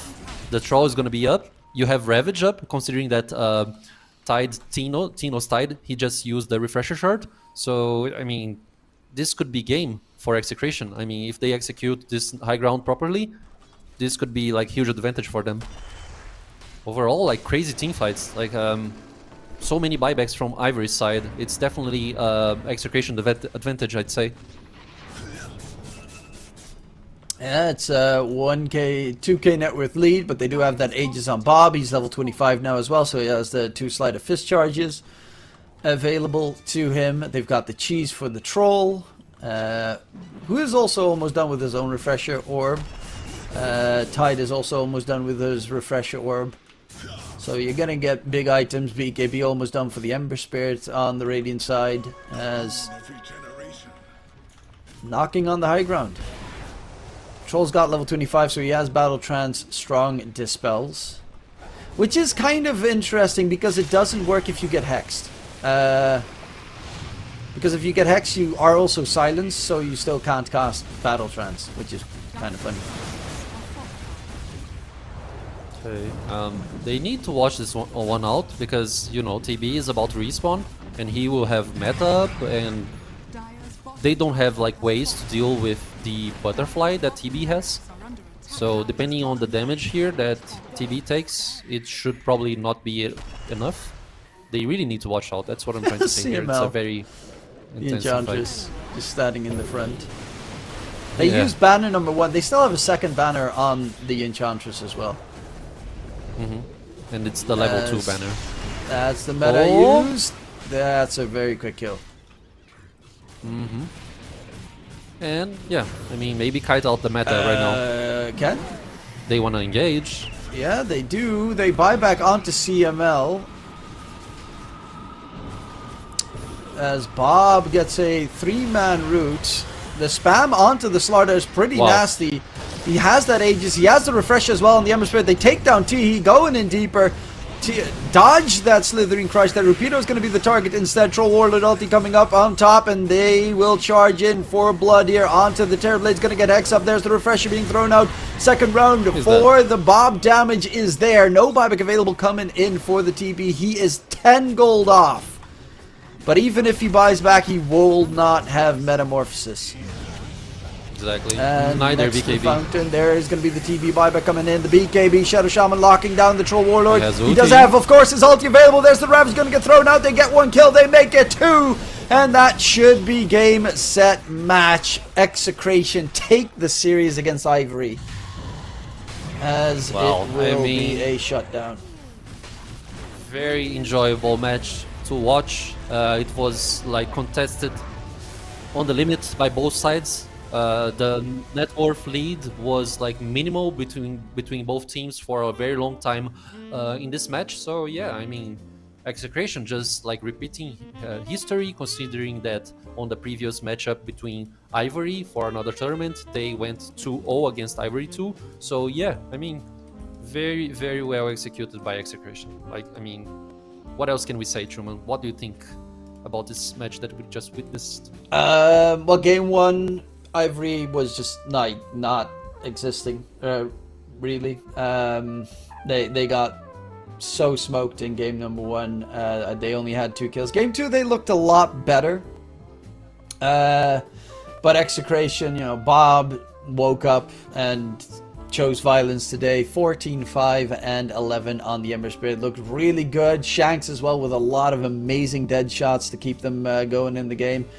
And yeah, they outperformed them. Their combos as well in the later portion. Like Rapido, for instance, on the Viper felt lackluster to almost invisible in the late game compared to a Tide with a refresher, an Ember with a refresher, Troll with a refresher. They had very good ultis and they managed to use them a secondary time, and that makes it very rough for Ivory to do anything at that stage. But yeah, Execration, great job, great performance coming out from them, and they take this series in a convincing fashion. Yeah, I mean, probably the turning point of this match was when Ember actually stole, or actually bought back to seize some kills there, and like after that they got the Aegis, and that was pretty much game. But like, yeah, that Roche was very important to contest overall. Great execution by Execration. Good job. Yeah, of course that does mean that Execration advances on to already the upper bracket finals. Of course, Southeast Asia only has 1 team qualifying for the DreamLeague Southeast Asia region. Speaking of which, there's another series going on at the moment. YG Yangon Galacticos versus KUKUYS is busy. Game 1 was won by KUKUYS. Game 2 is looking fairly likely that it's going to be KUKUYS once more. So that might be your upper bracket finals matches for tomorrow. We will have, of course, a couple of matches tomorrow. We'll start the day off with Trailer Park Boys versus Team Nemesis. Then it's going to be, well, the other ones are still to be decided, as we still have to wait and see. But we definitely know that we're going to start tomorrow with the Trailer Park Boys versus Team Nemesis match on this channel. Hopefully you enjoyed the show. Thank you very much for joining me, Arjarath, and hopefully have a good time, everyone else at home. And in case we don't see you, good afternoon, good evening, and good night.